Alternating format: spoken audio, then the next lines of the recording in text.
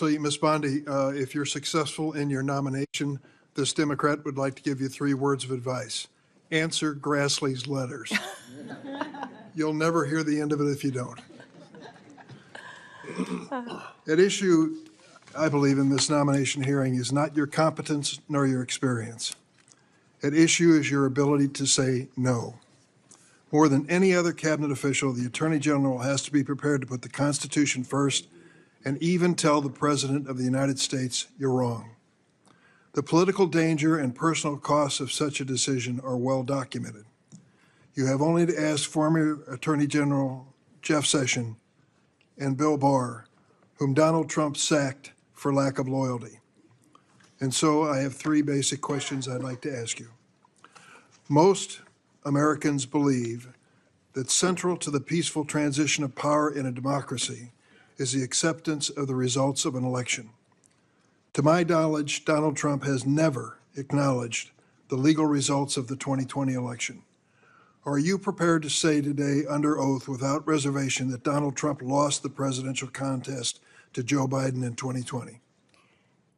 Ranking Member Durbin, President Biden is the President of the United States. He was duly sworn in, and he is the President of the United States.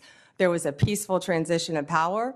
President Trump left office and was overwhelmingly elected in 2024. Do you have any doubts that Joe Biden had the majority of votes, electoral votes, necessary to be elected president in 2020? You know, Senator, all I can tell you as a prosecutor is from my firsthand experience. And I accept the results. I accept, of course, that Joe Biden is President of the United States. But what I can tell you is what I saw firsthand when I went to Pennsylvania as an advocate for the campaign. I was an advocate for the campaign, and I was on the ground in Pennsylvania, and I saw many things there. But do I accept the results? Of course I do. Do I agree with what happened? And I saw so much. You know, no one from either side of the aisle should want there to be any issues with election integrity in our country. We should all want our elections to be free and fair, and the rules and the laws to be followed. I think that question deserved a yes or no. And I think the length of your answer is an indication that you weren't prepared to answer yes. Have you heard the recording of President Trump on January 2nd, 2021, when he urged the Secretary of State of Georgia to, quote, find 11,780 votes and declare him the winner of that state? No, I've heard about it through clips, but no, Senator, I've not heard it. What was your reaction to President Trump making that call? I would have to listen to the tape, Senator. Well, the quote that I give you is exact. He said to the Georgia Secretary of State, find 11,780 votes. Do you have the entire context of that call? I feel like it was much longer than that and may have been taken out of context. It was an hour long. Right. And you can certainly listen to it. I hope you will. Every American should. As a former prosecutor, are you not concerned that the President of the United States called a state election official and asked him to find enough votes to change the results of the election? Senator, I have not listened to the hour-long conversation, but it's my understanding that is not what he asked him to do. You need to listen to it. Let me ask a third question. Do you believe that the January 6 rioters who've been convicted of violent assaults on police officers should be pardoned?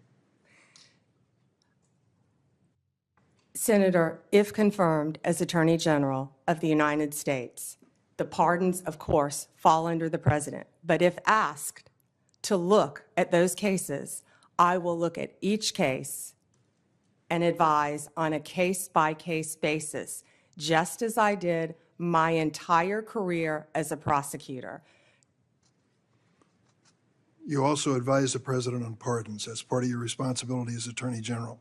And so I'm asking you, do you believe that those who've been convicted of the January 6 riot, violent assaults on our police officers, should be pardoned? That's a simple question.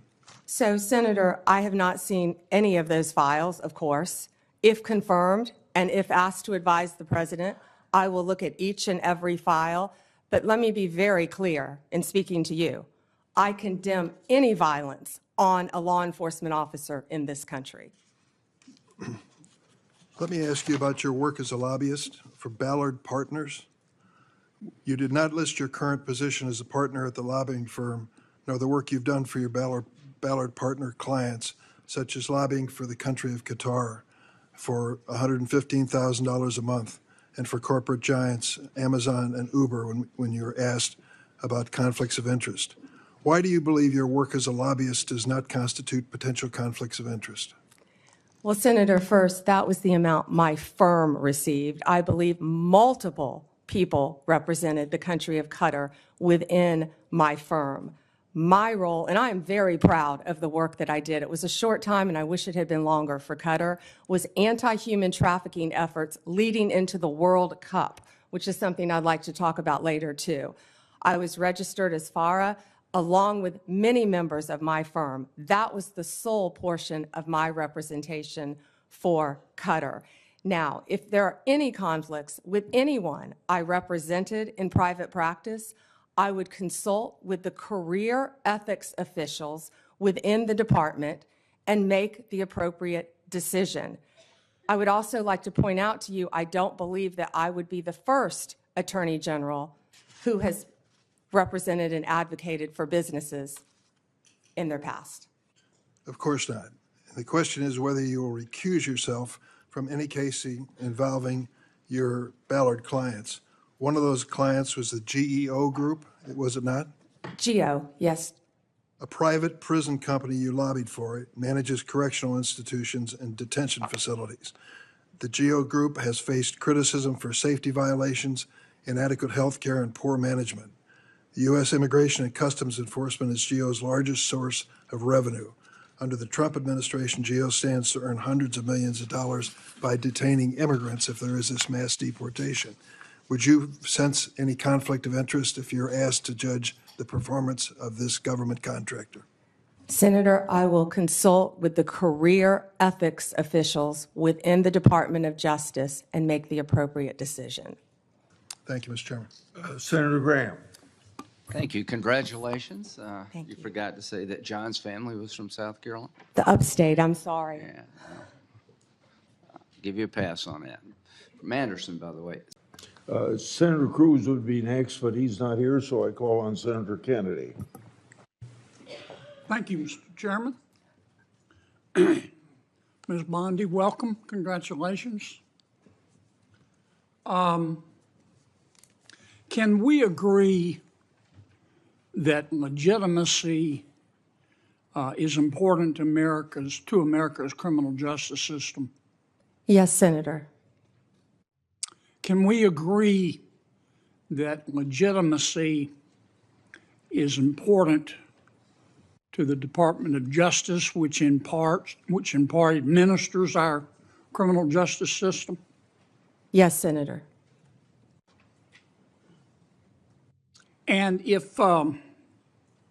if Americans come to believe that our criminal justice system or our Department of Justice is acting illegitimately, that makes Americans less likely to accept the results of that system, does it not? Yes, Senator. And that makes Americans less likely to follow the substantive laws that we pass that are administered by the Department of Justice. Isn't that true? Yes, Senator. And if that happens, we have chaos, don't we? Chaos. And the social contract is breached, isn't it? Yes. Do you remember a person by the name of Michael Avenatti? Yes. Several years ago, he was a media star here in Washington. An attorney, correct? Yes. He was a media star. And many members of our media loved him because he persistently bashed Donald Trump. And he was on TV every day. He was on CNN more than Wolf Blitzer. Do you know where Mr. Avenatti is today? I believe he's sitting in prison, Senator. He's in jail because he was a crook. And the Department of Justice helped put him there, didn't it? Yes, Senator. Do you remember a gentleman by the name of Sam Bankman-Fried? Yes, Senator. Boy genius.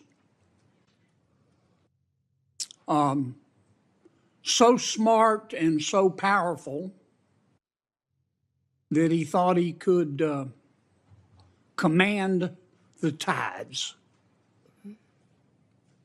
So smart and so powerful and so rich that he would go to meetings with serious people like Bill Clinton, like Tony Blair, looking like a slob, looking like a fourth runner-up to a John Belushi lookalike contest. And he thought it was cute. Where's Mr. Bankman-Fried today? I believe he is in prison, and I believe that's from the Netflix series I saw as well. Because he's a crook. And who helped put him there? The Department of Justice, Senator. Can we agree that there's some really, really good men and women at the Department of Justice? Many, many great men and women in the Justice Department, as well, Senator, as all the law enforcement agencies that fall within the Department of Justice. They're out there risking their lives, especially the law enforcement officers, every single day. Can we agree, though, that there have been and may be today some bad people at the Department of Justice? Yes, Senator. We don't know for sure because for the last 4 years, the curtains there have been tightly drawn. But I think a minority of people there, have delegitimized America's criminal justice system. The most destabilizing act that I saw in the past 4 years, maybe in the history of the department, is when Attorney General Garland decided on the basis of dubious facts and untested legal theories to criminally prosecute a former president of the United States. And not only that, this is the special part. He decided to do it after the former president of the United States had announced that he was going to run against Attorney General Garland's boss, didn't he? Senator, are you referring to going after a political opponent? I think so. Now, this is one person's opinion. That kind of stupid takes a plan. And I say that because, number one, this is America. That had never happened before in America. That's the sort of thing that happens in a country whose Powerball jackpot is 287 chickens and a goat. It doesn't happen here. And I call it stupid because it broke the seal. It broke the seal. It normalized it.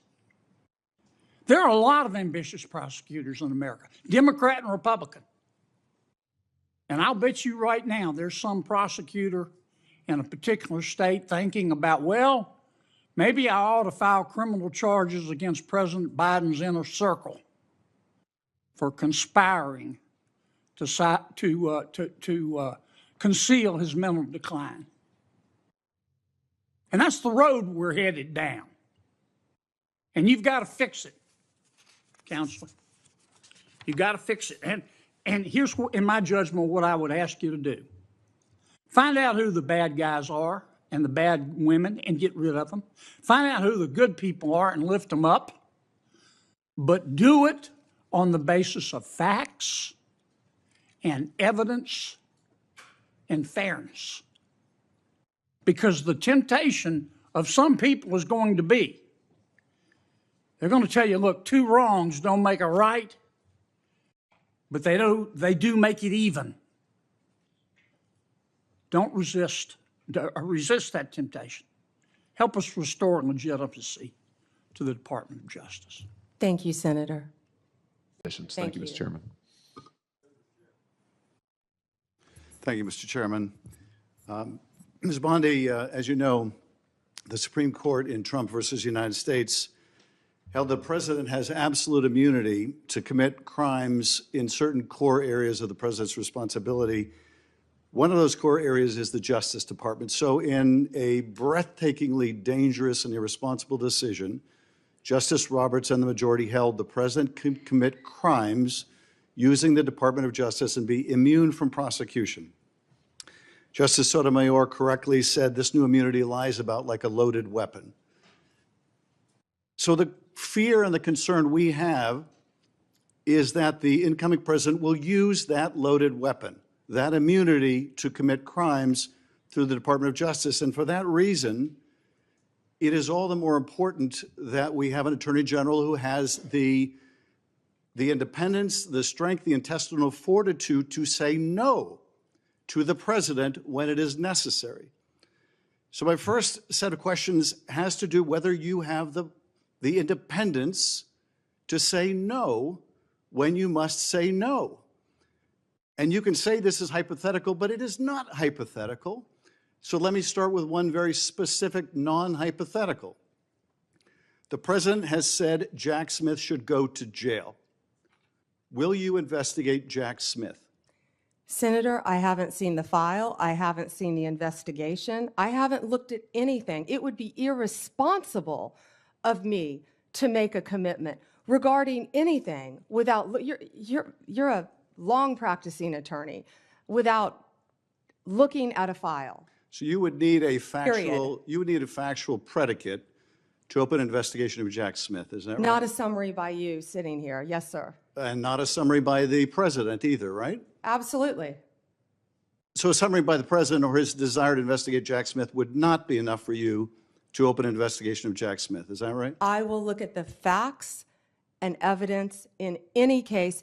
You know, and sitting here, sitting here today, Senator, 72% of Americans please, I only have have 7 lost minutes. faith in the Department of Justice. Sitting here today, are you aware of any factual predicate to investigate Jack Smith? Sitting here today, yes or no?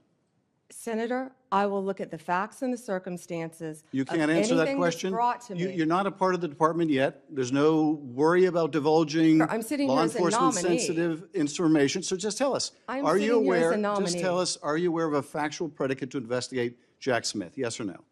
Senator, what I'm hearing on the news is Are you aware of horrible. a? Do I know if he committed a crime? I have not looked You seem reluctant to answer a simple question.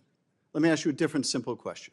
The president also wants to jail Liz Cheney. Sitting here today, are you aware of any factual basis to investigate Liz Cheney?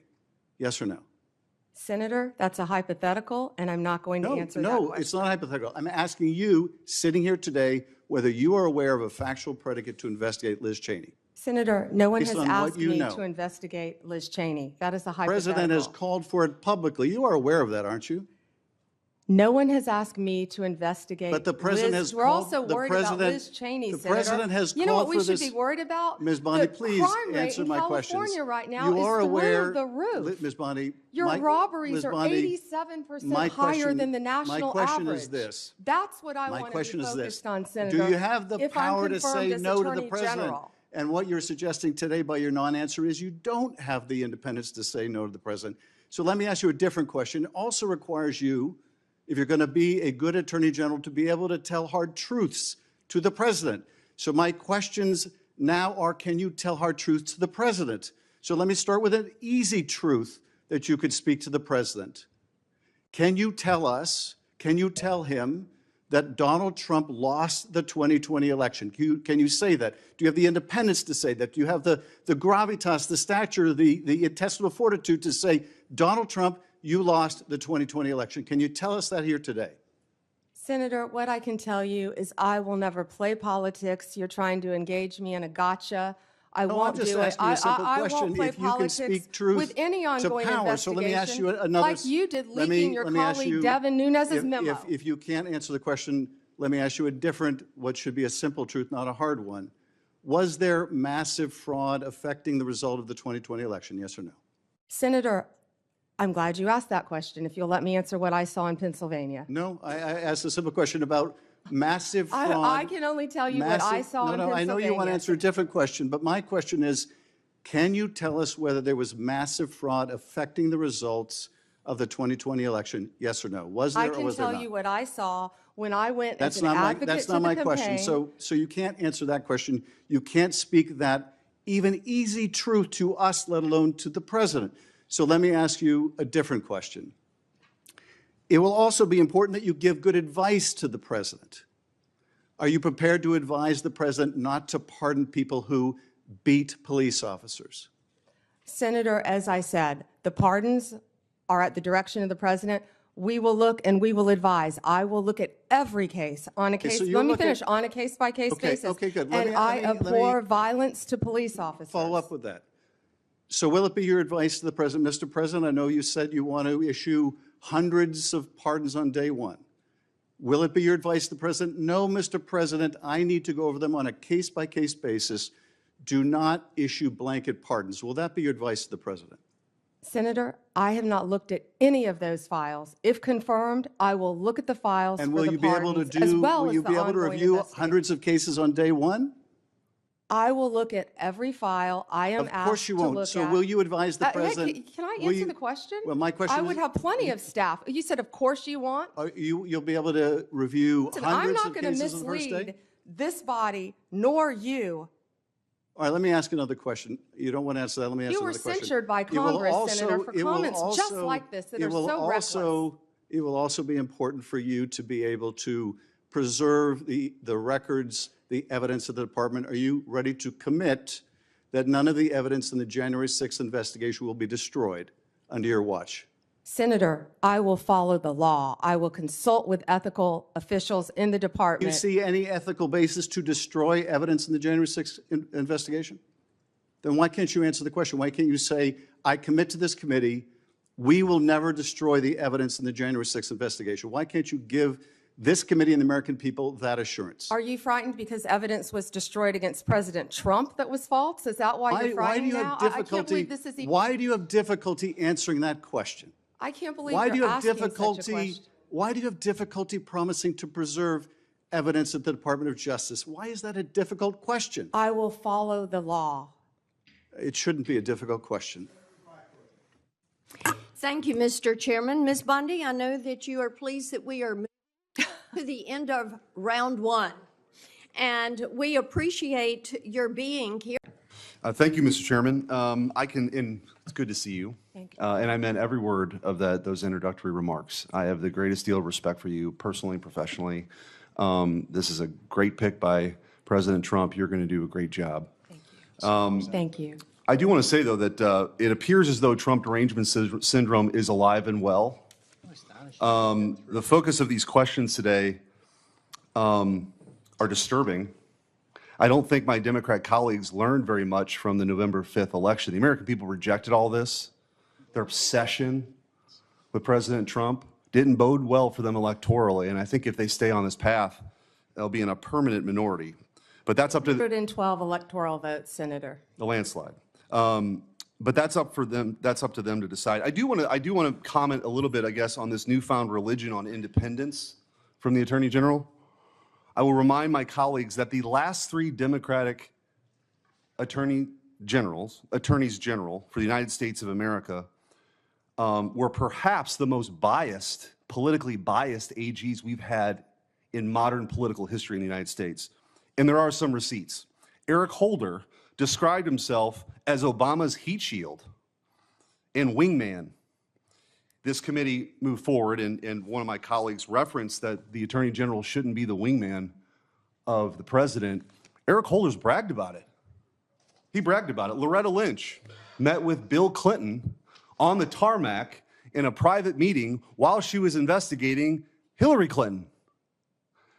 And Merrick Garland probably gets however many gold stars you want to give for the most politicized, weaponized Department of Justice we have ever seen.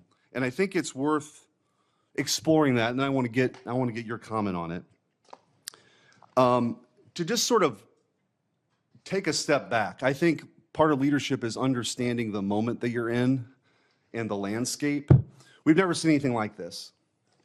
And there is a story to be told. The arc of this story begins when Joe Biden gave a speech demonizing half the country, calling them threats to the republic, threats to democracy, these MAGA Republicans, and I'm going to do everything I can to make sure President Trump ever gets back into the White House. Miraculously, these zombie cases are resurrected. And let's talk about a couple of those.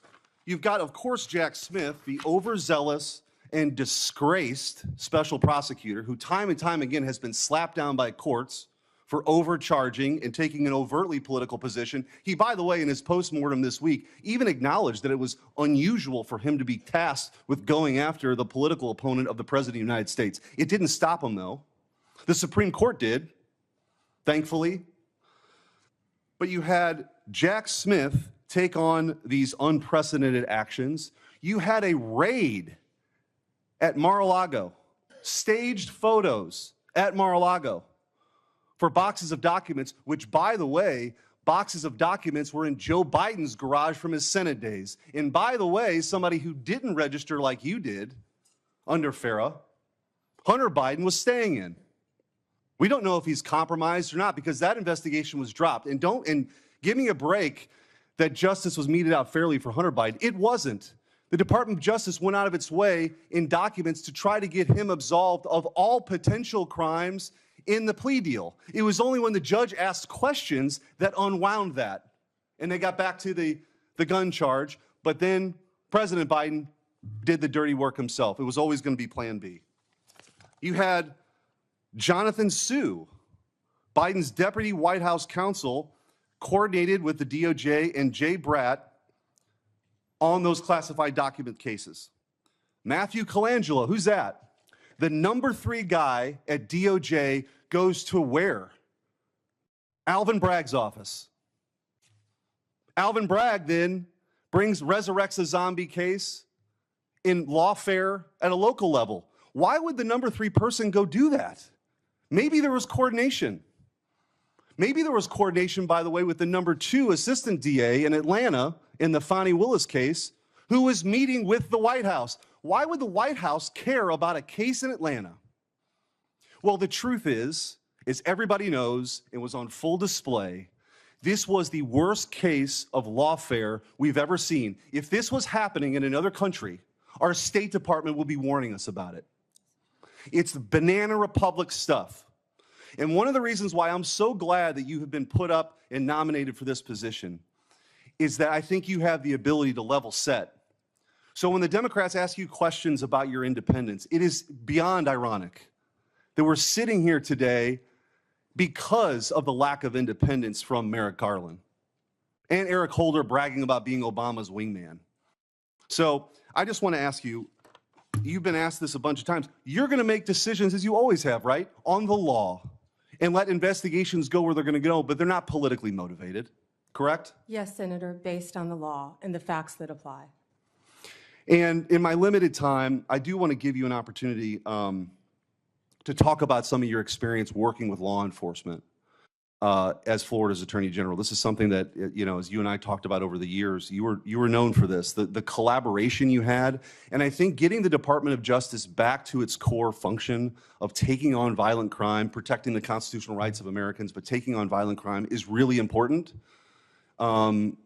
And how you went about doing it, you've gotten bipartisan praise for that over the years. You've got the support of all these law enforcement agencies. That's something that you're going to continue and take forward into this office. Is that right? Yes, Senator. Thank you so much. And I feel that my experience with that goes back to when I was a state prosecutor. with state and local, our sheriffs, our police departments, our police chiefs, and then as Attorney General on a statewide basis. And now, if I'm confirmed, all of our federal law enforcement agencies, I would be very proud to supervise those. I'll just close with this, Mr. Chairman. We heard one of my Democrat colleagues ask you the question that you're not going to pursue a case because of a name, but because of the crime. I would argue that the current Department of Justice adopted Lenin's claim, which was, show me the man and I'll show you the crime. And they did everything they could to throw President Trump in jail for the rest of his life because they didn't want to lose the ballot box. That is not what this country is about. That is not what this republic is about. But they did it. And it's up to you now to restore the integrity and I have of that agency, of the Department of Justice, and I have full confidence that you will. Thank you, Senator. Thank you. Before you're seated, I'd like to administer oath. Would you please raise your right hand and answer this question? Do you swear that the testimony you're about to give to this committee will be the truth, the whole truth, and nothing but the truth, so help you God? Please be seated and move ahead with your opening statement.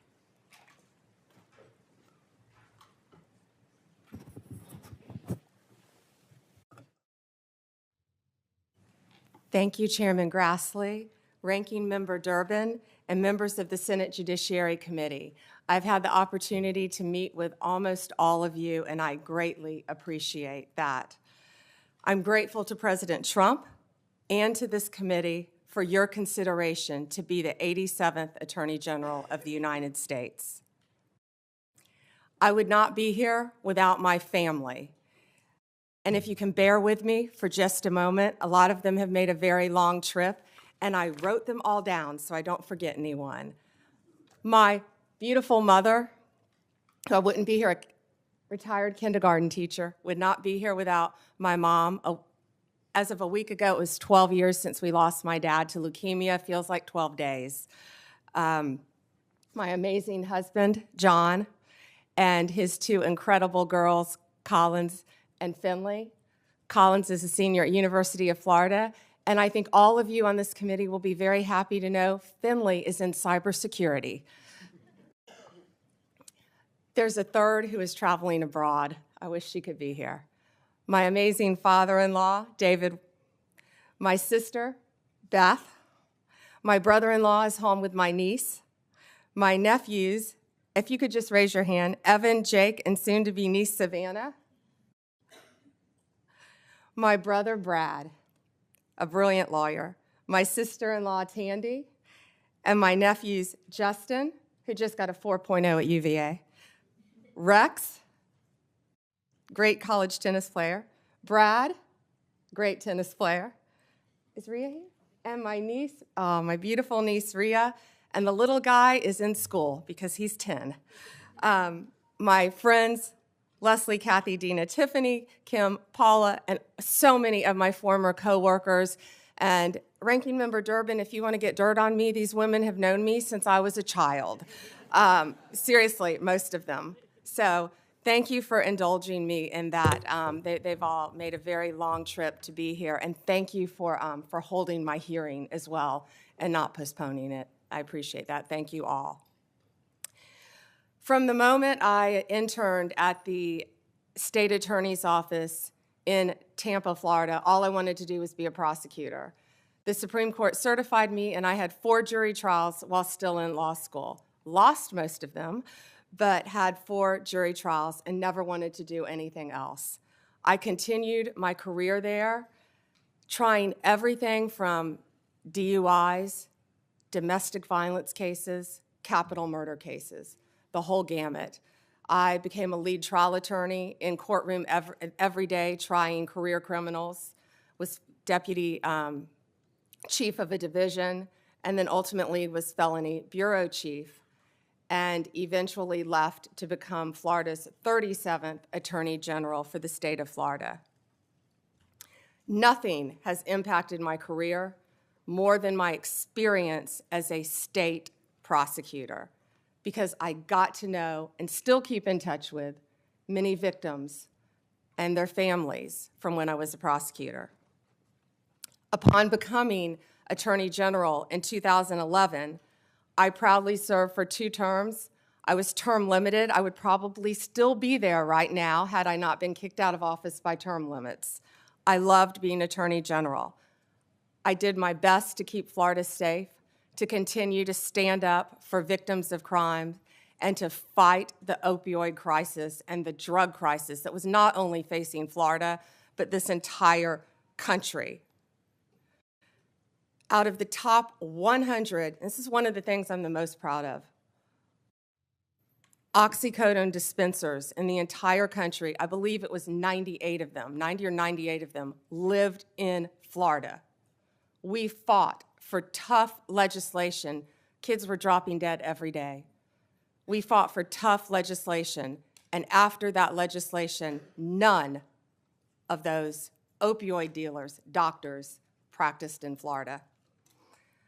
We fought to eliminate human trafficking by raising awareness and prevention and talking to parents and talking to children. We also provided critical resources, including safe houses, that my state was lacking. On the civil side, we worked to protect consumers. We tackled everything, including off-label prescription marketing, which affects, as you know, many, many people who can't afford prescriptions as well. We partnered with states' attorneys general from both parties and federal agencies across administrations. We went after price gougers during hurricanes. If confirmed as the next Attorney General of the United States, my overriding objective will be to return the Department of Justice to its core mission of keeping Americans safe and vigorously prosecuting criminals.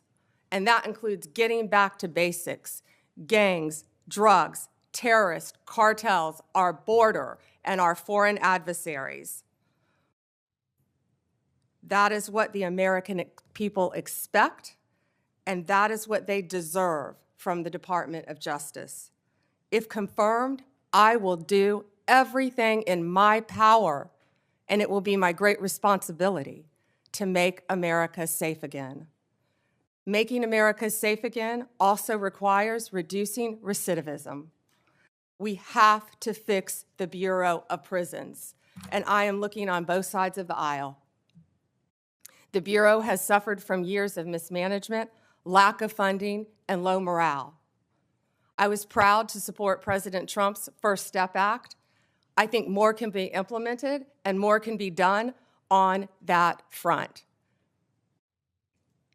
President Trump's leadership on criminal justice reform has demonstrated what is possible when a president is unafraid to do things that have been deemed to be too difficult. We have to reach across the aisle and get solutions for all of these problems.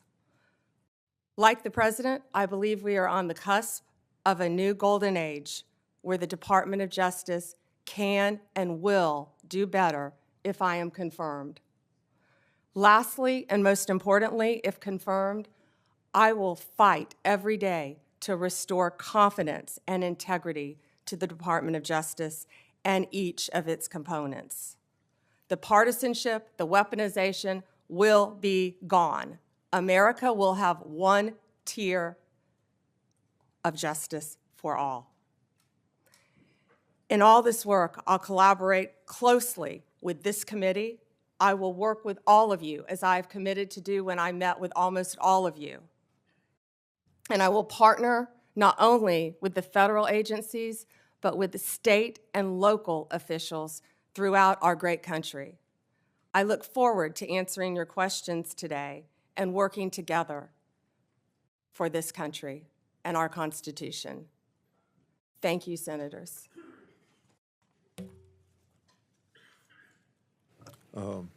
I will ask first questions, and Senator Durbin, and then I'll call on.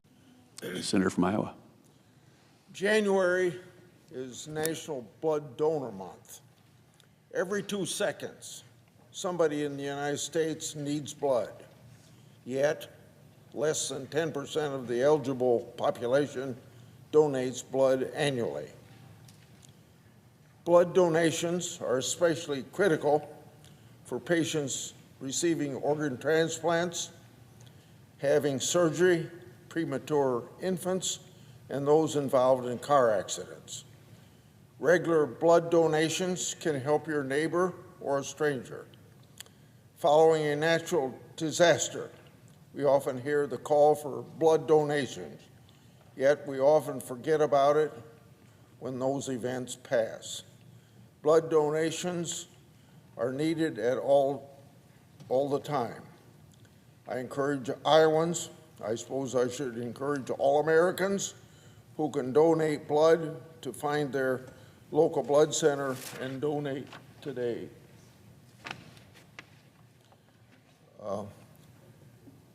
Later today, we're going to have the first set of votes on the nomination of Pam Bondi to serve as Attorney General of the United States. Before we do, speak in support of her nomination.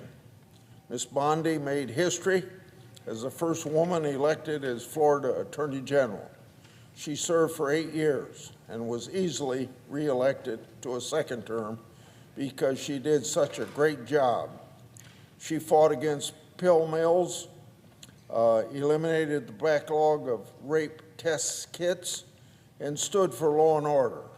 There's no doubt that Ms. Bondi's highly qualified.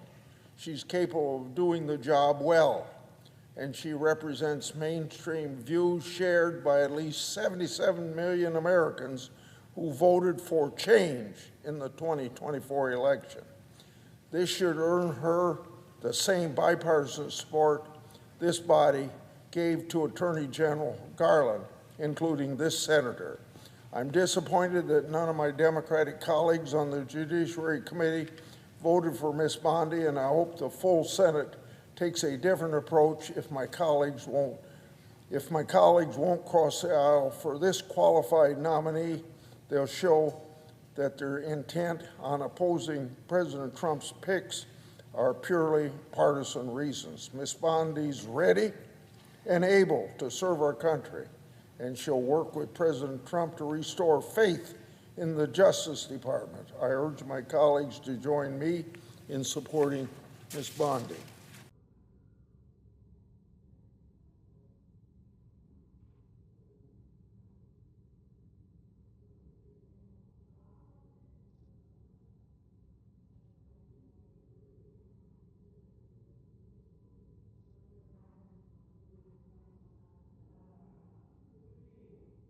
Mr. Sheehy, aye.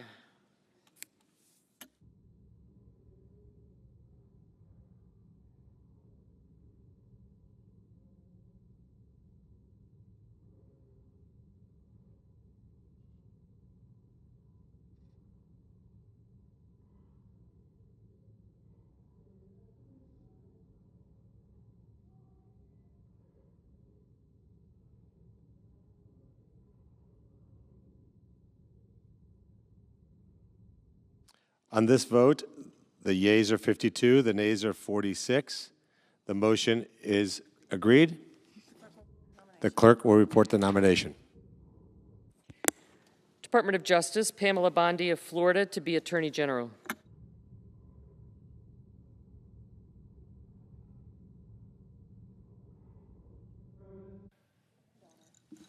I recognize the senator from Delaware.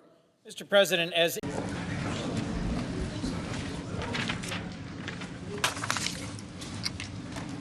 Hello, everybody. This is a great honor and a real privilege. I'm thrilled to be here today with our nation's next incredible, and she will be incredible, Attorney General of the United States, Pam Bondi.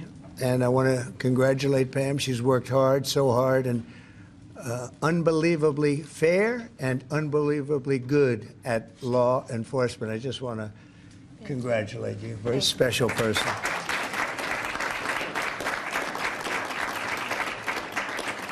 And I'd also like to thank Justice Clarence Thomas and his incredible wife, who's here someplace. There she is. Incredible, highly respected wife, too, I will say. I remember a couple of years ago, a little bit more than that, toward the end of my first term, I was introducing a lot of people at a big event, about 5,000 people, in your biggest ballroom. You know what that is? And they were getting a nice smattering of applause. They were very important people. And then I introduced Justice Clarence Thomas. The place went crazy.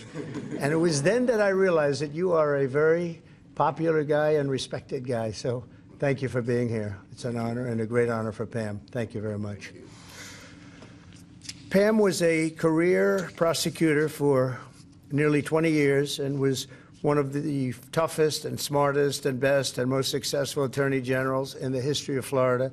And I think, I put it out this morning, I think she's going to end up going down as the most successful, or certainly one of the most successful attorney generals that this country has ever had.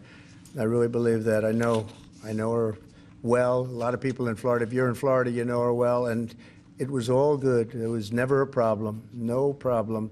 As a prosecutor, she locked up drug dealers and gang members and human traffickers and was waging war all the time on the pill mills, they called them, that fueled the deadly opioid crisis.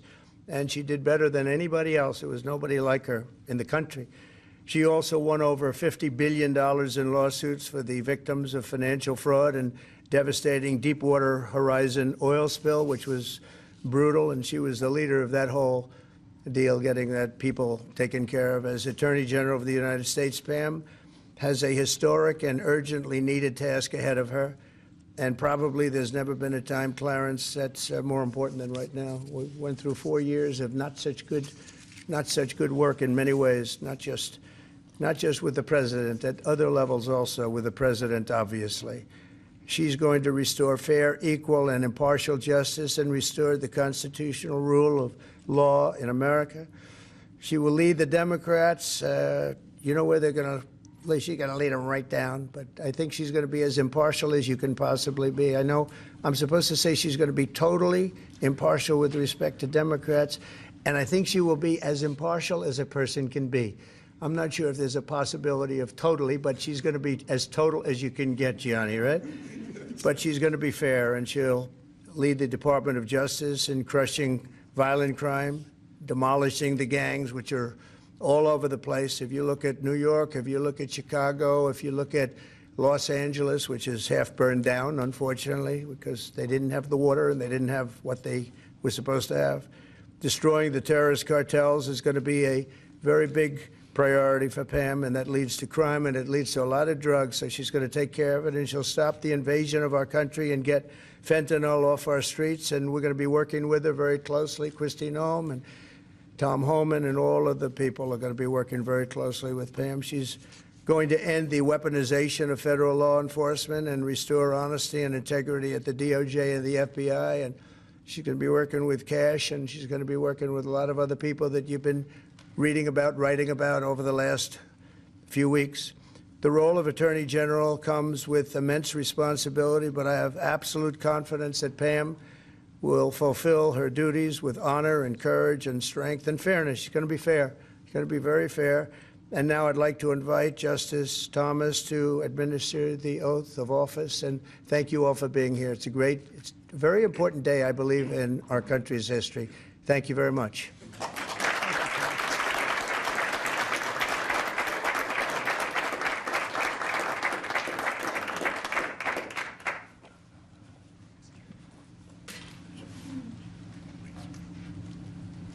I do solemnly swear I, Pamela Bondi, do solemnly swear that I will support and defend the Constitution of the United States that I will support and defend the Constitution of the United States against all enemies, foreign and domestic, against all enemies, foreign and domestic, that I will bear true faith and allegiance to the same, that I will bear true faith and allegiance to the same, that I take this obligation freely that I take this obligation freely without any mental reservation without any mental reservation or purpose of evasion, or purpose of evasion, and that I will well and faithfully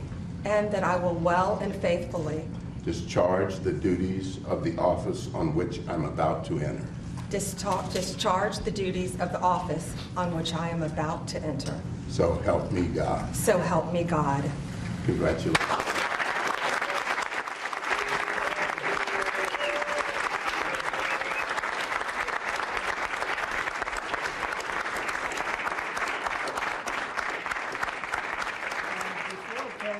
Says, I just want to introduce her very, very handsome husband. I hate being around him. He looks too good, and he's been a tremendous factor with Pam, and just a beautiful relationship. Who's here? And Mother, look how good you look, huh?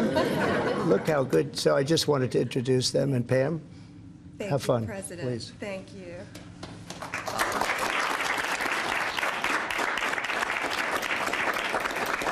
Thank you, President Trump. I've known you for many, many years, and I will not let you down. I am truly honored that you have asked me to take on this role, and I will make you proud, and I will make this country proud. Thank you. And I just want to thank all of my friends who are here today, my dear friends and my family, my mom, my husband, my pastor, Aaron Burke is here. So many of my good friends and my colleagues. So thank you all so much. And I will restore integrity to the Justice Department, and I will fight violent crime throughout this country and throughout this world and make America safe again. Thank you.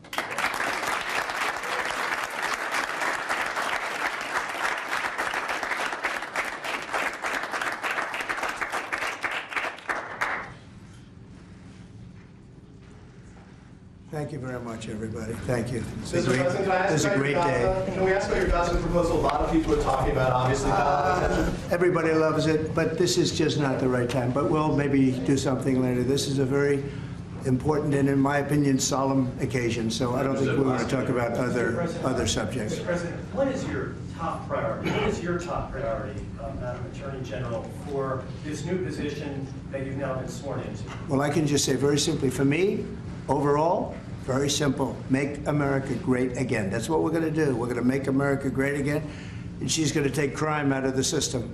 As much as anybody can do that, she's going to do it. We're going to make America safe again. Mr. President.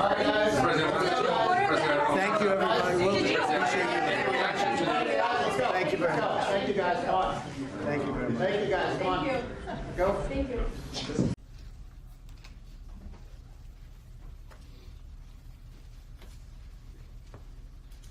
Good afternoon. I'm sorry we were a little bit late. I was in the West Wing swearing in Tulsi Gabbard, and so I just came straight back here. So thanks for being patient with us with the delay. We're here today because we have filed charges against the state of New York. We have filed charges against Kathy Hochul. We have filed charges against Letitia James and Mark Schroeder, who is with DMV. This is a new DOJ, and we are taking steps to protect Americans, American citizens, and angel moms, like the mom standing right behind me, who you're going to hear from in a moment. New York has chosen to prioritize illegal aliens over American citizens. It stops today. As you know, we sued Illinois, and New York didn't listen. So now you're next.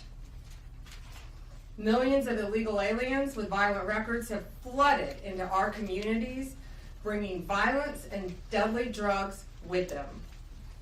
With me today, I'm so proud to be joined by Tammy Nobles. Tammy is an angel mom.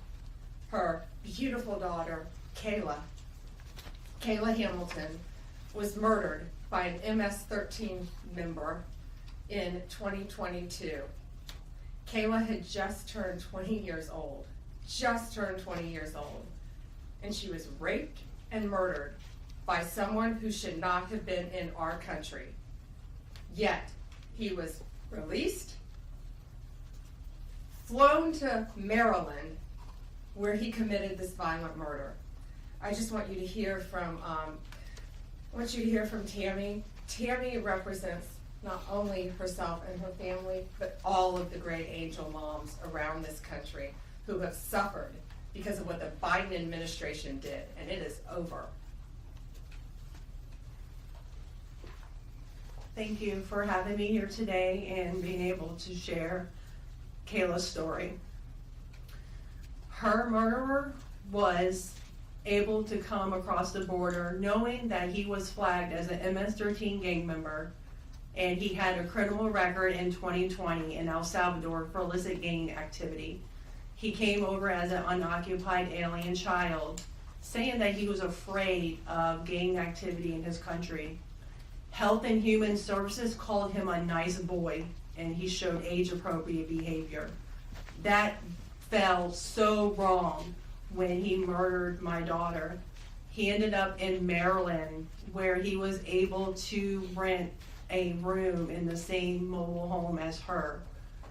We thought it was a legit company that were renting out these rooms, but it turned out that it was another illegal immigrant who owned these mobile homes, and he knew Walter from El Salvador. He knew him and allowed him to rent a room with my child. Kayla just turned 20 years old 3 days before she was murdered. Her murderer was only living there for 5 days before he viciously strangled her, raped her, and left her on the floor like trash and robbed her of $6. I have been sharing her story for over 2.5 years to bring change, because this should not have ever happened to Kayla, and it shouldn't be happening to other families being hurt by the border. Homeland Security did not do their jobs. They did not check his background.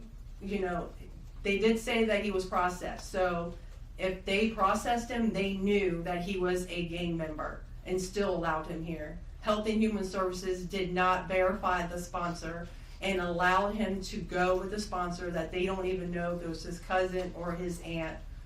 And he was able to leave the sponsor's house to go live wherever he wanted.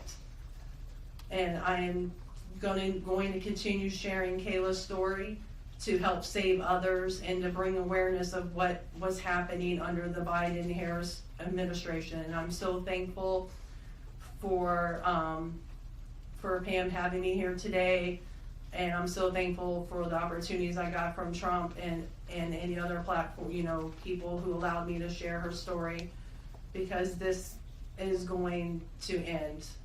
No other parent should suffer by having their child murdered by somebody that shouldn't be here.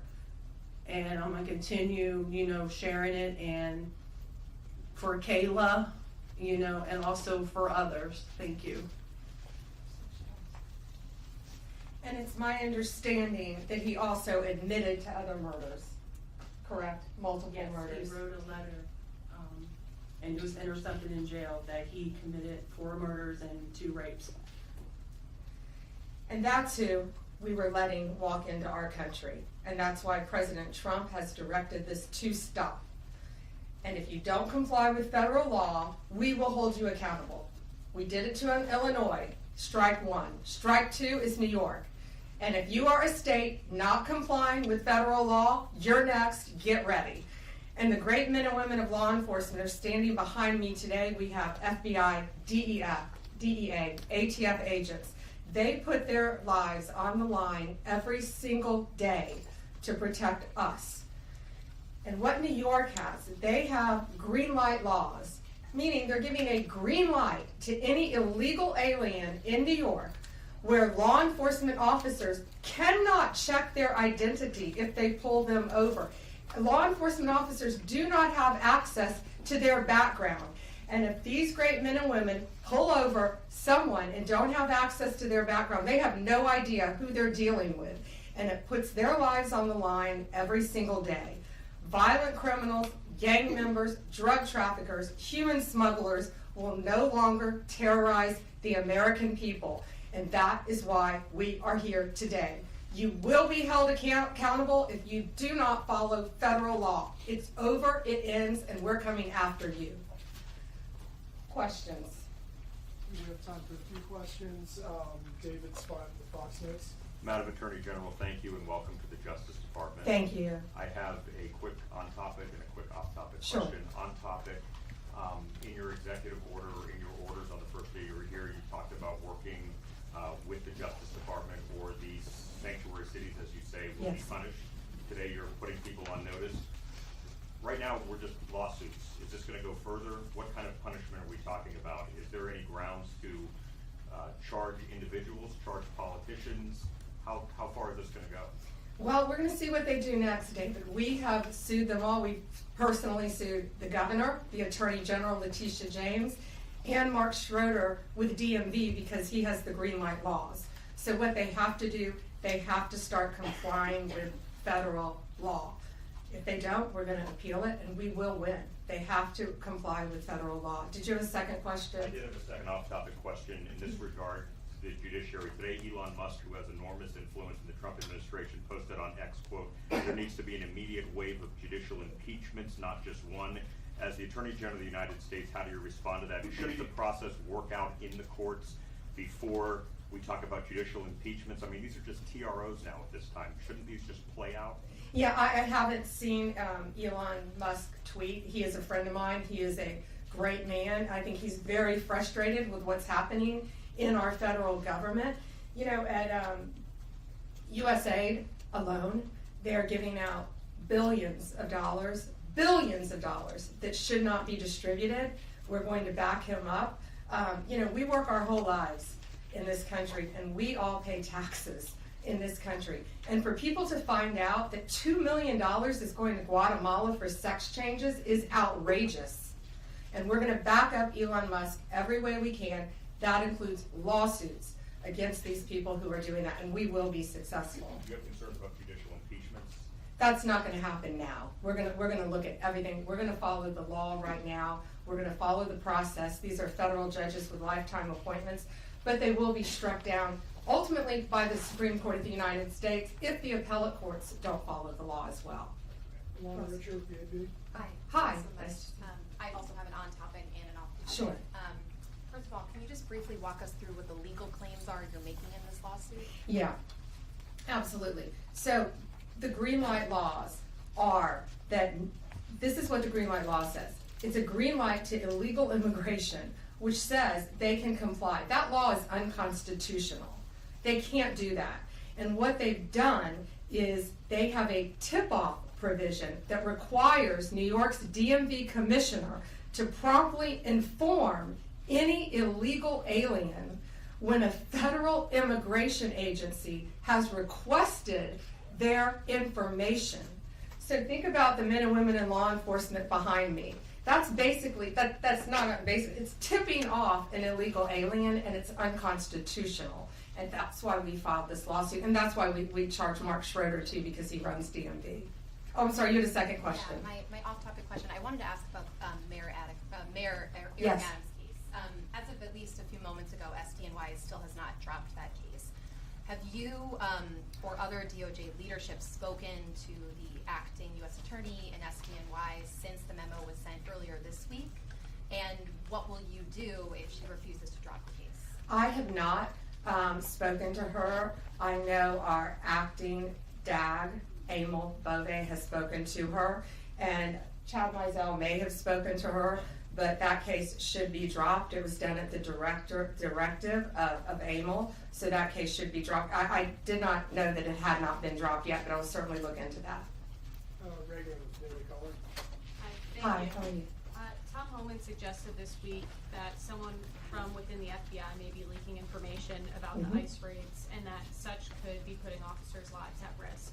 Has the DOJ gotten any closer to determining if these leaks are coming from within the FBI? And what will the consequences be if they can identify the leakers from the FBI? Excuse me. Well, first, I can't talk about anything that is ongoing, and that is ongoing. And it's really for the similar reasons of what I said earlier. The great men and women in law enforcement standing behind me today, they must be protected. And anytime anyone leaks or tips off anything regarding a pending investigation, that jeopardizes lives. You're telling a bad guy what's about to happen. It could jeopardize the lives of all the men and women in law enforcement. We will not stand for it. We will find you. We're going to investigate it, no matter what agency it came from. We don't know for certain. We have an open investigation, so I can't talk about it in detail, but we will do everything in our power to hold you accountable, and it is a crime, and you will be prosecuted when we find you. I got time for one more. Alana Austin is next. Hi, Madam Attorney General. Thank you so much for your time. I was also interested in hearing specifically what the interactions have been like with Mayor Adams. And I know he has a little bit of a different tone than some of the other Democrats out of the Empire State. And then also Denver Mayor Mike Johnston, because before the President Trump went back into office, he had issued some words about a potential standoff and then walked that back. So I was curious to see what things have been like out of New York City and Denver officials. Yeah, well, we're hoping that in New York, Mayor Adams is going to cooperate with us with the sanctuary cities and the illegal aliens. And has the mayor in Colorado been cooperating? Do we know? I believe he might have now. Yeah, I believe Colorado is now cooperating. That's what we want. We don't want to sue you. We don't want to prosecute people. We want people to comply with the law. This is very simple. An MS-13 member murdered her daughter. That's happening throughout this country. We have one angel mom is too many. And we have angel moms throughout this country who should not be going through this. Comply with the law. This is the last thing we want to be doing. We want to be out there, all of us, fighting violent crime. Yet we're fighting illegal aliens, and that ends, and it's going to end today. All right, that's all we have time for, guys. Thank you. Thank you. Thank you all. Thank you.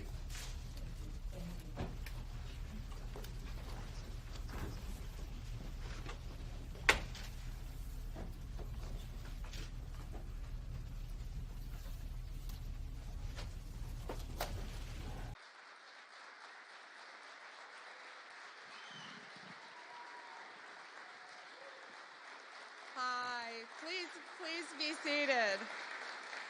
Welcome to the Department of Justice. And I love our team. Todd Blanche, Emil Bovey, Kash Patel, soon to be Terry Cole, Gadi Saralta. Thank you all. We are going to fight to keep America safe again.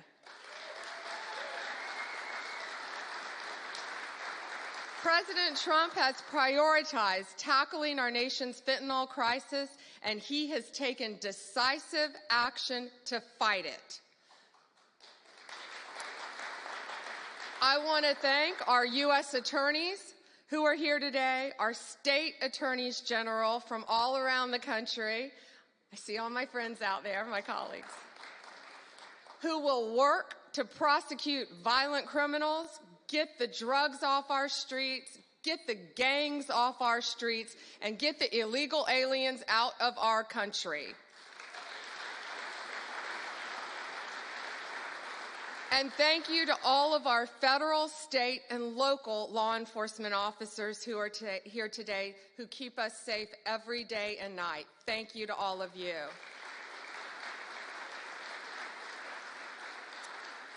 Today we have with us one of the most effective drug-seizing teams in the entire country. I said I wish I told them earlier, take them and put them in every major city in the country. Since January, they have saved millions of lives taking drugs and illegal weapons off the streets of Boston. And Todd, they asked us for more U.S. attorneys. I told them we're on it. Could you all please stand? This is Boston's DEA strike team. Thank you all.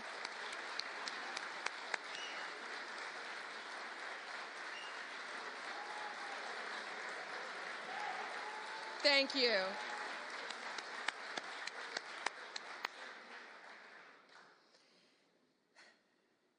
We also have two angel moms here today.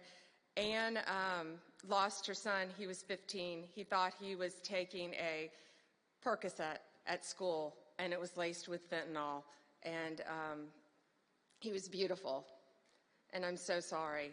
But all of these people in this room, thanks to the directive of Donald Trump, are going to keep our streets safe and protect our kids. Thank you for being here.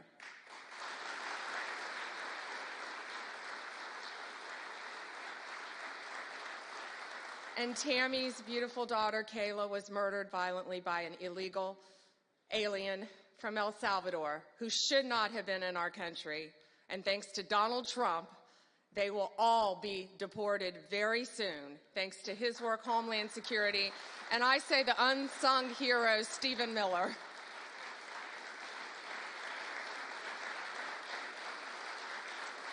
On stage, we have, this is 180 kilograms. It represents, not real, of fentanyl, okay? So this represents 1 kilo of fentanyl.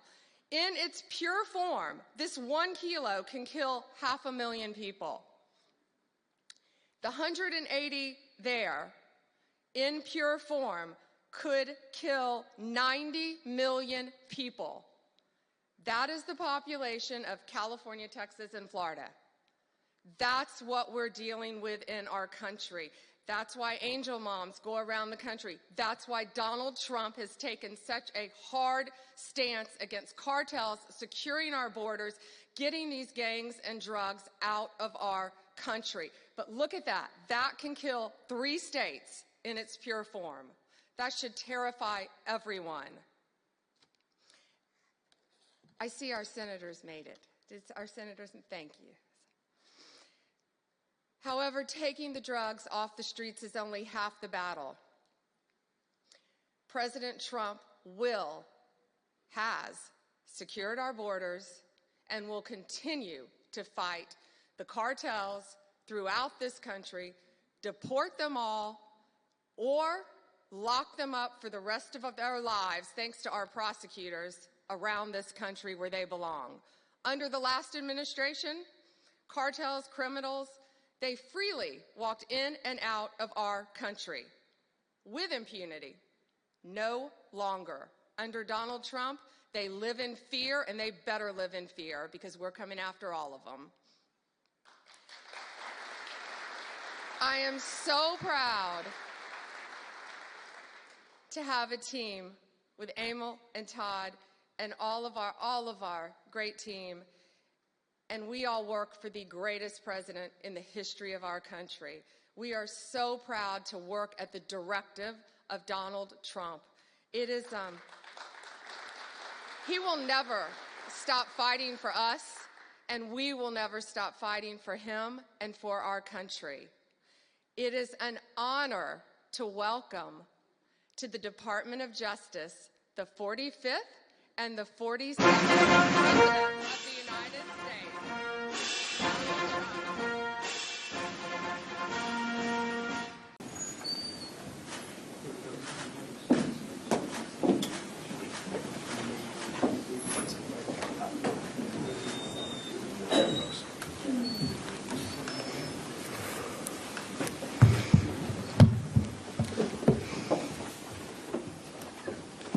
Good morning. Thank you for being here. We have been out since about 4:30 this morning. The great men and women of law enforcement have been working on this operation for days and days, and probably weeks. Early this morning, one of the top leaders of MS-13 was apprehended. He was the leader for the East Coast, one of the top 3 in the entire country. Right here in Virginia, living half an hour outside of Washington, D.C. He is an illegal alien from El Salvador, and he will not be living in our country much longer. He's in custody this morning. One of the top leaders right here near our nation's capital. I just cannot thank Governor Youngkin enough for his leadership in this effort. This has been a joint effort with state and local agencies. FBI Director Patel, thank you so much. Terry Cole, Virginia Secretary of Public Safety, our U.S. Attorney, Eric Siebert, DHS Secretary Noem, of course, who is in El Salvador, the home country currently of our illegal alien. DEA Acting Director Maltz, thank you. Our U.S. Marshals Service, ATF, all of the members of our task force who have been working tirelessly. We were out at that scene this morning, and what we saw was second to none. Teamwork, everyone working together. You know, someone made a great point, no egos. It was a team. You could not tell who was with what agency. Everyone was working as a team. And the most important thing, all of our agents were safe this morning, all of our law enforcement officers, and the bad guy is in jail.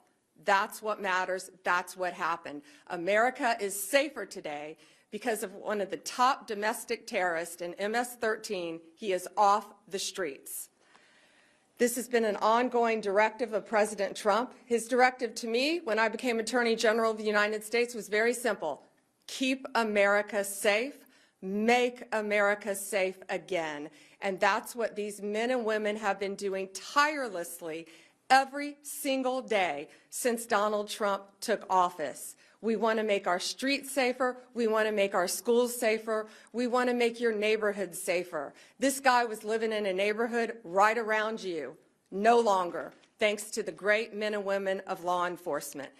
This task force that we have created is remarkable, using incredible technology that we will not discuss to catch and apprehend these horrible, violent, worst of the worst criminals. MS-13, they are organized, they are violent, they are committing homicides throughout our country. They are one of the most dangerous gangs in our country, and we are going to fight until they are completely dismantled. What I want to do, I want to have other governors, other law enforcement officers come here to Virginia and see this amazing task force, Governor, that is led by our agencies and Governor Youngkin. And what's happening here in Virginia? Arrests have increased 468% from the same period last year. We didn't need new laws, as President Trump always said. We needed a new president. And we have great leadership standing behind him to fight to keep America safe and make America safe again. We will keep your community safe, and we will continue to do that. It is my honor to introduce to you your Governor, Glenn Youngkin. Thank you, and welcome to Virginia. What this task force over the course of the last 4 weeks represents is the model of federal resources, stately resources, and local resources coming together in order to eradicate the drug and terrorist networks that exist. And I use the word terrorist because the illegal drug gangs, MS-13, Tren de Aragua, they are international terrorist organizations. And they are resident right here. They're resident across the country. And it requires this kind of task force, this collaboration of Virginia resources, our great Virginia State Police led by Colonel Hanley, our Department of Corrections led by Judge Chad Dotson, along with our leadership at the administration level led by Secretary Terry Cole and our Attorney General Jason Miyares, to come together with tremendous resources from the federal government. And systematically over the last 4 weeks, we have gone to work untangling, gone to work putting together the cases and arresting these horrific criminals, these criminals that live in our neighborhoods. The arrest this morning was in Dale City in Prince William County, right here in Northern Virginia, one of the best areas in America.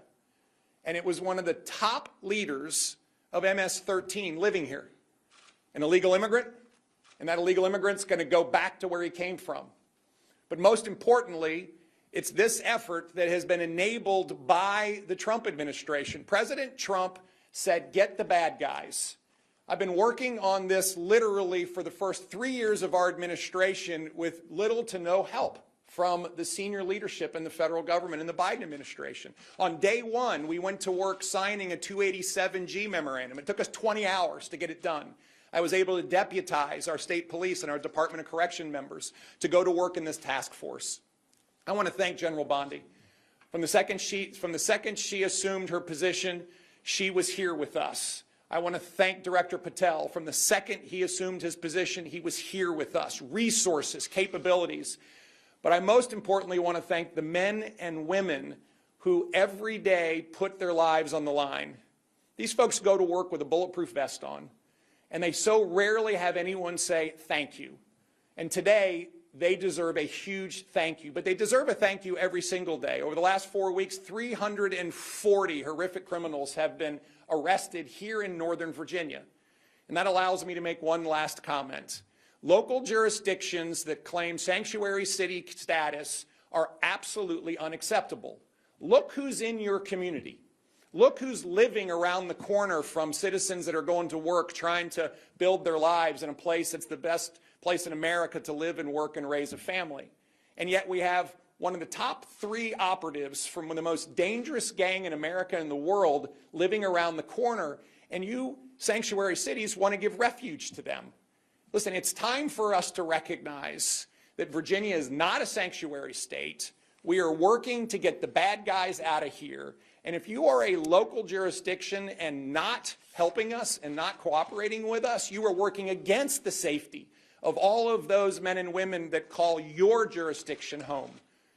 This task force is a sustainable effort, not a one and done.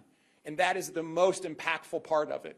We get to continue to work together to, yes, General Bondi, make America safe again and make Virginia the safest state in America. I just want to thank everyone for their tremendous efforts.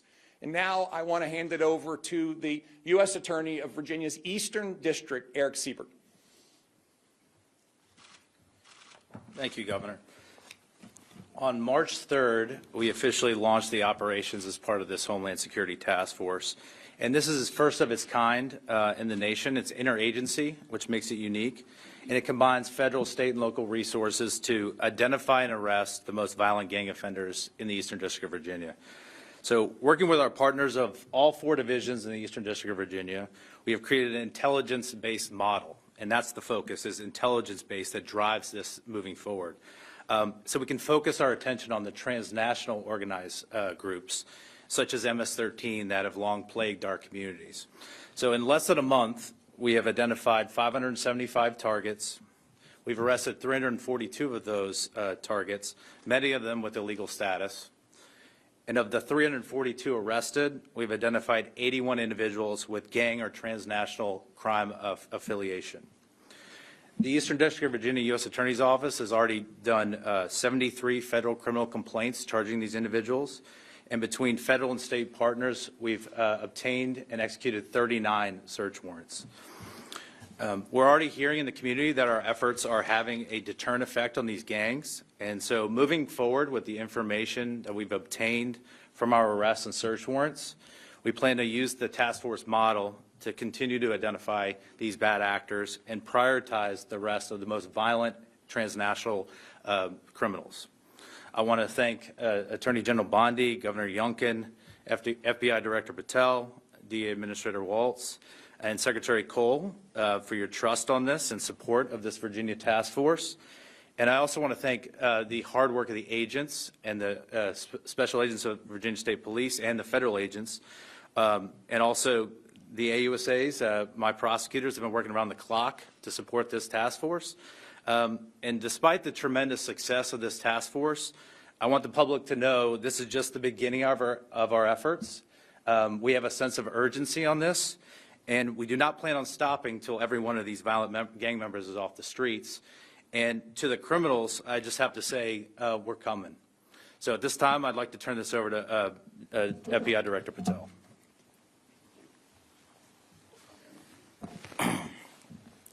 This is what happens when you let good cops be cops. And we're going to continue to let good cops be cops across this country. President Trump gave us the executive decision to go after and safeguard our communities. General Bondi is our warrior of justice leading that charge. Governor Youngkin, it's an honor to be a partner in this operation with you and U.S. Attorney Siebert. This is the mandate we have.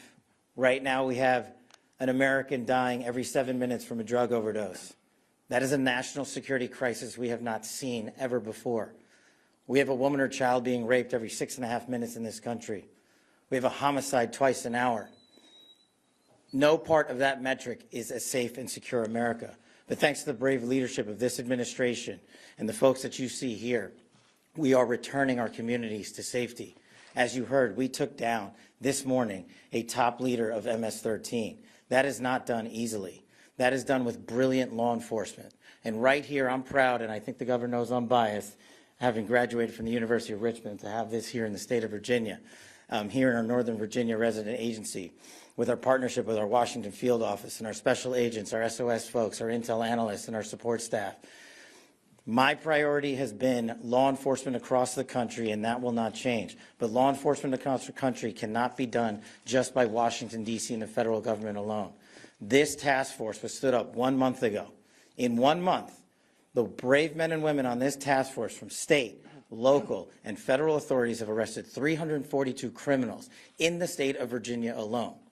We wanted this to be a successful model. It is a successful model because of you, because of your men and women on the streets. We have the easy job in Washington, D.C.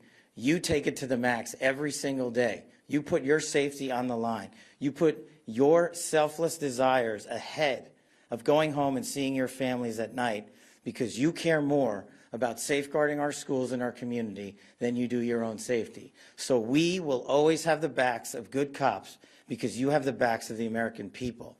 And this task force is going to go everywhere it is needed across the United States to bring the form of justice and measured security and safety that our American citizens deserve. It is an America First model because we live in the United States of America. And if you are here illegally, you will not be here any longer.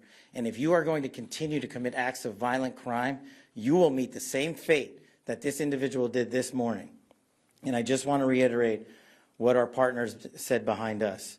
This is not possible without the folks that do the job every single day.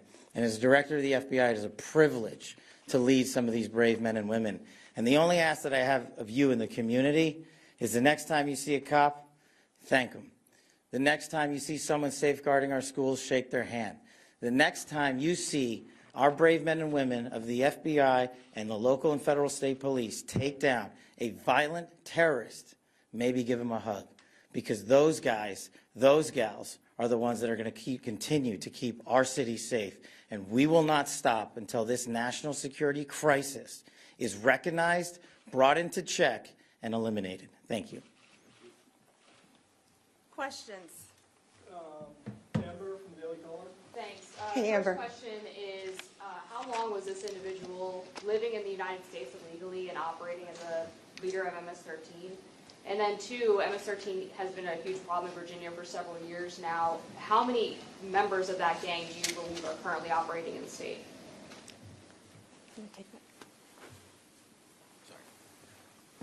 The bottom line is for far too long. And because of operational security, we won't get into too many of the details about this individual. But if you're here for a minute, a day, a month, or a year, you've been here far too long. And General Bondi has made it a priority at this FBI that we manhunt every single person committing an act of violent crime. And it should speak volumes that the leader for the entire East Coast was living right here in Virginia, right among us. Question? Oh, did you want to add something? Governor wants to add something. Sorry. I just want to reiterate that, first of all, President Trump's executive order declaring the drug gangs and cartels international terrorists is critical underpinning to the work today. Second of all, the collaboration now that's available because we have a 287G memorandum in place is critical. And it allows us then to bring the intelligence together to go pursue and arrest someone like this. And I just want to reiterate again, this is new. And the capabilities that are being displayed right now are capabilities that are now available not just to Virginia but to the rest of the country because of the administration's forward-leaning vision on how to use state and federal resources in collaboration in a way that has not been done. I have to say, Terry Cole has been leading our efforts in the Commonwealth brilliantly But until we were able to bring in the federal resources in this way, bringing down somebody like this would not really have been possible. And Governor Youngkin and I, once again, are going to offer this to every governor in our country. Let's see who takes us up on this to keep their states safe. Questions? Hi. I have been, there's hundreds of these arrests happening so quickly. Have these individuals been identified under the Biden administration? Was there a paper trail of these people? Were they all identified and targeted with the Trump administration in place? And then I also wanted to hear from the governor, too, on Fairfax County. We had heard in recent years issues about the sanctuary policies there, people who are dangerous, illegal aliens, suspected, being set free into the communities and then committing other crimes. So I'm curious what we do from there. So first, many had been identified. They've been living here. Many had been identified. Living here, they were let. I love it. All right, so we are going to be doing our podcast live, so I'm going to give you guys a countdown. You guys are going to be in the podcast with us. I'm going to say we're from CPAC. I want you guys to be as loud as you possibly can. Are you ready? All right, here we go. Welcome, it is Verdict with Ted Cruz, live from CPAC 2025.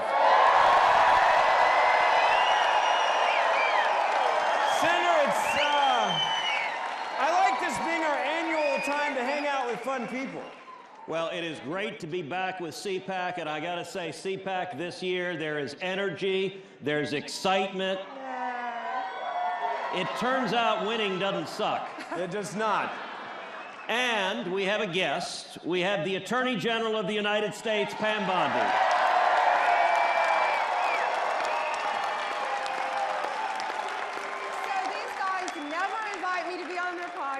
They finally did, and I get to do it in front of all of you, so this is awesome. Well, Pam, I will tell you that there is some good karma to being on this podcast at CPAC, because the last guest we had at CPAC was someone named J.D. Vance, and he's done all right for himself. Yeah. He's a great man. So, welcome. Thank you. You have been Attorney General 15 days. It feels like 15 years. I believe you. And by the way, you just got some help. An hour ago, the Senate just finished confirming. Yes, isn't that great? Been on the phone with him nonstop. I talked to him on the ride over here. He is going to do fantastic. There is. All right, let's start. 15 days. You've come into what I think is the single most important cabinet position in this administration. Because we went through 4 years of Biden weaponizing the Department of Justice, using it to attack his enemies and to support his friends. So let me ask you, you come into DOJ, you've got a mission. You've got a mission to restore integrity to the department, to end the weaponization and politicization. How do you do that? How do you get that done? You know, the volume, Senator, what concerned me the most, it's the volume of how bad it was. And it still is. We're working on it. It's day by day by day. But we've got a team of great people, and on day one, I issued 14 executive orders, and number one is the weaponization ends, and it ends now. And that's what we did. Let me ask you something. In the 15 days you've been there, how many DOJ employees have said something to the effect of, thank God?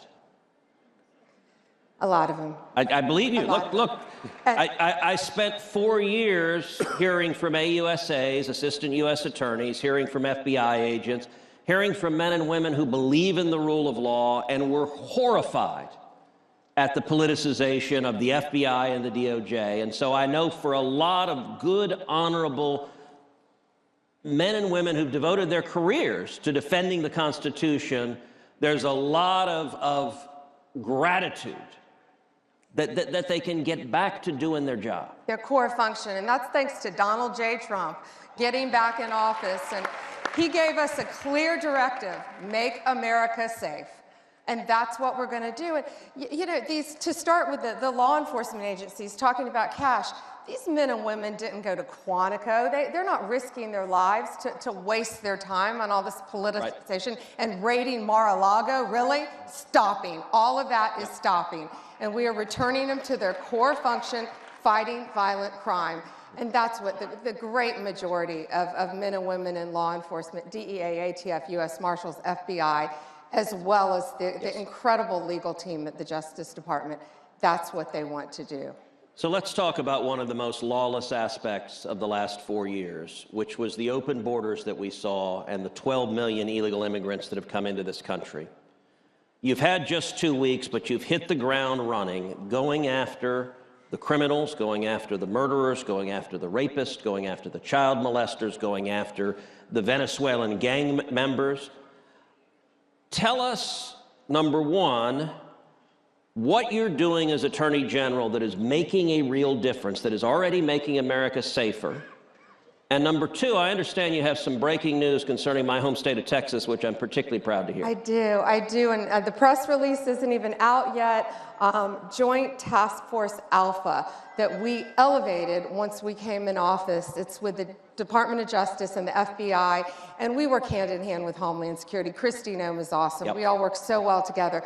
Joint Task Force Alpha just made a huge arrest in Juarez, Mexico. They were headed to Texas, to El Paso, human smuggling.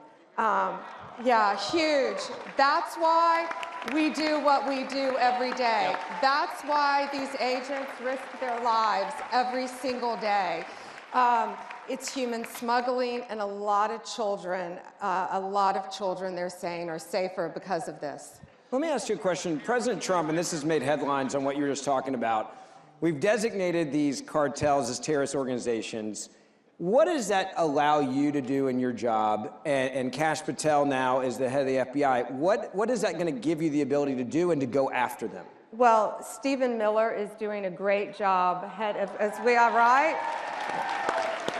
Leading this effort with all of us, Mike Waltz at DOD, we all work so, Pete Hegseth, we all work so well together, and it gives us the ability, they are a terrorist group, and it gives us the ability to go after them, more ability, anywhere in the world, and treat them as terrorists. They are terrorists.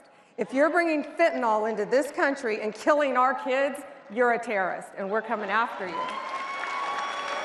300 a day is the average that are dying in this country right now. When you took this job and you hear that number and you saw the inaction from the last administration, how angry did that make you? So angry. You know, I was state AG before I became United States Attorney General, and fentanyl was really just coming on the market. And now with this horrible open border policy just flowing across our borders and killing kids, killing adults, every single day. And it's criminal that no one was doing anything to stop it. I can't comprehend how any administration, progressive nor conservative, how any administration could tolerate that and let that happen. And it ended day one with Donald Trump when he shut that border. I was at the border back in September. I went with Laura Trump and Morgan Ortagus. Yep. And we were in Yuma, Arizona. And I saw firsthand, there is nothing humanitarian that was happening at that border. Nothing. They have a rape tree where they're raping women as they're coming into this country. I saw firsthand piles and piles of passports just thrown from every country you can imagine, because the Biden administration was letting you walk right in the country. If you didn't have a passport, they said they saw Asian, Chinese individuals saying, oh, we're from Cuba. So they wrote down they're from Cuba and had to let them legally walk right in under that administration. But the drugs, the trafficking, I learned a new term, disposable child.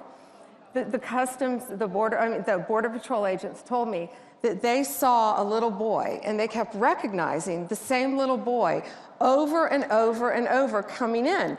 Because if you came into our country as a family unit, they just let you walk right in. Yep. Well, this little child was being trafficked. Yes. Now, how they were getting him back to Mexico is beyond me, but they were bringing him time and time again.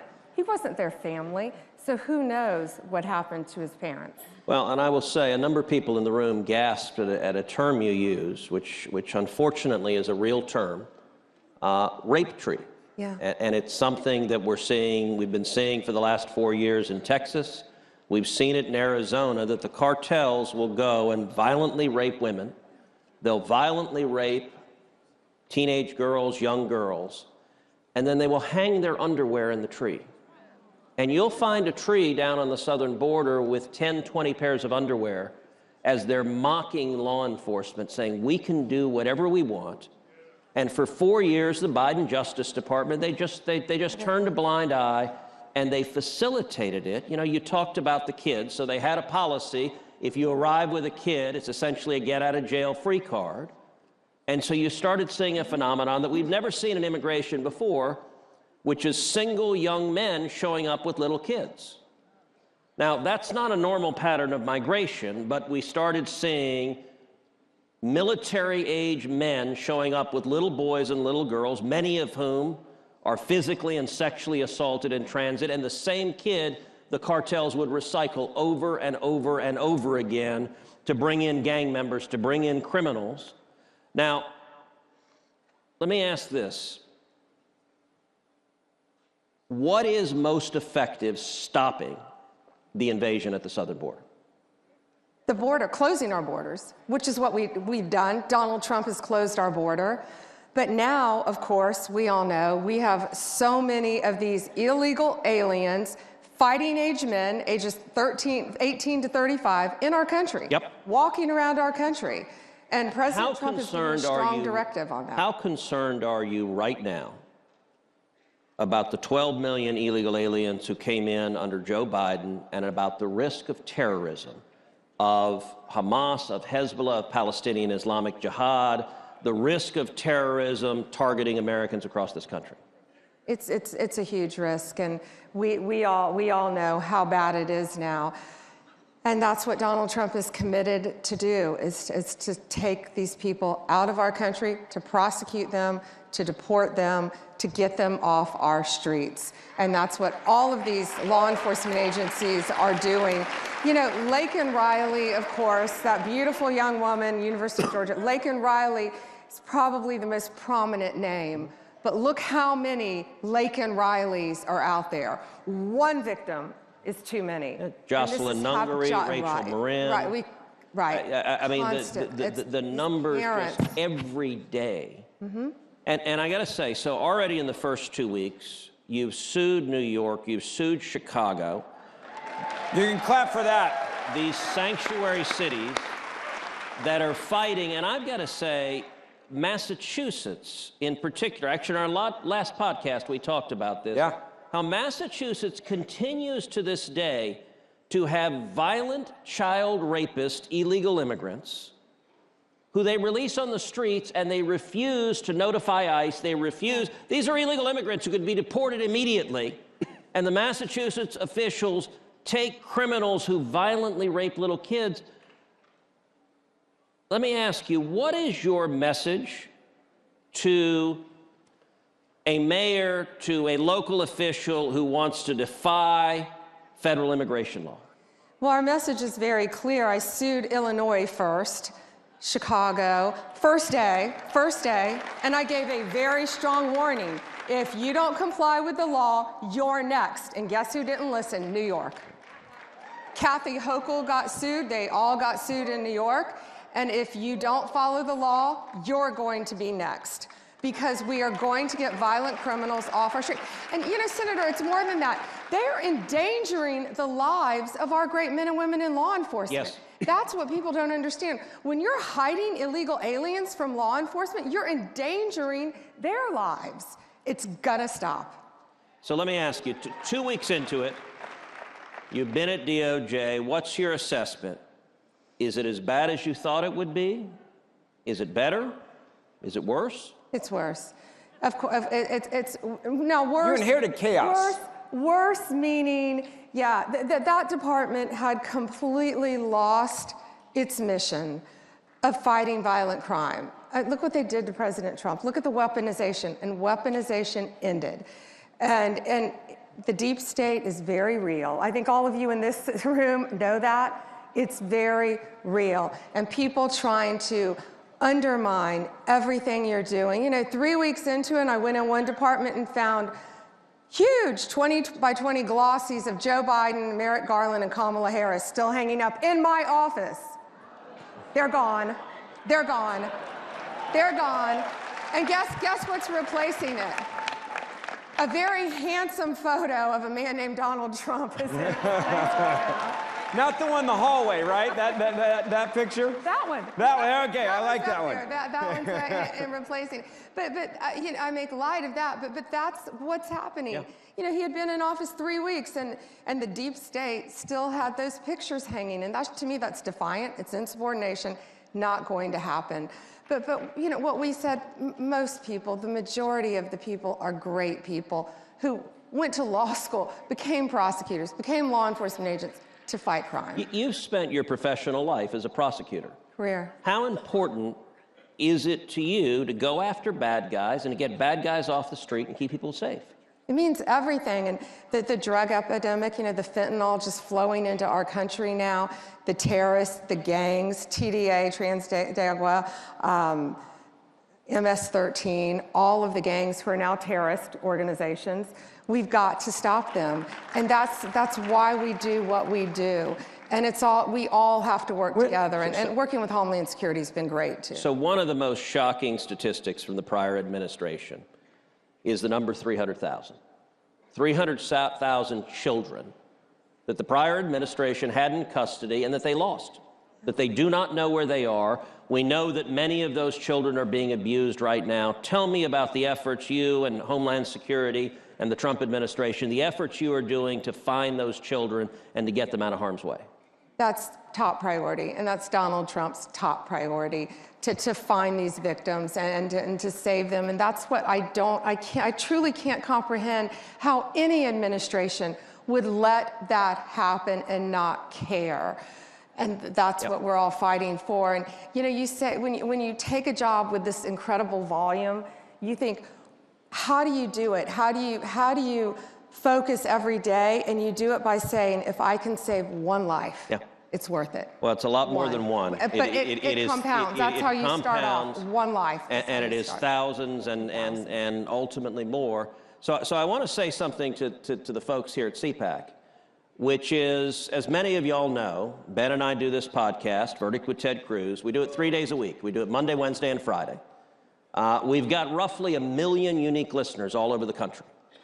And we do this to go around the corporate media, to go directly to the American people and to bring the truth and bring the facts. So I want to ask everyone here, many of y'all already subscribe to the pod, but I want to ask everyone here to pull out your cell phone right now. Pull out your cell phone and text the word verdict, VERDICT. Text the word verdict to 24005. Again, 24005. When you text verdict to 24005, what you'll get back is a link to subscribe to the podcast. Now, if you're under 40, you know what I'm talking about. And if you're not, ask your kids or ask your grandkids. Although I'll say, if you're at CPAC, you're pretty hip and connected. So you may know as well if you're here at CPAC. But every Monday, and subscribe Wednesday, doesn't mean it costs you money, to quote your dad. Oh, my important. father points out that my dad is 85, and he said when he hears subscribe, he thinks it's a magazine subscription. There's no charge. It just magically appears in your phone early in the morning on Monday, Wednesday, and Friday. And we bring in guests like the Attorney General of the United States, and we focus on what is happening, the victories that President Trump is winning, and the news that the corporate media won't cover. Yeah. I want to ask you... 24005. I want to ask you a question. It's one that I've been dying to ask you, and it deals with all of the pardons that were given out from Joe Biden at the end. There were a lot that went to his family. Mm-hmm. It is what it is. There's one person he did not pardon. That would be himself. There are a lot of people that think there should be accountability. Should this be something that is looked at to see what he did while he was president? Don't you find it very interesting, though, that they attempted to prosecute the president for having documents in the most secure place in the world other than the White House, Mar-a-Lago, and he had the security clearance to take them. Yet Joe Biden, who had no security clearance to take them at the time, had them in his garage with his drug addict son going in and out of his garage. Yet what did they say about him? Too old to prosecute. Frail old man. But listen, Donald Trump and I have not talked about that at all. This is not about targeting. This is what they do to us.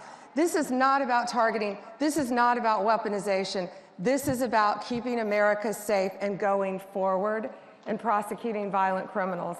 If you committed a crime in this country, no one is above the law. I will say that. No one is above the law. So Pam, the media are going crazy about New York Mayor Eric Adams and the charges that were dismissed against him. So glad you brought that up. Tell us what the story is, what happened there, and why were the charges dismissed? Sure. And Emil, who has done an incredible job, he worked on this case, he looked at this case. It was an incredibly weak case filed to make deportation harder. That's why they did it. They took one of the biggest mayors in the country off the playing field in order to protect their sanctuary city. This case, it was so incredibly weak. It was about increases in airline tickets, upgrades in airline tickets in his official capacity, without getting into all the details of the fact. I don't even think it could survive a verdict. Excuse me. Incredibly weak case. That is the weaponization of government. That's lawfare. That's lawfare. When you're filing cases like that to keep someone who criticized Joe Biden, who said they took away his security clearance, so he could not get the details, so he could not help enforce the deportation efforts in New York. And you know, these people are going after him. Ride a subway in New York. It's not safe. Yep. Violent crime is at an all-time high, and that's what they're doing. So it's not about weaponization, it's about ending their weaponization of the government and fighting violent crime and enabling cities like New York and mayors like Eric Adams to enforce Donald Trump's immigration policies. I want to ask you and go back to something you said a moment ago. We were talking about cartels, and they have been able to set up networks, and we see this coming up now more often, where they're controlling states and cities and states and the entire flow. And they've been able to do this and set it up without having to worry that anyone's going to stop them. We're seeing this not on border states, but all over the country, this network. At what point do we get to start dismantling that? How long does that take? How much time is that going to take? Because they've been here for quite some time with the last administration. Yeah, there's a lot I can't talk about now. But very publicly, I think you've seen a lot happen. A lot is happening every day. Our great men and women in law enforcement are out there. It's a joint effort with our office and with Kristi Noem. And again, we all work so well together, whether it's Mike Waltz, Pete Y'all are Bessa, friends. I think Rubio. people don't understand this. Like, Yeah. This is a group in this administration, and you and I have talked about this on the show. You guys are friends. Like, y'all know each other before you got here. How important are those relationships that you say, hey, I trust you, I trust you, I trust you, I got your back, let's go to work. Vital and crucial. And Mike Watts and Kristi, we're on the phone with each other all the time. And to change the topic just a little bit, just to give you an example, Lee Zeldin, a dear friend of mine. Great guy. On President's Day. Running the EPA now. EPA, Lee Zeldin, great administrator of EPA. I'm on the phone hours with Scott Besson, our Secretary of Treasury, and Lee Zeldin. And, you know, we've seen, thanks to Elon Musk, my buddy's great work. Yep.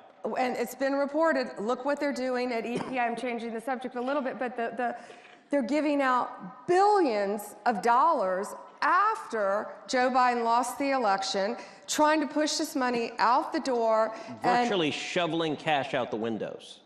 As they said, gold bars. Yeah. Let's throw all the gold bars off the ship. Yep. And we're stopping them in real time. We're going after them. But it's because we all pick up the phone and we talk directly to each other. So we're able to work together, talk to Marco Rubio, and look at the men like Steve Witkoff out there, Rick Grinnell, what they're doing working with Marco and Mike Walton, all the people that they're saving around the world. And that's thanks to one man, Donald Trump.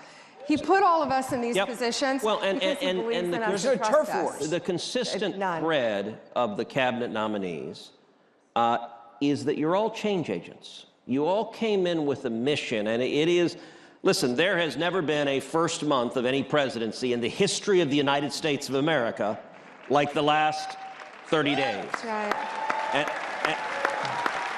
Amen. And I'll tell you, I have had great joy turning to my Democrat colleagues in the Senate and just deadpanning, well, 3 years and 11 months to go. And they literally start twitching. They have facial tics that they cannot suppress. Yeah. But all right, Pam, one of the things that people like about this podcast that we try to do is we try to bring people behind the scenes to actually understand what's going on behind closed doors. So tell us about your first day as Attorney General. You're confirmed, and like day one, when you get sworn in, just walk everyone through what day one of being Attorney General of the United States is like. You go nonstop, and I jokingly said it felt like 15 years because you're working 7 days a week nonstop. And we're all working with each other, and everything we do, it overlaps, and especially with Department of Justice, especially too with all this money going out, the USAID, all of these agencies, and we're going to be helping all these agencies, but you just hit the ground running, literally, and don't look back. I don't look at what time of day it is. I don't think I've slept in 15 days, but you don't want to. And then when you find out about this human trafficking ring that was just broken up, that's why we're all doing what we're doing. And you just keep going forward. And our directive from our boss is so easy, especially on my end, make America safe. And so you just don't, Senator, you don't even, my hardest thing now is I forget to eat. You forget what time it is, and it's 6 o'clock at night, and why do I have a headache? Because I haven't eaten today. But you're going nonstop. And it's not me, it's an entire team. I've got Chad Mizell, I've got Emil, I've got Todd Blanche, thank goodness, coming in, and we've got Kash Patel now, so they better look out. How nice is it to have a boss by a guy by the name of Donald J. Trump who just lets you do your job? Exactly. I mean, there's a lot of presidents in the past that have really tried to keep their thumb on people. It seems like he's saying, go. And go get it done and call me when you need me. Yeah, he has trusted all of us in all of our various capacities and all the different roles we have, whether it's education or agriculture, all the cabinet, labor, all of the different cabinet secretaries, just to go out and do the best we can. And we want to make all of you proud, and we want to fulfill his directive to make our country great. That man sure didn't need that job. He's a good friend of mine. Yep. And I love during my confirmation hearing when they get on me because they say I'm friends with Donald Trump. Yes, I'm very, no, I'm not friends with him. I'm good friends with him, and I'm very proud to work for him. When you look at weaponization and politicization, part of it is using it to attack your political opponents, and we've seen 4 years of that under Joe Biden. Yeah. Another part of it is turning the other way at your political allies and refusing to enforce the law against them. And I think one of the most egregious examples we've seen over the last 2 years is the rising anti-Semitism on college campuses. Amen. The violent protesters and rioters, many of whom are not students, are not affiliated with the universities, and they are threatening students. You look at Columbia University, the Orthodox rabbi there sent out an email to the Jewish students on campus and said, do not come to campus because the university cannot and will not keep you safe. And the Biden Justice Department did nothing. They investigated nobody. They didn't follow the money. They didn't indict anyone. They didn't prosecute anyone. And they did not enforce Title VI of the Civil Rights laws, which say that if you are tolerating harassment on the basis of ethnicity or religion, that you will have your federal funds cut off. How is the Department of Justice different today, and what will your approach be to anti-Semitism and threats of violence directed against Jewish students on campus or any other students on campus? We have an October 7th task force that we started, and we will protect you. When I was just a citizen, before I had this job, what you said, I'm watching these aren't peaceful protests. We all believe in peaceful protest. I'm sorry, unless you're a liberal and you don't want a parent to quietly pray outside an abortion clinic, or you're a Catholic, or a parent at a school board, they're going to call you a domestic terrorist. Yeah. But I'm screaming at my TV watching these violent protests, you know, the last, since October 7th, you're watching this happen, and all of our students deserve to be safe. And first of all, these students who are here on visas, who are threatening our American students, need to be kicked out of this country. Amen.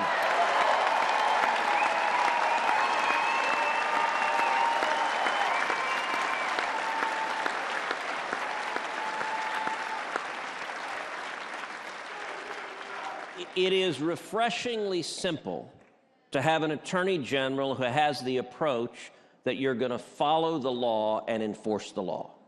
And that, sadly, has been missing for the last 4 years. It's pretty basic, isn't it? It should not be complicated. Let me ask you, what keeps you up at night? What scares you in the first 2 weeks in this job? Pretty much everything. I don't sleep at night anymore. Of course, everything we talked about, the drugs, the cartels, maybe I'll get a little sleep tonight based on the arrests that were just made, the children that are being trafficked, things that have been so personal to me since I was a state prosecutor and then since I was state attorney general. Now you just get to help people on a bigger level, which is pretty cool to get to do that. But most recently, it's really been what Elon has been uncovering.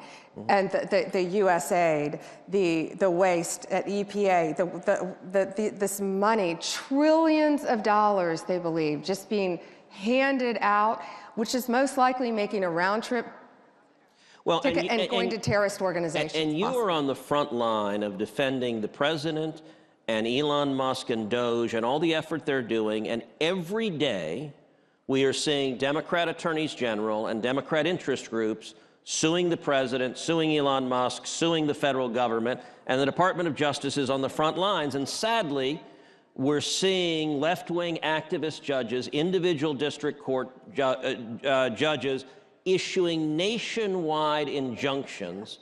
Yeah. Tell us about what it's like defending against those lawsuits, and give us your thoughts on the authority of one radical district judge to try to run the executive branch and issue a nationwide injunction.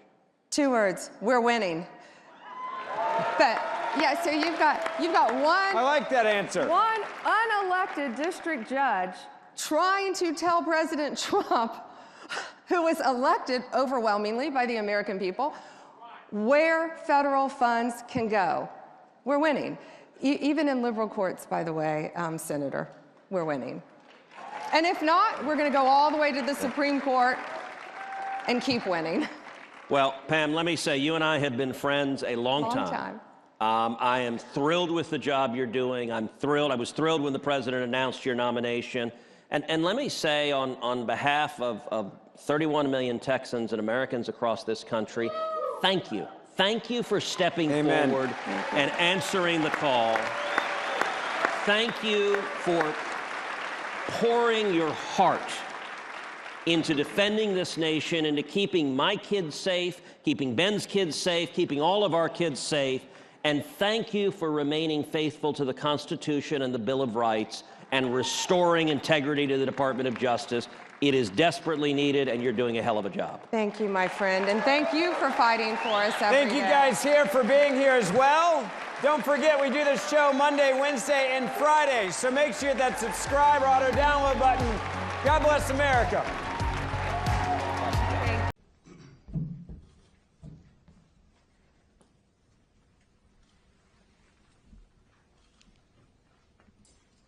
Good morning, ladies and gentlemen. Thank you for joining us here today at this press conference related to an operation that's been ongoing, quite frankly, for almost a decade now. This is related to MS3 gang members and the brutality and the nature of the criminal activities that they committed here, not only in Broward County, but in other parts of the state of Florida and Palm Beach. I'm proud to introduce partners that we have here in attendance today who have contributed to this investigation, from providing resources, investigative tools, and our legal guidance, to include our Attorney General Pam Bondi, Associate Attorney General nominee Stanley Woodward, Deputy Chief of Staff Catherine Cipher, and from the U.S. Attorney's Office, allow me to introduce United States Attorney Hayden O'Brien, his team, First Assistant U.S. Attorney Manio Rimboso, and Special Prosecution Chief Brian Dobson. Folks, for several years now, this community has witnessed me stand here and talk about the importance of executing investigations regardless of how long ago they occurred. And the crimes that we talk about, are going to talk about today, took place back in 2014 through 15. And had it not been for the efforts of our cold case unit, which we launched back in 2019, and their ability to dig into these cases and no longer see boxes in hallways and dismiss the fact that these are victims, these are people, these are members of someone's loved one or family that are no longer here. And so today, as the Attorney General introduces her team and talk about the success that we have in this case, I want this community to remember, here in Broward County, justice doesn't have an expiration date. It doesn't matter when you committed the crime. It doesn't matter what part of this world you are from. If you come here in this community and decide that you're going to take a life, we're going to unleash every single resources to bring you to justice. So without further ado, allow me to introduce our U.S. Attorney General, Pam Bondi. Thank you, Sheriff. I feel like I'm back home being here in Broward. To our victims' families first, we met with them earlier. Thank you for being here, and we're so sorry. And as Sheriff Tony said, your family was not, your victim was not just sitting there in a box of papers. They are a victim, and that's why they have spent a decade finding some of these people who have killed your loved ones. So we're very sorry for your loss, and I know you have to relive this, and thank you for being here today. I'm so sorry you're going through this. Sheriff Tony, thank you for your relentless pursuit of justice in these cold cases. And these cases are never cold when it comes to law enforcement. And I want to also thank Hayden O'Byrne, where's Hayden, our acting U.S. Attorney for the Southern District, and Brett Skiles, our SAC for the Special Agent in Charge for the FBI, and to all the great men and women of the Broward County Sheriff's Office, for our Border Patrol agents, all of our agents who are here who have done so much to help. Thank you all to the men and women, especially of Broward, and our victims advocates, our interpreters who have helped with this case. It takes a lot of people to make these cases, and they're so very, very important. And today, we're here to announce the arrest of 3 more MS-13 gang members who were in this country illegally, and they were in Florida, and we will be reviewing them. They've all been arrested for first-degree murder. We will be reviewing them to see if we will seek the death penalty. This has been a long-running investigation that started in 2015. The victim in this case was brutally murdered, stabbed approximately 100 times by multiple gang members before he was shot in the head. He suffered tremendously. And these indictments are a warning to all criminals. We don't care how long ago you committed the crime. We don't care where you go. We will find you, we will arrest you, and we will prosecute you to the fullest extent of the law. Gamez Maravilla was located in Lake County, Florida. Get ready for this. He was hanging drywall at the Villages when he was arrested. Bermudez Martinez was apprehended in Minnesota. Great police work by all of our federal, state, and local law enforcement agencies working together. Found this guy in Minnesota. He thought he got away with this crime, and he did not. Navarro Martinez arrested right here in North Lauderdale. They are charged with brutal murder. of a young man. One of these defendants sought him out, convinced him to come with him in his car, took him to a crime scene where they are all charged with violently stabbing him, almost like a game, to get a higher level in their gang initiation. They were all part of an MS-13, it's called Click, a clique that was living right here in Florida. They're not just a street gang, they are a highly organized terrorist organization. Last week in Virginia, you all saw, we arrested one of the worst MS-13 gang members. He was one of the top 3 leaders of MS-13 in our entire country. He was living right in Virginia, half an hour away from D.C., in a nice apartment complex with normal neighbors, bicycles in yards. They are living among us because they think they can get away with this, and they cannot. They're bringing drugs, they're bringing guns, and especially violence to our country. And under Donald Trump's presidency, that has stopped. Every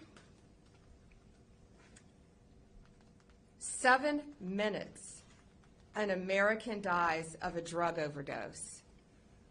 Over 75,000 people die a year of fentanyl overdoses. More than 2 homicides an hour happen in America. We know there is so much more work to be done, and that's why we are all here fighting for victims of crime. These gangs are organized, they are terrorists, and look at these 3 guys. They thought they got away with it for almost a decade, but they did not. Thanks to the great men and women of law enforcement, they were found, they were arrested, and if convicted, they will never see the light of day again. More arrests are coming. If you are a gang member living in this country, I'd self-deport right now because we're coming after you. It's my honor today to introduce U.S. Attorney Hayden O'Byrne with the Southern District of Florida. Hayden, thank you and your team for your tireless work on everything that you've done to keep Florida safe, but also to keep our country safe by taking these terrorists off our streets. Thank you, Hayden. Thank you, John. Thank you.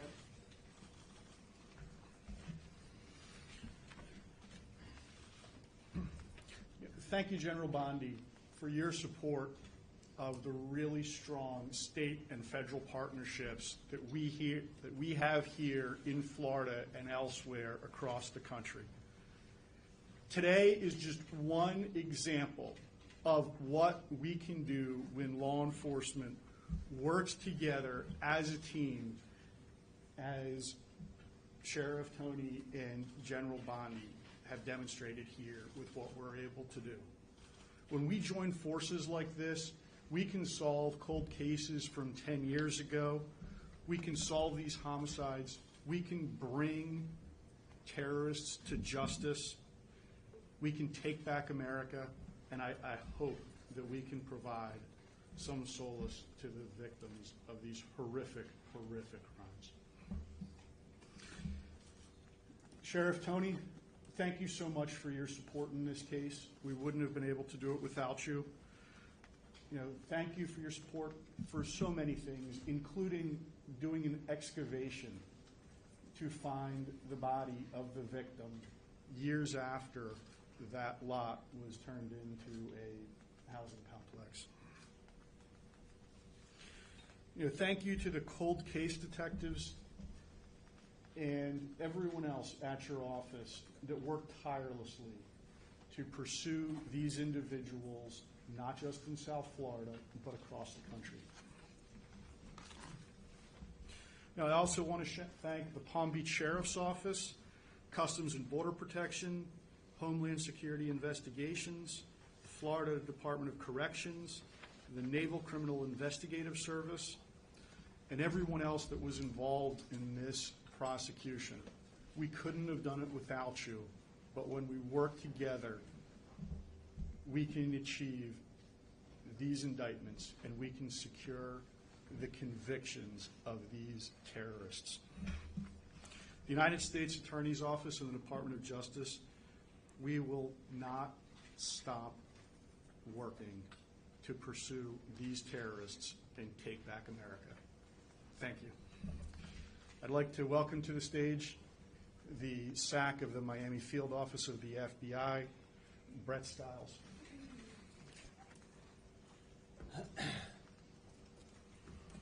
Morning.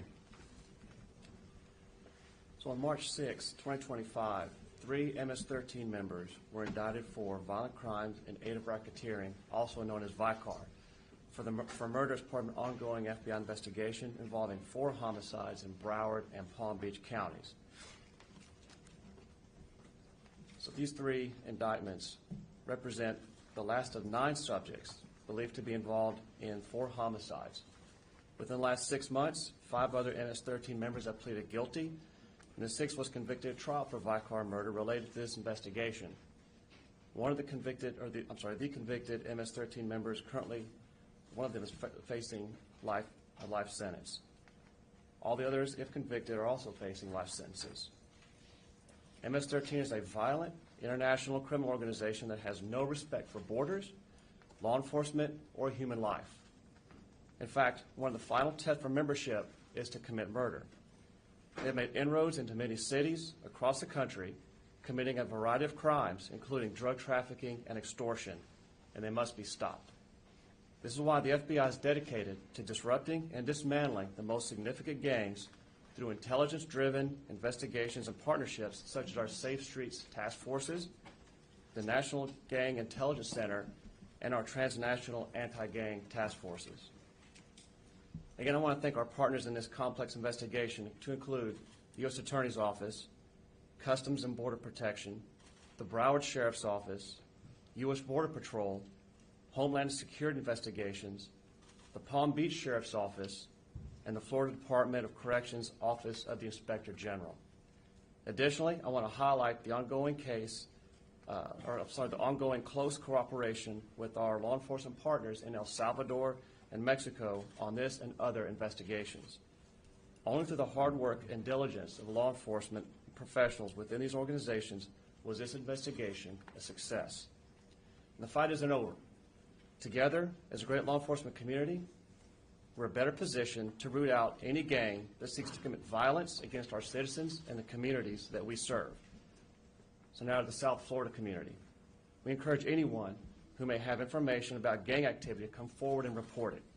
This information is vital to our ability to keep the South Florida community safe. Thank you.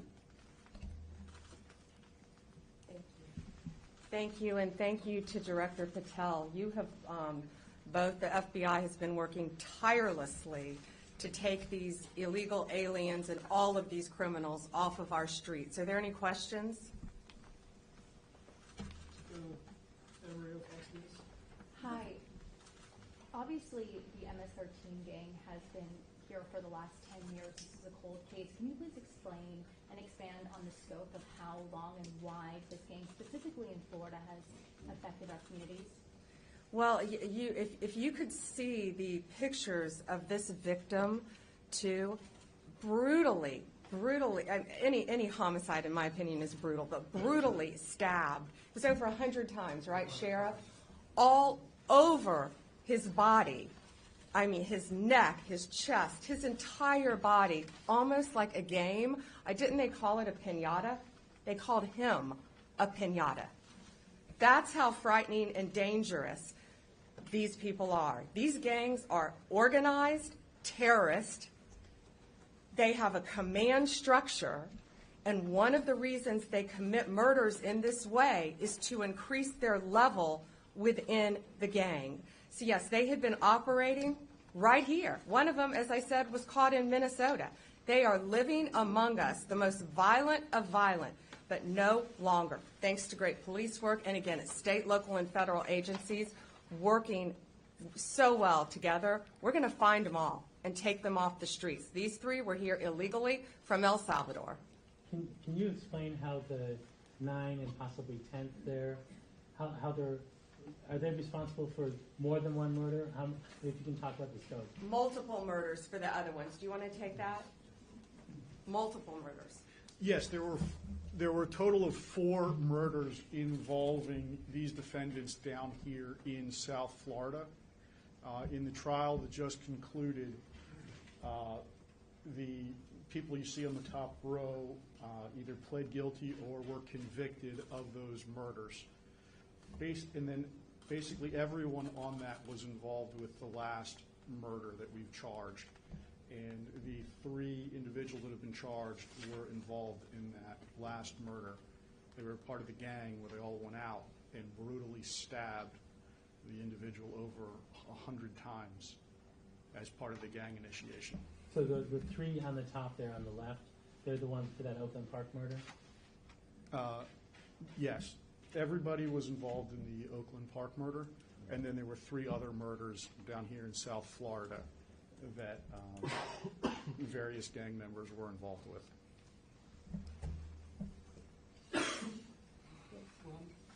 Ms. Bondi, a question not related to this terrible tragedy. As you know, it is routine for the department and the FBI to investigate matters such as the Signal scandal, the interactions, inappropriate interactions between some of these cabinet secretaries on secure national defense information. Last week you told a reporter that the reason you have chosen not to investigate that was because you viewed this information as not being classified. The predicate for opening investigations in the past has not been classification. It's been sensitive national security information. So I have 2 questions. First, can you tell me how you know it wasn't classified if you haven't investigated? And secondly, have you discussed this matter with the president or anyone else in the White House? I have not discussed it with the president. And secondly, the agencies themselves said it was sensitive, not classified. I believe one inspector general is looking at it now. Those cases would have to be referred to me. They have not been referred to me. They are being looked at interagency currently. Does the Anyone FBI else? have latitude to open an investigation independently? No, nothing has been referred to us. These are intelligence agencies, and they are reviewing it internally. All right, thank you all so much. I can take one more. Hi, Betsy Klein, CNN. Yeah, hey, Betsy. On the topic of deportation flights, were you informed of Judge Boasberg's March 15th verbal order to turn planes around, and were you involved in the decision to defy that order? I don't think anyone defied an order by a judge. That's pending in court right now. I think our attorneys have argued in court. I think there were arguments yesterday. We're awaiting a ruling. I anticipate this will go to the Supreme Court, be ruled in our favor. I don't believe anyone defied a court order. I think testimony came out in court that those planes not only had taken off, but were outside of American airspace. Moreover, they were illegal aliens from El Salvador, just like these guys on this chart, who are committing violent murders throughout our country. They were some of the worst to qualify under the Alien Enemies Act, and we should be concerned about the victims of these crimes here in our states more than these defendants. Thank you all. Thank you all.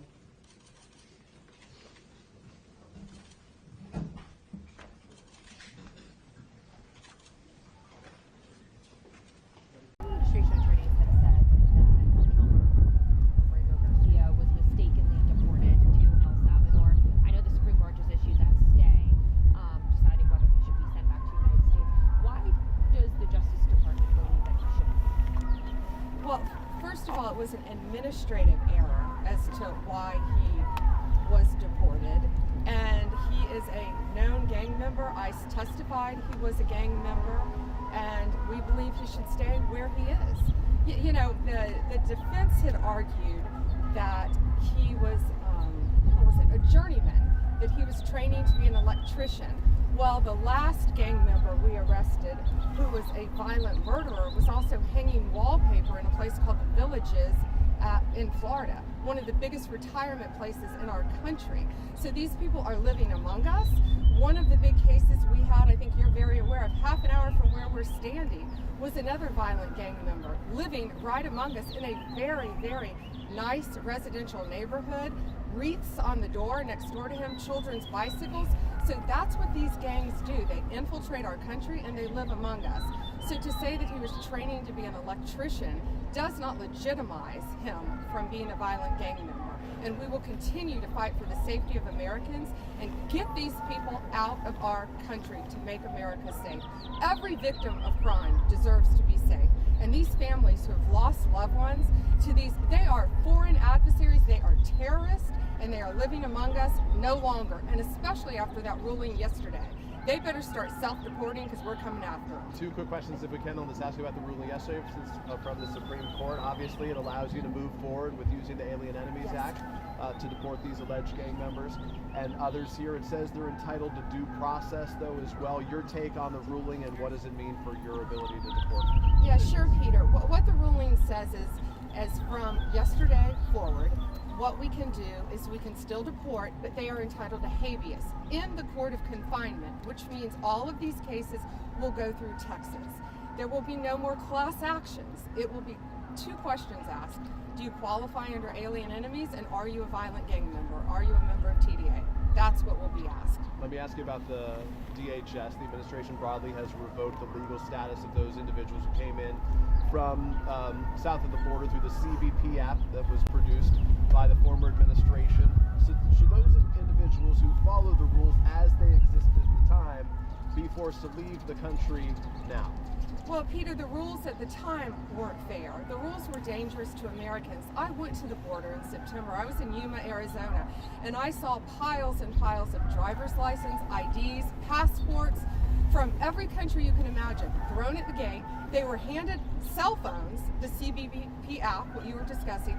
They could come in, get on a phone, enter the country. If they didn't have ID, then they could identify that they were from any country they chose to be from. A Border Patrol agent told me Venezuelan men were coming in saying they were from China. Chinese people were coming in saying they were from any country, Ireland, any country they wanted to identify that they were from, and they were walking right into our country. So we have to look at all those cases because that's the safety and concern for our citizens. One other thing at the border is if you were a family, it made it much easier to come into the country. I learned a new term while I was at that border, and that was called a disposable child. Border Patrol agents were seeing children, the same child, coming in time and time again, a little boy they recognized over and over coming into our country, and they couldn't figure out why. That child had been trafficked, and he was posing as a family member. They had kidnapped a child, and when they recognized him multiple times, they realized he wasn't part of that family. So what was happening at that border was dangerous. I went to a rape crisis center. Nothing at that border was humane, and nothing protected American citizens, nor many of the people coming through it, because I firmly believe many of those women and children were trafficked. Attorney General, 60 Minutes found that 75% of the immigrants who were sent to El Salvador do not have public criminal records. Is that true? Do you mean in our country? The Venezuelan migrants who were sent to... Okay, well, they're not Venezuelan migrants. They're illegal aliens from Venezuela who should not have been in our country, who are committing the most violent crimes. So if you committed a murder in our country, we're going to keep you here, and we're going to seek the death penalty, and we're going to keep you in prison because our victims' families deserve that. But we don't have to charge them with every crime. We can deport them and get them out of our country and save room in our prisons because they should have never been in our country to begin with. So you confirm they didn't commit a crime, Thank right? you. Is that what you're... February 20th. Amazing. That's great. Good numbers. Great number. Thank you. Pam? President, we've had some great wins in the last few days that, you were overwhelmingly elected by the biggest majority. The U.S. Americans want you to be president because of your agenda. And the courts are ruling that you have the authority to determine how the money of this country will be spent. That's what the American citizens wanted, and that's what they're getting. An example of that Friday was the Department of Education, that you can determine how the money will be spent. No more DEI. And that impacts every agency across the board. On the civil side again, NLRB. We had a big win in the Supreme Court there. OPM, a big win there. But also 16,000 workers there. but also on the criminal side, the Alien Enemies Act. We are winning there. And, you know, your directive to me was to keep America safe, and that's what we're doing. Whether it's the alien enemies, all of these gangs, and they are enemies of our country. They are terrorists, they are organized crime, they have come here, they are extremely organized, they are spread throughout our country, and they are creating terror. And no more under your directive. And that is stopped. Yesterday in South Florida, we charged 11 defendants with $500 million of pure cocaine coming into our country to kill our kids. They were caught. They will be prosecuted to the fullest extent of the law. These gang members are going back to where they came, or they're going to an El Salvador prison at your directive. And, you know, you also gave us a directive to prosecute the people who are going after Tesla to the fullest extent of the law, some of the greatest police work I've seen. We've made 4 arrests. There will be no negotiations at your directive. They're all looking at 20 years in prison, and within the next 24 hours, you're going to be seeing another huge arrest on a Tesla dealership, President. And that person will be looking at least 20 years in prison with no negotiations. That's great. That's great. That will stop it. Cold. Domestic terrorism. Thanks. Doing a great job, kid. Thank you very much. Laurie, please. Mr. President, accountability matters. That's what we're recommending.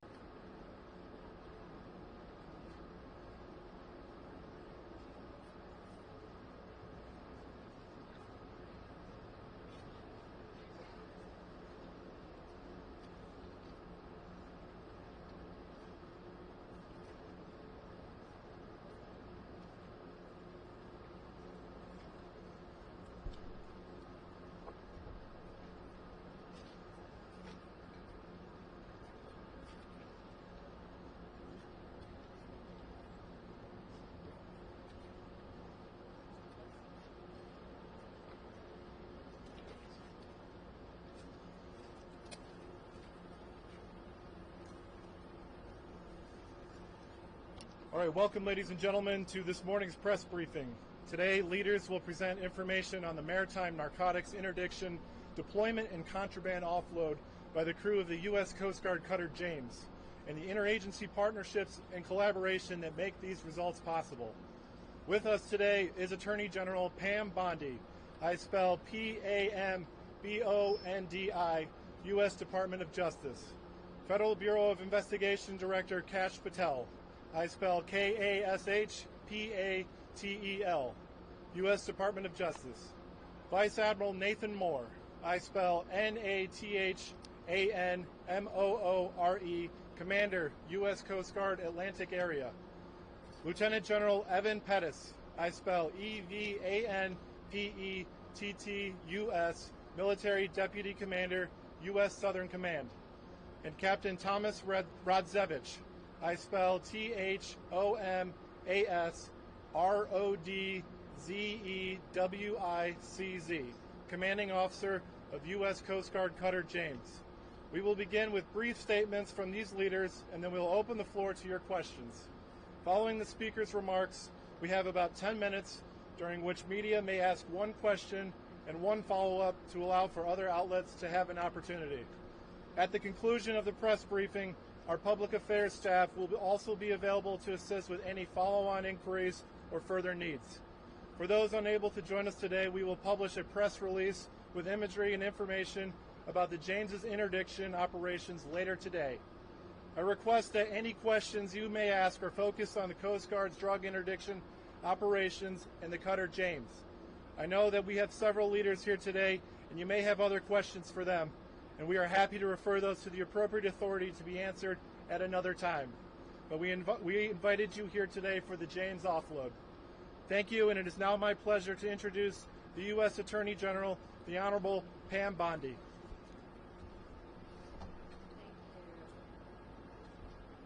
Gentlemen, thank you. Kash, thank you. Director Patel, and I've got Acting U.S. Attorney Greg Kehoe, Middle District of Florida behind me. Thank you all for being here today. Today's operation is an example of the unprecedented collaboration between the military and the Department of Justice components, working closely with the U.S. Coast Guard. And look at all these great men and women in the Coast Guard. Thank you so much for your dedication. This is a textbook example of the Justice Department supporting the fight against violent crime. These drugs are worth over $500 million. Almost 45,000 pounds of cocaine, pure cocaine, uncut, and 3,800 pounds of marijuana. Congratulations again to the Coast Guard. You have done incredible work, Admiral, and your team, Captain, in securing these drugs. This team, with all the agencies I just mentioned, used drones, aircraft, and ships to interdict the traffickers off the coast of Peru, Ecuador, and the Galapagos Islands. What they did saved countless American lives. Countless lives. This cocaine would have been distributed throughout our country and perhaps throughout our world. 11 separate prosecutions will take place as a result of this, and they will be prosecuted in the Middle District of Florida. These defendants will be held accountable for bringing this poison into our country. I always say if we can save one life, we have done amazing work. And today we have saved thousands and thousands of lives as a result of this incredible cooperation. We believe 2 cartels, CJ&G and Sinaloa, were heavily tied to these shipments. This is a major blow to their financial operations and their efforts to distribute drugs throughout our country.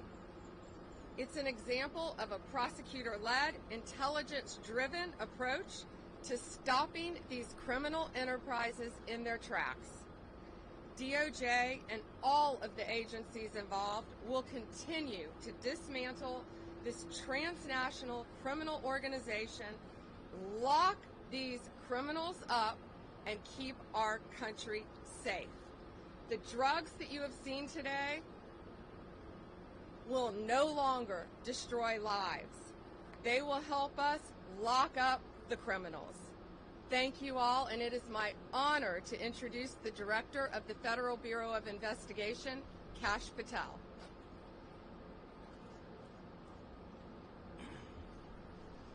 Thank you all for being here.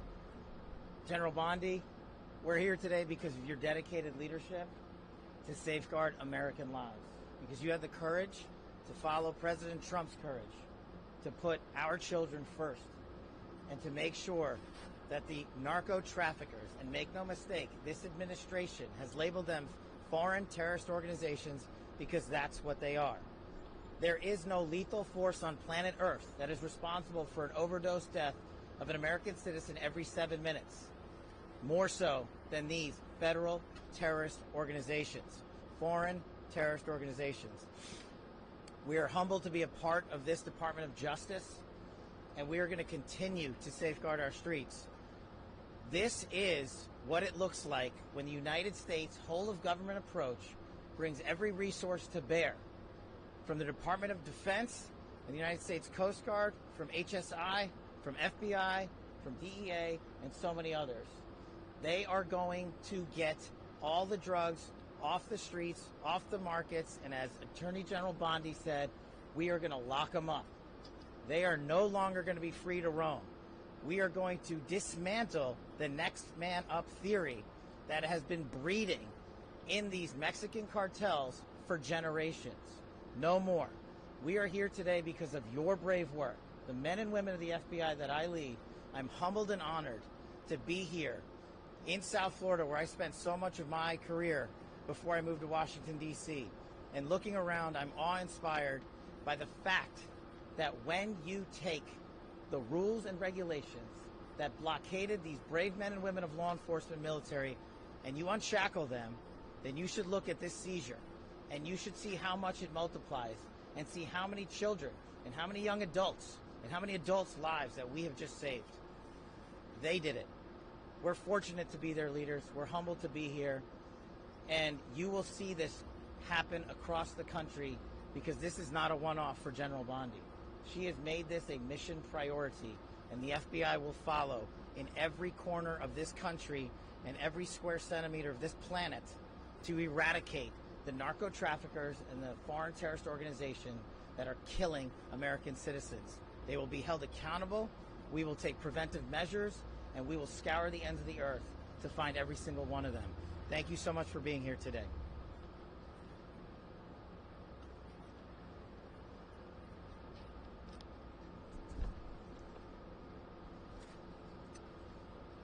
Good morning. We welcome the crew of the James back from a remarkable patrol where they seized $510 million of illegal drugs, that's cocaine and marijuana, that was interdicted at sea before it can reach the U.S. border. So what does that number actually mean? You know, what does the number besides the dollar sign mean? It means 154 lives saved directly from cocaine-related overdose deaths in this country. It means that there's almost 11,000 less new cocaine users that are going to get access to the drugs. It means that we've saved at least $16.5 million on costs related to inmate care and health care for people inflicted with these drugs. And from the Coast Guard standpoint, what this really means is a beautiful ship like the James heralds a new time for us, a new time of assets that impact the United States strategies for countering these cartels in new ways and disrupting the flow of illegal drugs. Just since February, the combined efforts of Coast Guard cutters James, Stone, Weishi, and Mohawk yielded over 59 metric tons of narcotics seized. That's $1.5 billion of revenue to the cartels. This success is a team success made possible through the dedication and coordination of our partners in DHS, DOD, and DOJ. Every day, the Coast Guard controls, secures, and defends the border and maritime approaches of this country, proudly serving as part of DHS at all times and as a military service and part of the armed forces. On the water and in the air, the Coast Guard and our partners are on the front lines to fight against these foreign terrorist organizations, including the cartels and other dangerous criminals who seek to traffic bulk cocaine, including illegal fentanyl and other deadly drugs, from entering into our communities. Under our DHS leadership, the Coast Guard has worked diligently to harden and secure the U.S. southern border and maritime approaches. Our message to the cartels is simple. We own the sea. You do not. We will find you, we will hunt you down, we will stop you before you reach our border, before you can smuggle these drugs into our country. To the crew of the James you see here and all of our partners gathered, thank you for the great work keeping America safe. Thank you very much, everyone. Semper Paratus.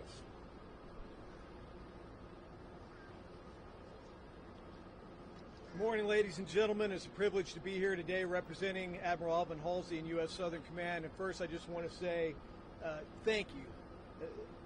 Attorney General Bondi, Director Patel, Admiral Moore, Captain Rodzovich, my apologies, and to the crew of the James, the brave men and women of the crew of the James. It's a real privilege to stand with you today. You know, the most fundamental duty of a DoD organization like U.S. Southern Command is to defend the United States against threats and defend her people, defend her Constitution. But this is a threat that by law, policy, design, DoD can't get after alone. It takes a team, and it's a privilege to be part of this team. You've heard the facts of what these amazing men and women have done, what the organizations that these amazing leaders have accomplished. But I just want to say thanks. You know, there is it is amazing to watch in action the machine that is our government interagency getting after this problem set. I think it starts and ends with the Department of Justice. The intelligence that we get from the prosecutions, the intelligence we get from the FBI, intelligence we get from other sources, tips and cues us to do the DoD detection and monitoring mission, and then we get the actions on the objective from the brave men and women of the James and crews like them to grab those drugs and bring them back for further prosecution and investigation. And it's a virtuous cycle. It's an amazing thing to watch. At Joint Interagency Task Force South in U.S. Southern Command, it all comes together with the addition of 14 interagency partners and law enforcement and defense representatives from 21 partner nations. This is an incredible achievement an incredible whole of government and partner nation accomplishment. So I'm just proud to be here today and to say thanks to the brave men and women defending our nation. Thank you.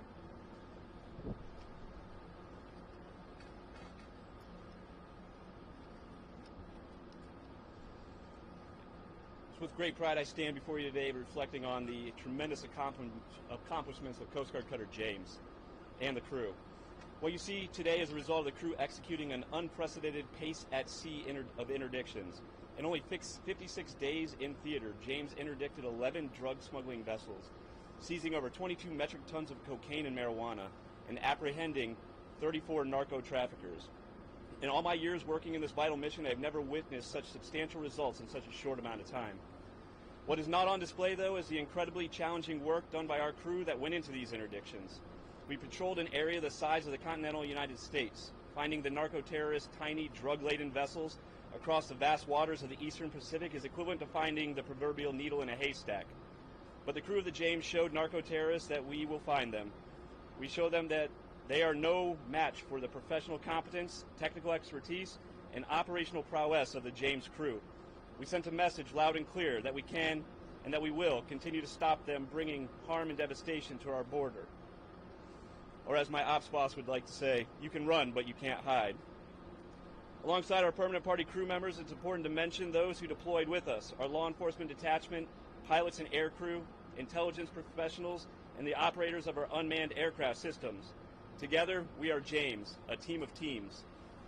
This team of tirelessly dedicated professionals traded time with family and friends to carry out our vital mission, stopping the flow of illegal drugs, cutting off profits that fueled deadly fentanyl trade, and ultimately protecting American communities and families from unimaginable heartbreak.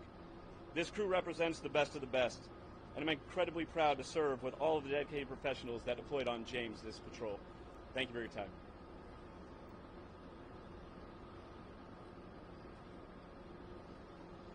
So we have a brief period for question and answer. Before we open up the question and answer, I'll ask that you raise your hand and then we'll call on you. Please state which speaker your question is for, what your name is, and which media outlet you're from. And again, as a reminder, we invited you here for the contraband offload, so please keep the questions on topic related to the interdictions of maritime interdictions of contraband at sea. So with that, I'll ask a first question over here. Yes, sir.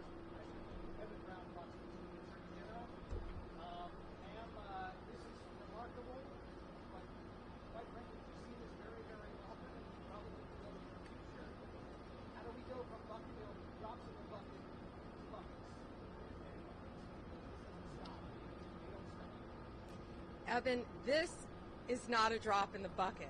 Behind you is $500 million of pure cocaine, uncut cocaine. So when they cut this poison with baking soda and whatever else they cut it with, it will multiply even more times than you can imagine. We are saving thousands and thousands of lives. These brave men and women, you know, we often talk about the Coast Guard and General, we talk about all the time our great men and women in law enforcement and the military, but sometimes I feel like the Coast Guard is overlooked at how incredibly dangerous your jobs are. So thank you again for what you've done and the countless lives that you have all saved today. By 11 defendants are going to be locked up, and if this isn't sending a message loud and clear to Sinaloa and these other cartels, it better be, because they know that these men and women, all of these agencies working together, are coming after them. And if there is more, they will find them and they will arrest them and we will prosecute them.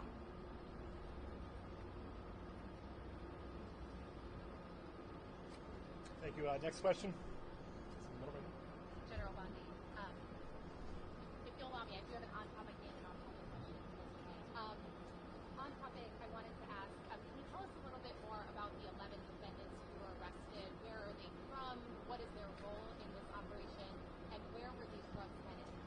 Have we released that? Still sealed, I'm sorry, about the 11 defendants. Okay. But they are tied to the 2 cartels that we mentioned. Okay. And then on the Alien Enemies Act, the Supreme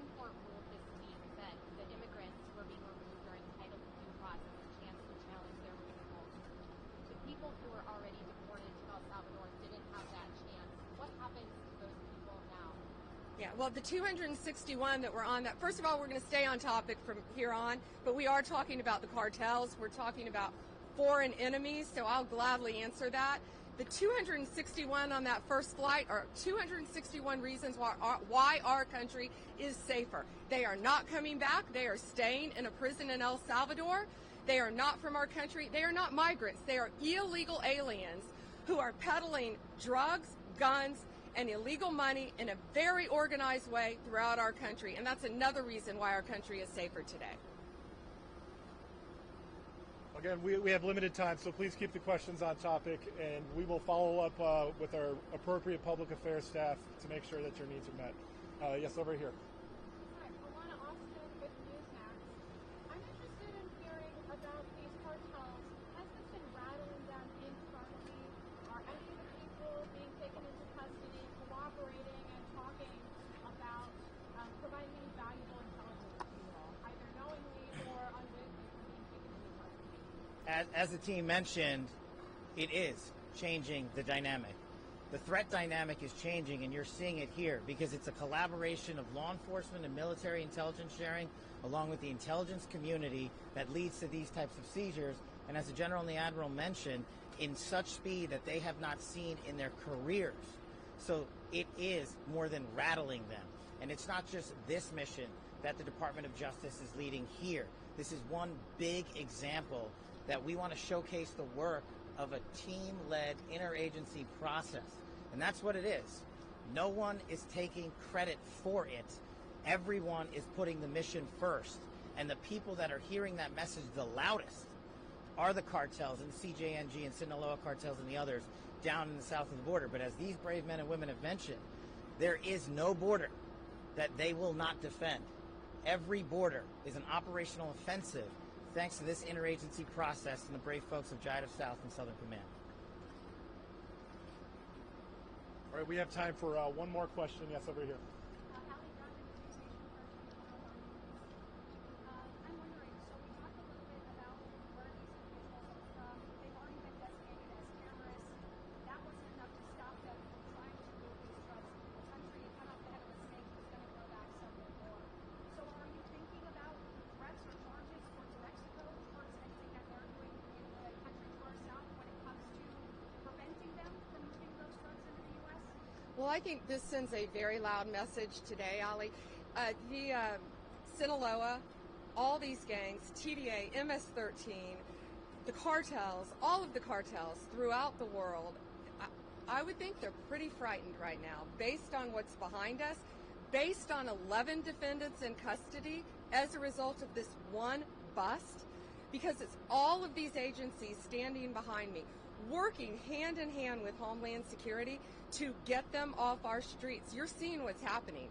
These people are an organized crime unit. And, you know, we've shut down the borders in Mexico, Canada. So now I think they're probably increasing through our ships, through our ports, but they're not going to get away with it, thanks to all these great men and women. It's a multifaceted approach to catching them. As I said, using drones, using aircraft, using any technique available to our military, to Homeland Security, to the FBI, to the DEA, to all of these agencies working together. We are ahead of them. We are going to stop them. And whenever possible, we're going to lock them up forever or get them out of our country to keep Americans safe. That was Donald Trump's directive on day one when he got elected. Keep America safe, make America safe. And that's what all of these people standing here today are doing. Is Mexico doing enough to prevent it from flowing in? Thank you. That concludes today's press briefing. If you have any other follow-up questions, a member of the U.S. Coast Guard Public Affairs staff can help meet those. We also will have a news release that will be published this afternoon that summarize all the events as well as has photographs and videos for each of you to access. Thank you very much.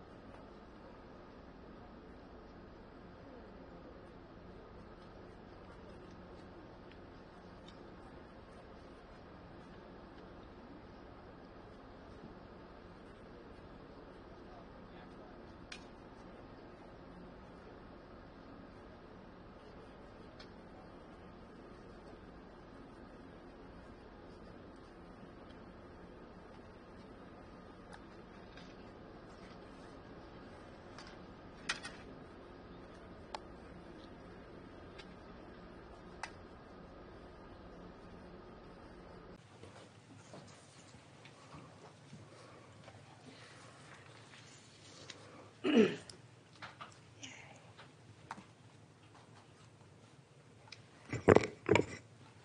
morning.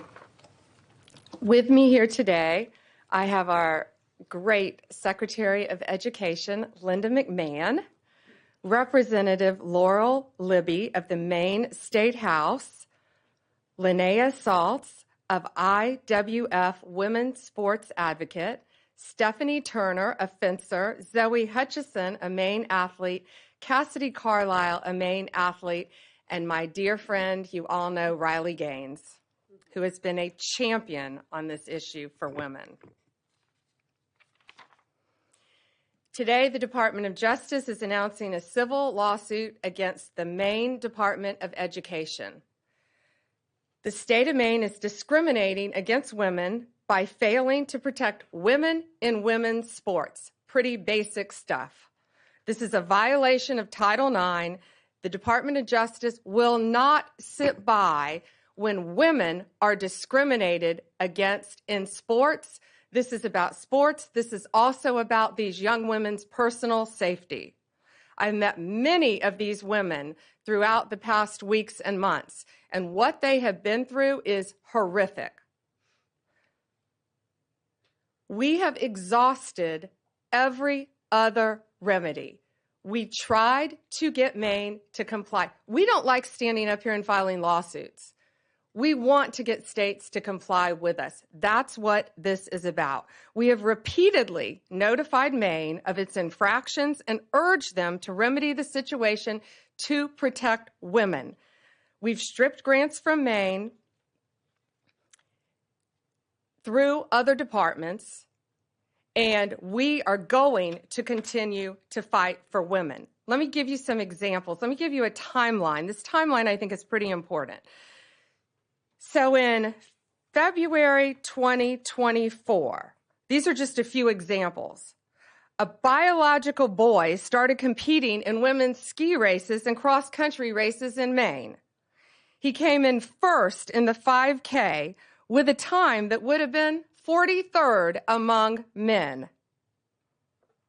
In February 2025, a biological boy won first place in the pole vaulting competition in Maine's indoor track and field meet. He beat every other girl by a significant margin. That qualified him for regional championships. That took a spot away from a young woman in women's sports. Shame on him. February 21st, 2025, President Trump has the governors at the White House. President Trump has the exchange with Janet Mills.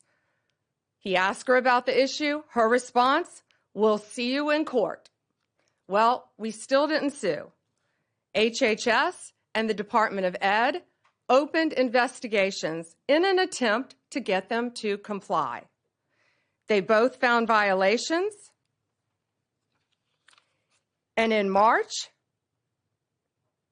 Maine refused to comply. I want to read you this letter.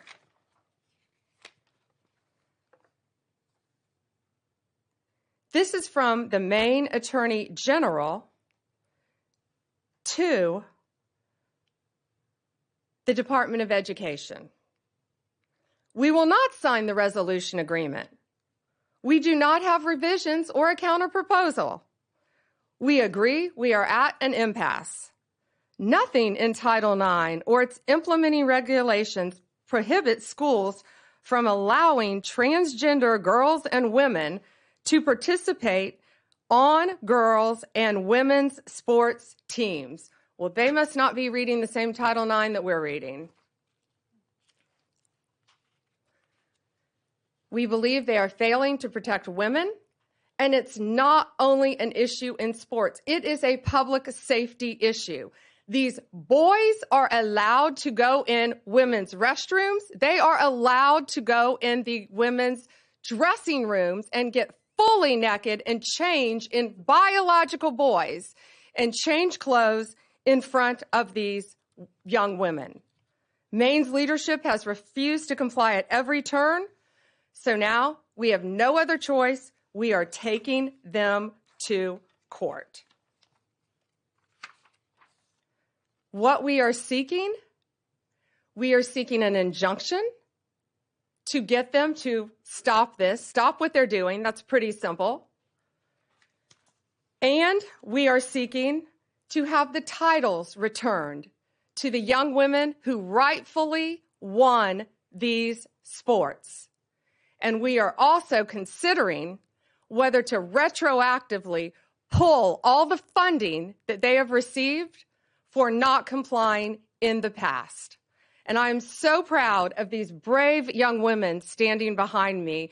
I see and lots of parents in the front too, and I've met you. Thank you to the parents for supporting your daughters and telling them it's okay to fight back and stand up for what they believe in. Some of these young women have endured vicious injuries too as a result of boys playing in their sports. It's my honor now to introduce to you our Secretary of Education, Linda McMahon.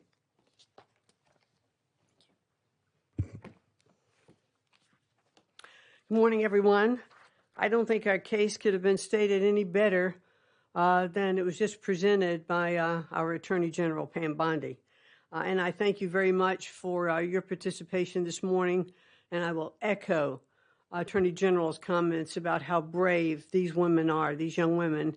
And, of course, Riley Gaines has been a staunch advocate for the Title IX infractions, since she came on board. And we're so proud to have Riley out there as such a prominent spokesperson. So today we're announcing a weighty development in the Title IX investigation into the Maine Department of Education. We, the Department of Education, analyzed Maine's Education Department for compliance with Title IX of the Education Amendments of 1972, which prohibits sex-based discrimination in any school or education program that receives federal funding.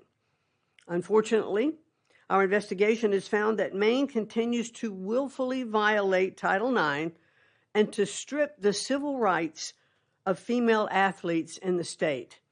And as Pam alluded as well, it's not just about their civil rights, it's about their safety.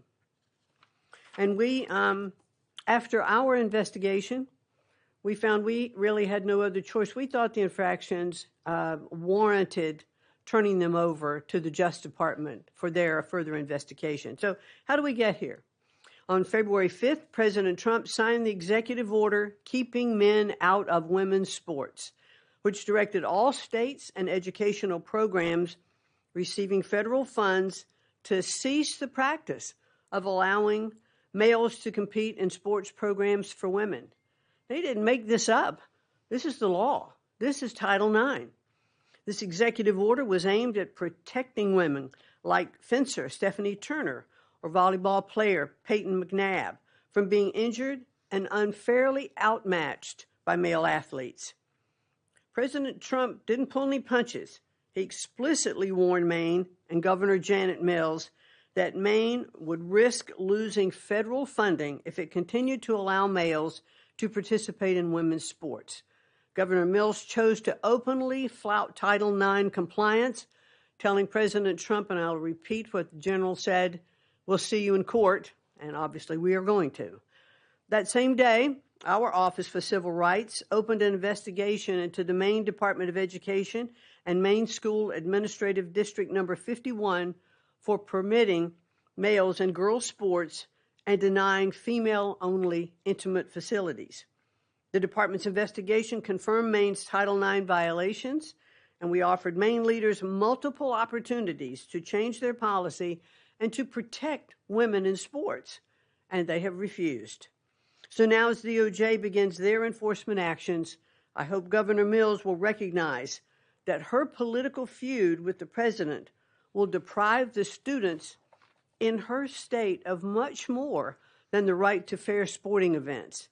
After all, compliance with federal civil rights law is a universal prerequisite for receiving federal funding. The Trump administration could not be any clearer to all states, sports leagues, and educational institutions. We take the violations of women's civil rights very seriously. I have 3 granddaughters, and I want to make sure that they are treated fairly and that they aren't exposed, in dressing rooms. We want to make sure that if you open women's sports or intimate facilities to males, you expose yourself to federal civil rights investigations. Governor Mills will definitely get her wish. We thank you all for being here this morning. Look forward to seeing you later. Thank you, Secretary.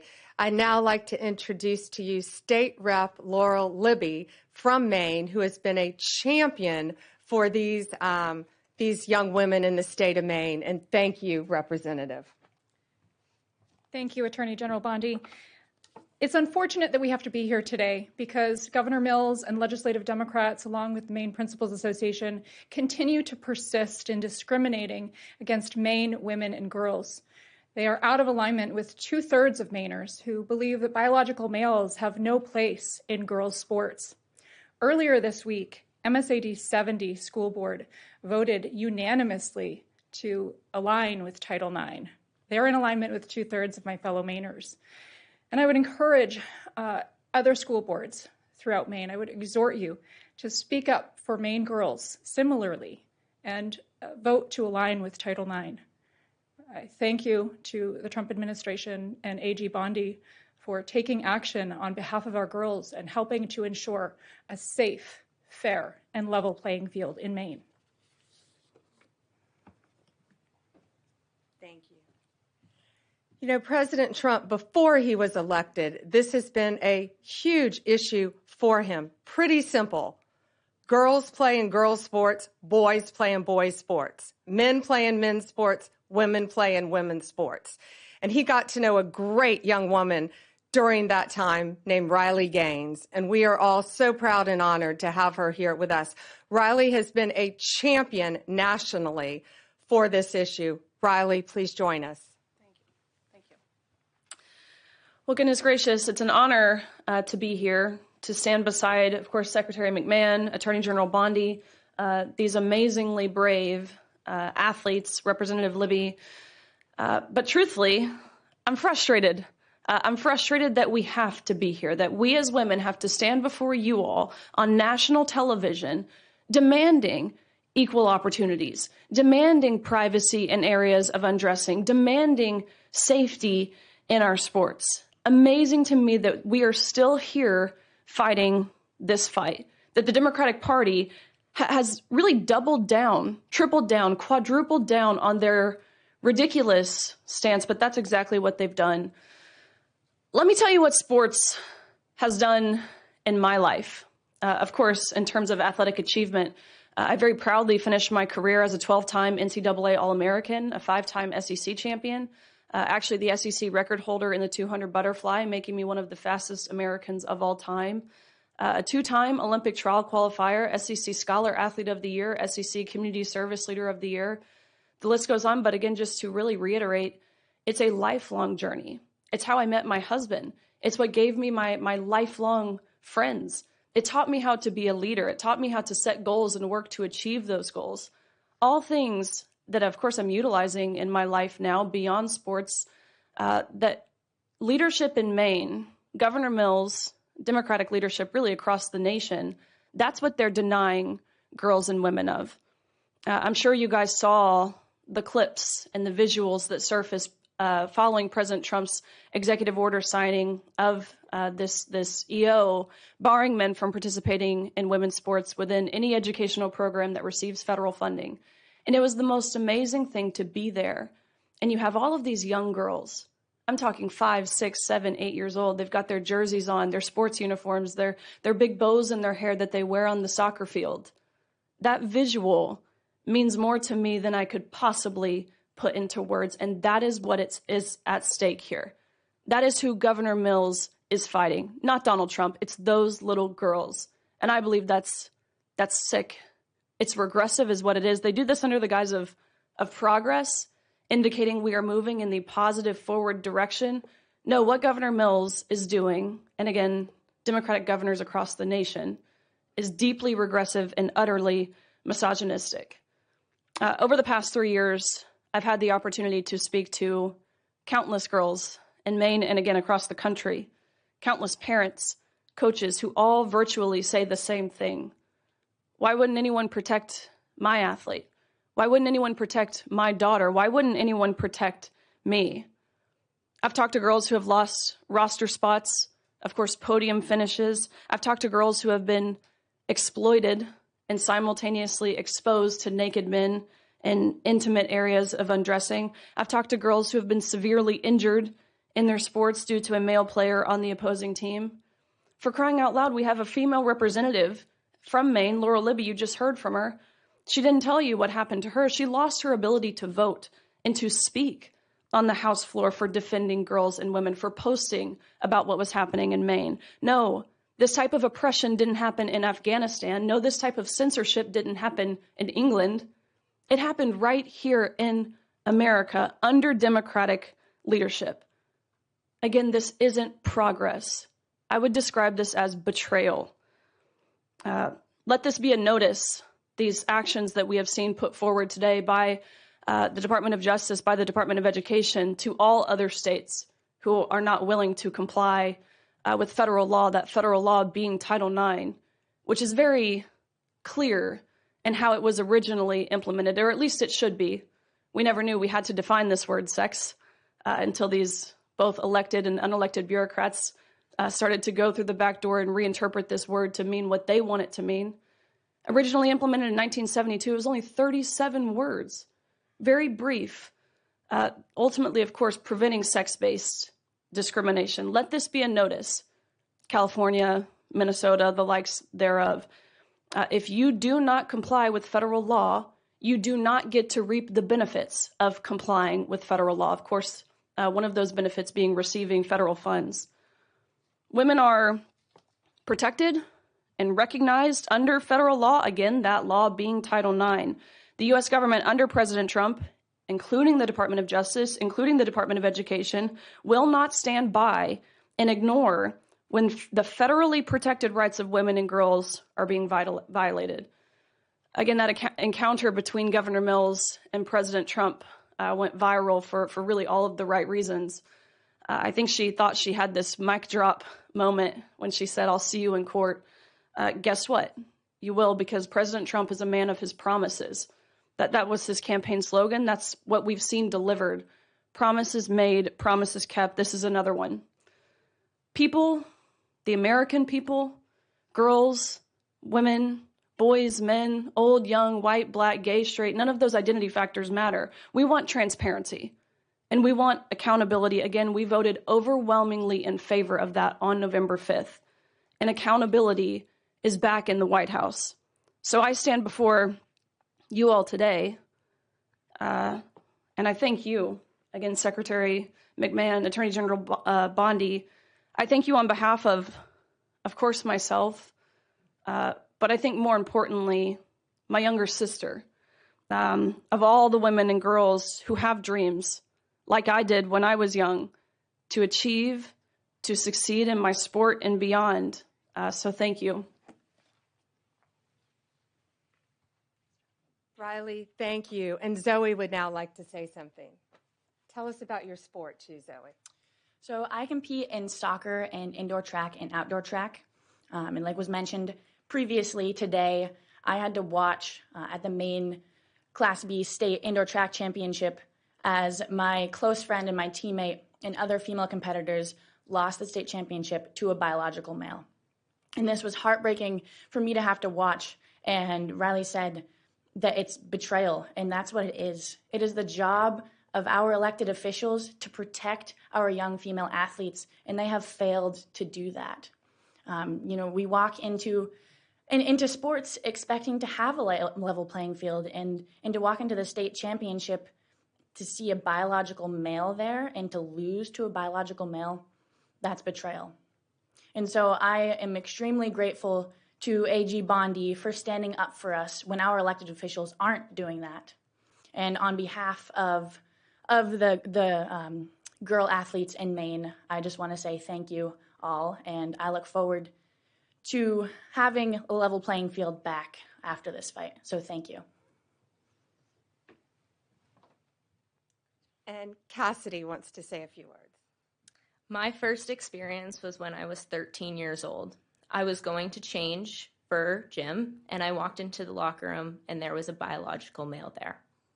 From that point on, my junior year, I competed in Nordic skiing and lost to a biological male numerous of times. I am fighting this fight for generations to come. And the fact that our governor can look the women of our state in the eyes and say, I'm not going to fight for you, is heartbreaking, and it's betrayal, like Riley said. I just want to thank all these women standing behind me and President Trump for fighting for us, because even though my own governor isn't fighting for me, I know there are people out there fighting for me. It takes a lot for these young women to be standing up here saying this too. And again, I'm looking at their amazing parents in the front row who have supported them, who I've gotten to know, who are protecting them every step of the way and telling them that they have a voice to stand up for themselves and future generations of young women to come and many athletes. Gates, should we take some questions? Yeah, absolutely. Questions? Mary Margaret, Daily Wire. Thank you, Attorney General Bondi. I wanted to ask if there's other states that you're focused on. Which ones are next for these types of abuses, including men and women's prisons? Well, first we're looking at, for this, we're looking at Minnesota. We're looking at California. We're looking at many, many states, but they are the top two that should be on notice because we've been communicating with them. And just like Maine, we're not going out there. We don't want to be suing people. We want them to comply with the law. And that's what we're doing. We have given them opportunity, Maine, an opportunity over and over again. The Department of Education, HHS, they went and sat down with them in person, multiple meetings, and got nowhere. So now this is where we are because they refuse to protect young women in their state. So yes, Minnesota, California, multiple states. As far as prisons, had nothing to do with Title IX. We took away funding from Maine as well. We decided to go a different direction in our grants, because we saw one reason they allowed a 6'1", 245 giant man who had violently, no murders, nice, but he had violently murdered his parents with a knife and the family dog, serving life in prison, and he chose to identify as a woman. So guess where he's being housed? In a female prison in Maine. So therefore, my office, we don't want to give any more money to the Department of Corrections in Maine if that's how they're going to act. We're going a different direction in our funding. Sadie with the Journal. Hi there. So Maine's governor yesterday said there were maybe at most 2 trans athletes in Maine schools right now. I just was hoping you could talk a little bit about the sort of amount of federal resources that you're putting into this and why that's worth it given the small impact in Maine. And I have a second off-topic question, too. Given that it has some of the same elements as the fire bombings of Tesla dealerships that you charged federally and called domestic terrorism, I'm wondering if you would say the arson at Pennsylvania Governor Josh Shapiro's house would also be domestic terrorism and something you would investigate federally, and if not, what constitutes domestic terrorism? Okay, so first the on-topic question about the I haven't heard Janet Mills' comment. Governor Mills said it's only a couple trans athletes. Well, I think those are boys who identify as girls wanting to beat girls in girls' sports. Well, if one young woman is in jeopardy, one, that's enough for us to be standing up here. One, no boy will be undressing in a girl's locker room. No boy will be walking in a woman's restroom. And no boy, when we're finished with this, will be beating young girls in sports. These young women many of them have trained, since you were in elementary school for your sport? Riley, when did you start swimming? 4 years old. They have trained their entire lives. Some of them have lost scholarships. They have lost regionals. They have lost state because of boys. I don't care if it's 1. I don't care if it's 2. I don't care if it's 100. It's going to stop, and it's going to stop in every single state. Tesla. You ask about, yes, Tesla. You ask about, so I spoke to Governor Shapiro. I think you're referring to his governor's mansion. I spoke to him. It is absolutely horrific what happened to him. Kash Patel also spoke to him. We have been praying for Josh, for his family. those photos, it was horrible. I firmly believe they wanted to kill him. The defendant allegedly said he was going to use a hammer if he could have gotten to the governor. I've known the governor many, many years. It is horrible. And yes, we are working with state authorities to do, it's now a pending investigation, anything we can to help convict the person that did this and keep them behind bars as long as possible. David? Two questions, one on topic and one off topic. Sure. I'll start with the on topic. Minnesota and California, you mentioned you're looking at them. Are there active investigations into those states? Are there conversations? In which state do you expect to be next based on those conversations? Both. We have reached out to them. We have sent them letters. We're in the same posture we were in the beginning here with Maine. So let's see what they do. Let's hope they comply. Again, we don't want to sue anyone. We just want you to comply with federal law and protect girls, period. But yes, we are fully prepared to sue them and others that we will be looking at as well. And then my off topic, big topic over the past few weeks, Kilmar Abrego Garcia in Maryland. He's in a prison now in El Salvador. He was sent there. You insist, the president, everybody in the administration insists that he is MS-13. It appears that there's not going to be any sort of trial. He's not going to come back. DHS said he would be arrested and redeported if he comes back. Why not show the American people the evidence that he's MS-13 so they can make an informed decision? And that goes the same with this Henry Josue Santos, who was picked up in Virginia, who is now presumably going to be deported as well. Why not show the public the evidence? Well, he is an illegal alien who has been living illegally in our country from El Salvador. ICE testified. An immigration judge ruled he was a member of MS-13. An appellate judge ruled he was a member of MS-13. Hard stop. He should not be in our country. He was deported. They needed one additional step in paperwork, but now MS-13 is characterized as they should be, as an FTO, as a foreign terrorist organization. So he is not coming back to our country. President Bukele said he was not sending him back. That's the end of the story. If he wanted to send him back, we would give him a plane ride back. There was no situation ever where he was going to stay in this country. None. He would have come back, had one extra step of paperwork, and gone back again. But he's from El Salvador, he's in El Salvador, and that's where the president plans on keeping him. But the evidence, we're not going to see the evidence? We have the transcripts from the court hearings. I'll be glad to give you the court hearings from 2019, what we have, sure, with the rulings from the judges, gladly. All right, last one, Reagan. Reagan Reese, Daily Caller. Madam Attorney General, there's a Maine school board, MSA D number 70, which voted unanimously on Monday to defy the governor and to comply with Title IX. With the action you're taking today, will it be possible to exempt schools that comply from any future punishment? Yes. And I think that was very brave and bold of that school board. We just saw that as well. The question was one school board in Maine voted to comply. And again, that's all we wanted was compliance. So yes, we will not be going after them, looking at them in this lawsuit because they are complying and they're protecting women in women's sports. Thank you.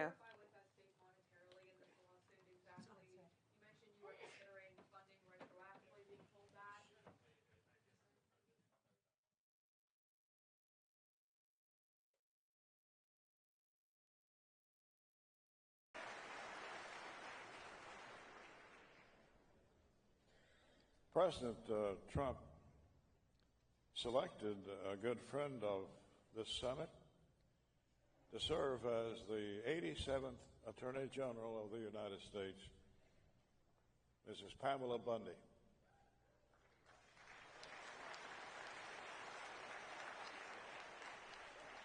In fact, last week, she announced a major blow to Mexican cartels with drug busts that resulted in $500 million of cocaine that was stopped from coming to pure communities.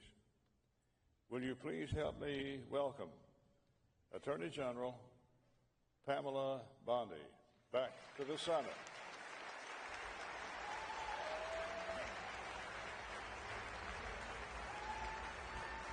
Dear.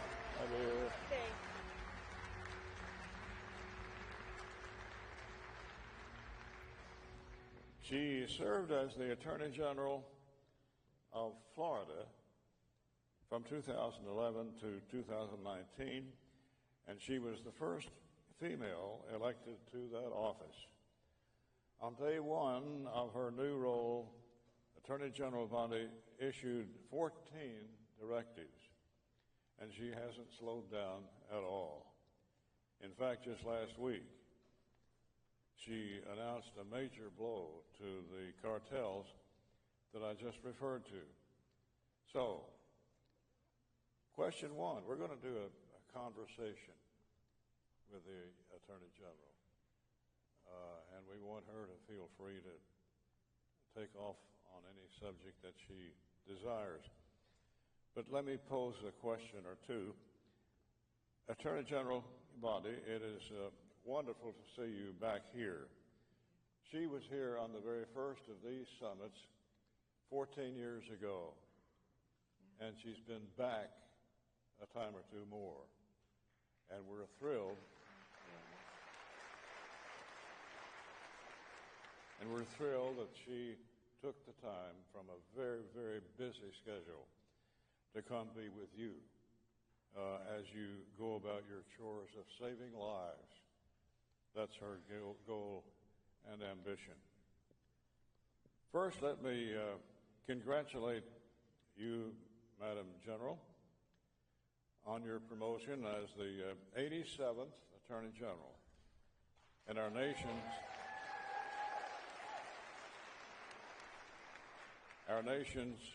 chief law enforcement officer.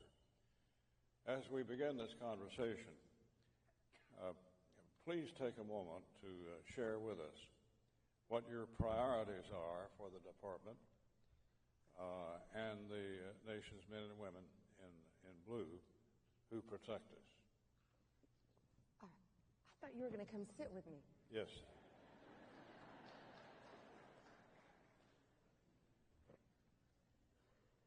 Excuse me.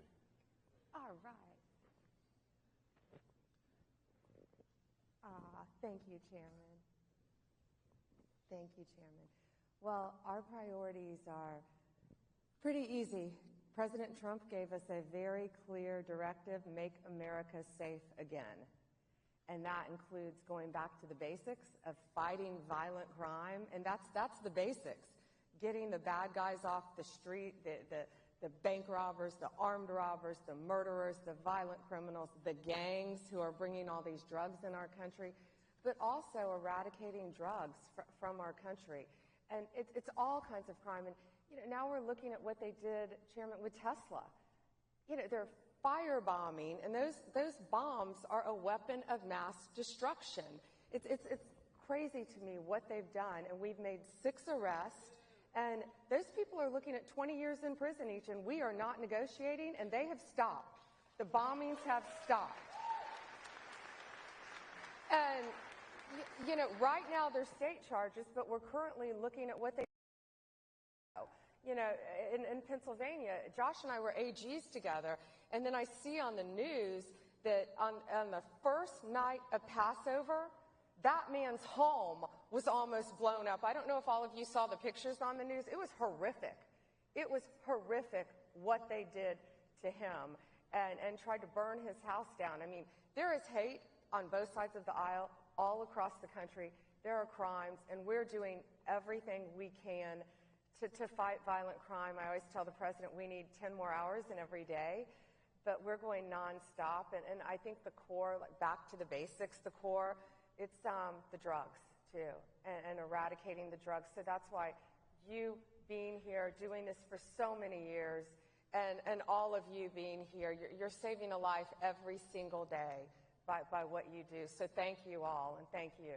Thank you. When we first started this life-saving mission some 20 years ago, Eastern Kentucky where I live, was dubbed by the state media as the nation's painkiller capital. And Florida was our nation's pill mill capital.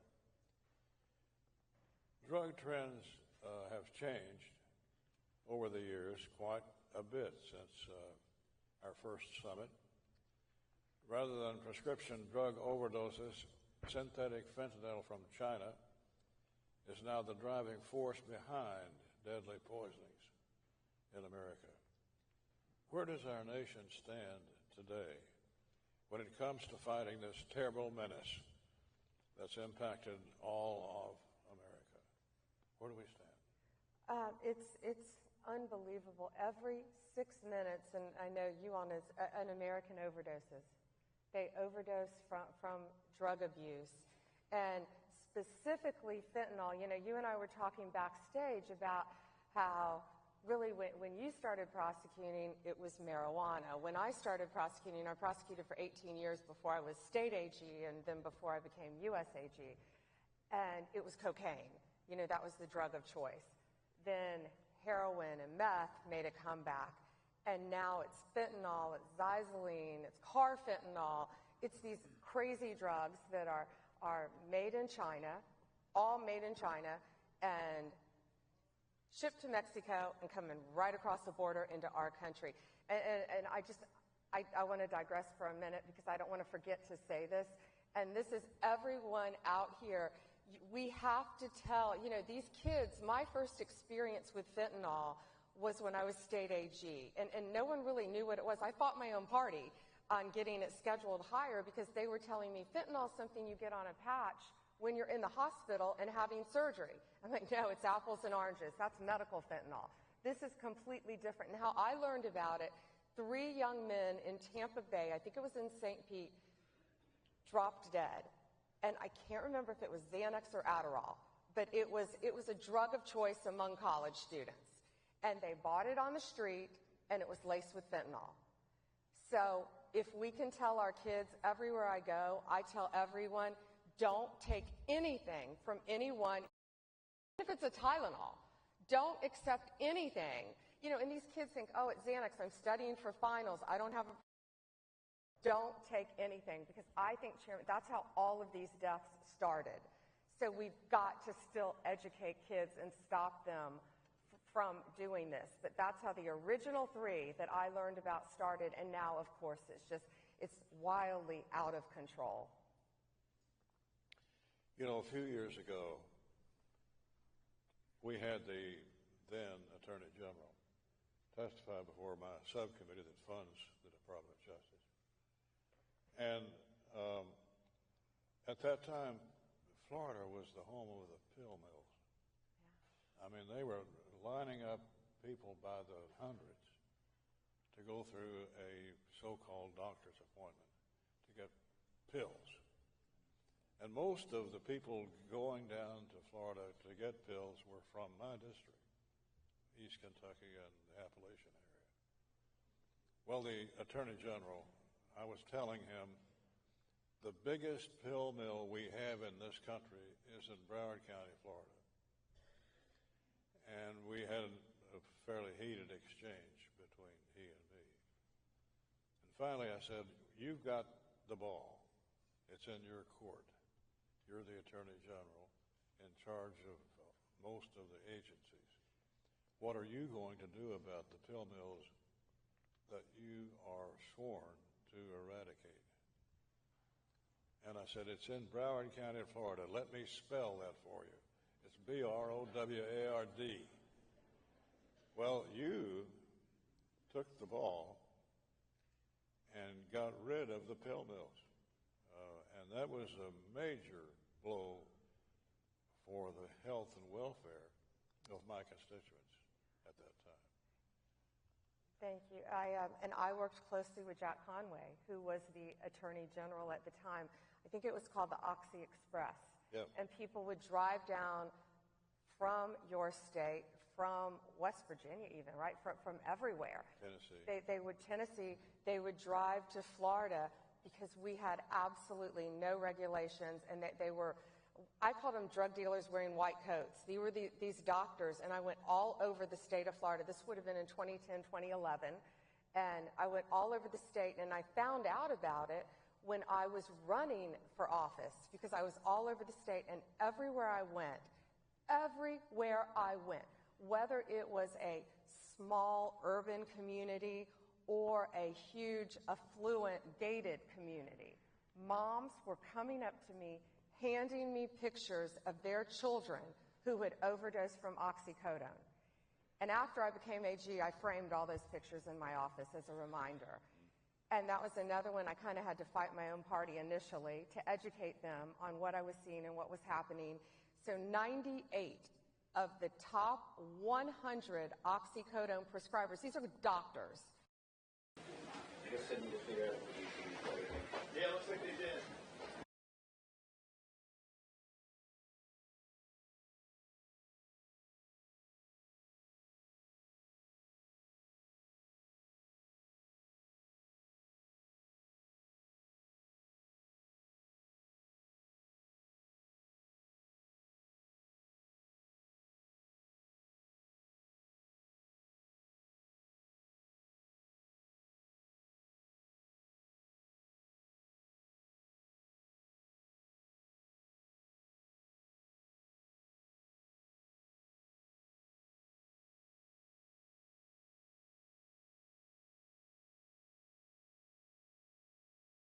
Whether it's cocaine, whether it's fentanyl, whether it's meth, whether it's heroin. But we have a long way to go, and especially with the borders. It's been these drugs have just infiltrated our country, and we have got to keep fighting to eradicate them. Drug trends have changed quite a bit since our first summit 14 years ago. Rather than prescription drug overdoses, now it's synthetic fentanyl and the like from China. And that's now the driving force in this whole arena of thought. Where does the nation stand today when it comes to fighting this menace that endangers our young people? It doesn't. President Trump has given us a very, very clear directive with DEA, FBI, working hand in hand. And Homeland Security is a huge part of this because so much of this junk is imported through Mexico, through Canada. But we're working with our counterparts there to trying to stop it from coming into our country. It's also coming in through the mail. We know that. It's coming in on cargo ships. So we're... To back up a second, we just seized in Miami. Last week I was in Miami, and they're mixing this with fentanyl, so this is very important. $500 million of cocaine, $1 billion on a ship coming into our country. And that's pure cocaine before it's cut with the baking powder or the baby, whatever they put in it, the baby powder, the baking soda. They cut it with all this stuff, but they're also lacing it with fentanyl to get people so highly addicted. So we made a huge arrest there, working with the Coast Guard, working with all our partners, our U.S. attorneys down there. We seized, I wrote a note so I got it right, in 2025, just in this year, we have seized 21.5 million fentanyl pills. That's crazy, though. And 3,100 pounds of fentanyl. But think how many millions of lives were saved by taking that off the street. You know, we're getting, whether it's a nightclub in Colorado or a drug warehouse in Washington State or somewhere in Southern California, it's all over the country. But working hand in hand with all of my law enforcement agencies, ATF, DEA, FBI, especially DEA on these, but also, again, with Homeland Security, and we all work so well together. We're doing everything we can to get this trash off our streets. Bless you. Well, we've heard during this summit from the law enforcement agencies, especially DEA, whom I think deserve a place in heaven mean, they're hardworking, tough prosecutors. In a matter of just a few months, you and President Trump have drastically improved the conditions at our border. And I want to thank you for that. That's the most important thing, perhaps, that we've seen happen. What do you say about that border and what we need to do? Well, President Trump closed the border right away. Listen, I went to that border in September. I went to that border with my friends Laura Trump and Morgan Ortagus. There is nothing humane happening at that border. Drugs were flowing across our border, flowing. People were walking across our border, 18 to 35-year-old fighting age men. I saw firsthand passports, driver's license, photo IDs just dropped at the other side of the border. And without an ID, they could walk right in. A Chinese national carrying fentanyl could say, "Oh, I'm from Cuba." And they had to believe him if he didn't have ID and let him into our country. It was horrific. And it would take another half an hour or more to talk about the human trafficking, which is another obsession of mine, the sex trafficking, the unaccompanied children coming across the border. Because if you posed as a family unit, it's much easier to walk into our country. And these kids were being smuggled in and out. They called them a disposable child, a recycled child, coming in and out. And the Border Patrol agents recognized this one little boy who kept coming in and out. And they're like, they didn't understand. They finally, like the third or fourth time, recognized him. He was being trafficked. Now, how they were getting him back to Mexico, I don't know, but they were freely bringing him across our border to pose as a family member. So these are the cartels. Cartels grew wildly profitable during the last administration. They did. They're multi-billion-dollar businesses. Look at the cocaine I talked about that we just seized.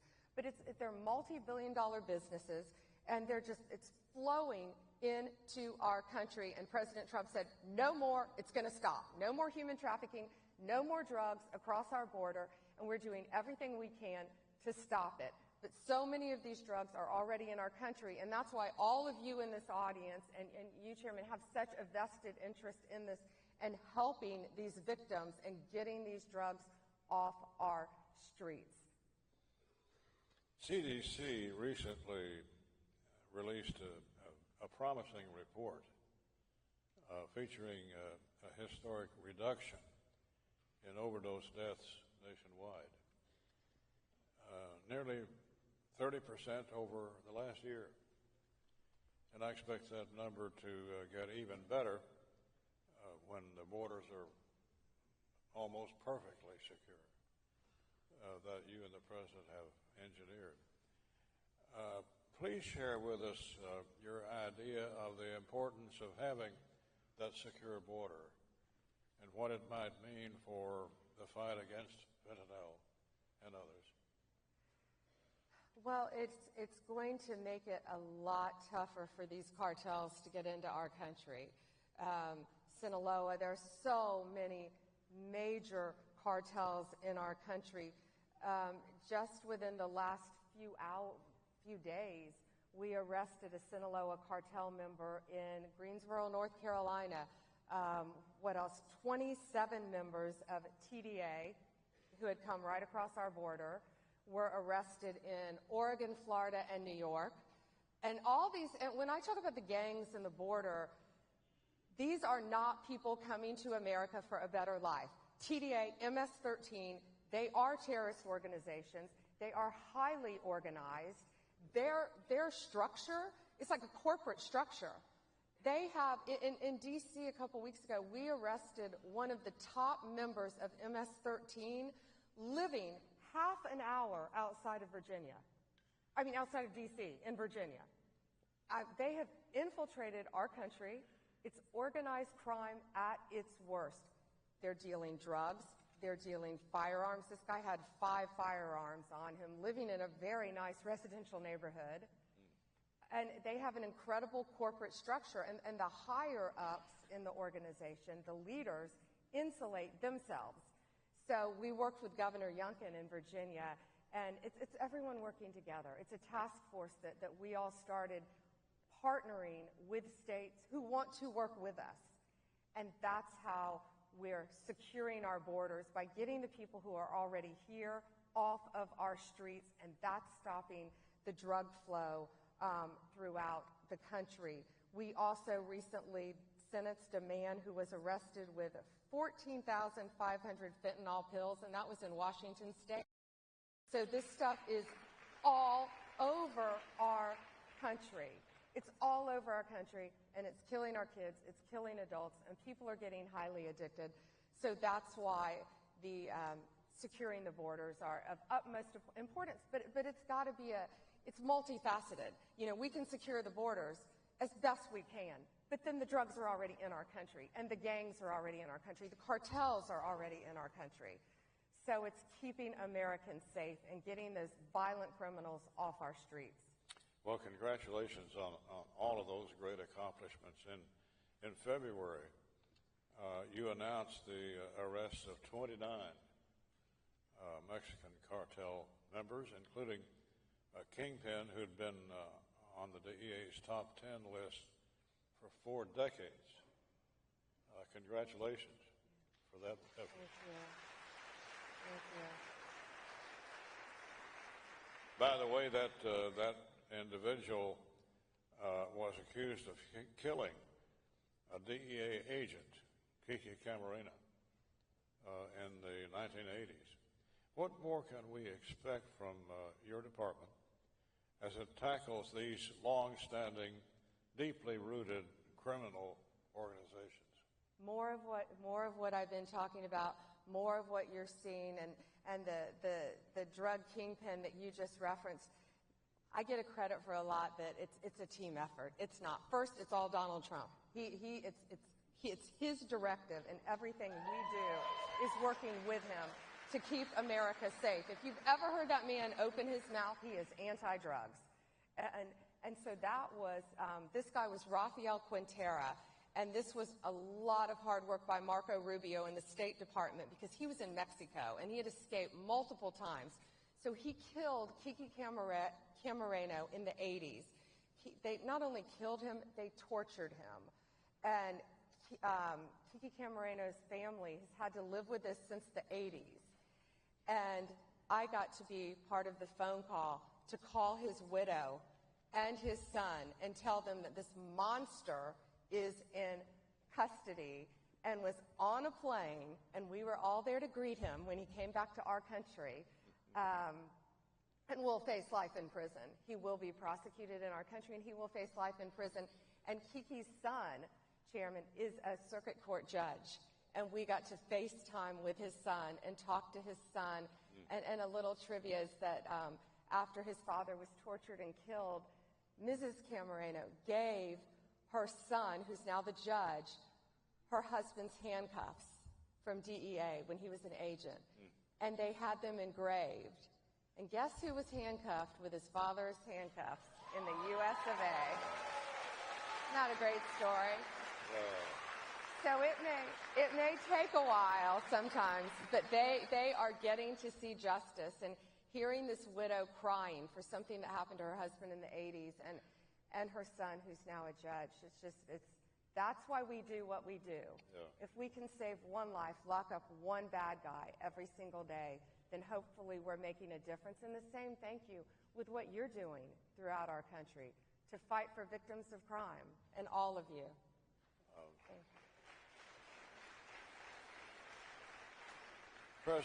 President Trump has designated several of these cartel groups and several other people as foreign terrorist organizations. What does that mean? So it's what I described for TDA, Trans de Agua, and MS-13. MS-13 are from El Salvador, TDA are from Venezuela. Maduro opened up the prisons and let all of these people walk into our country from Venezuela. No more.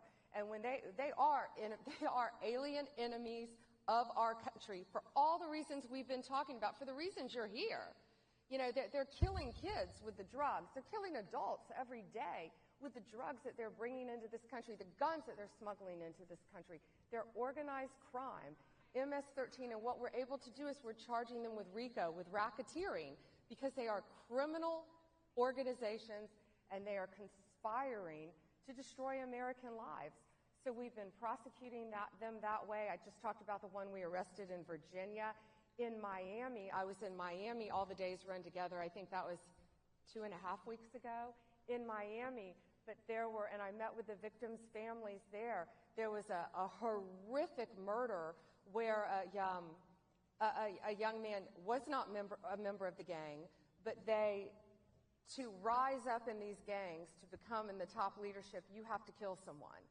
So it was a cold case. It had been around for a very long time. And these 4 individuals, there were about 11, but 4 were still on the run.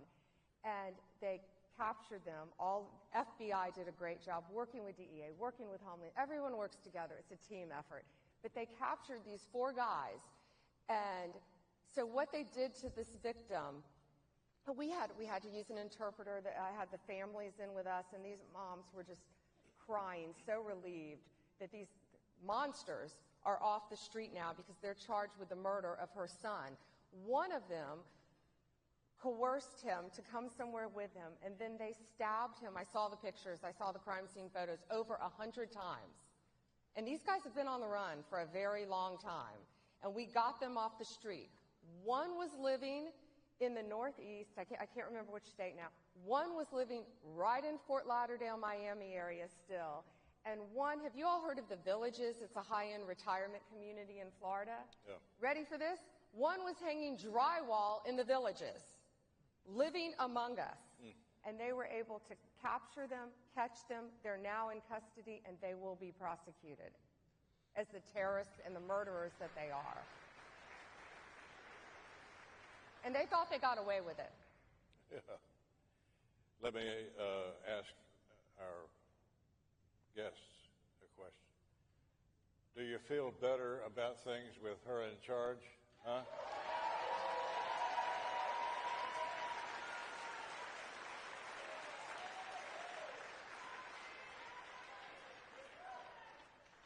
There may be something we've not thought about or talked about that you may want to add, General. No, you know, it's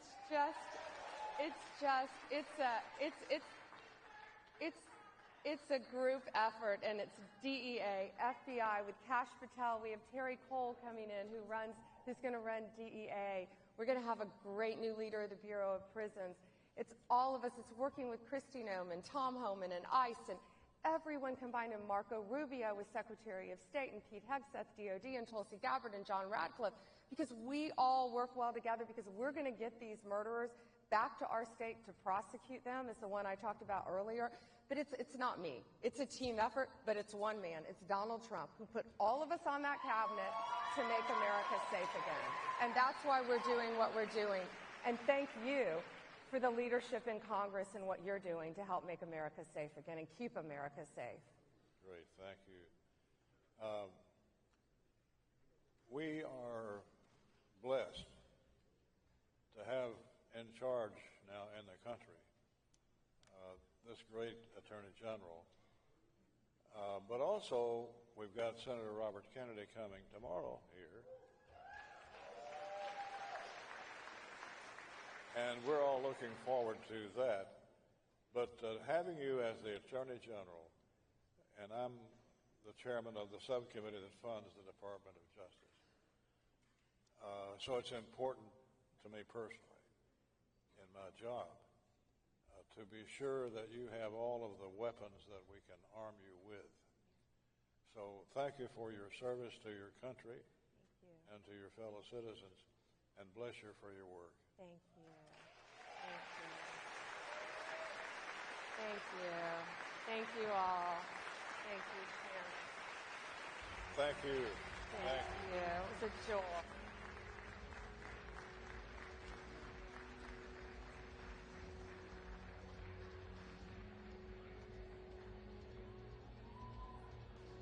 Hey guys.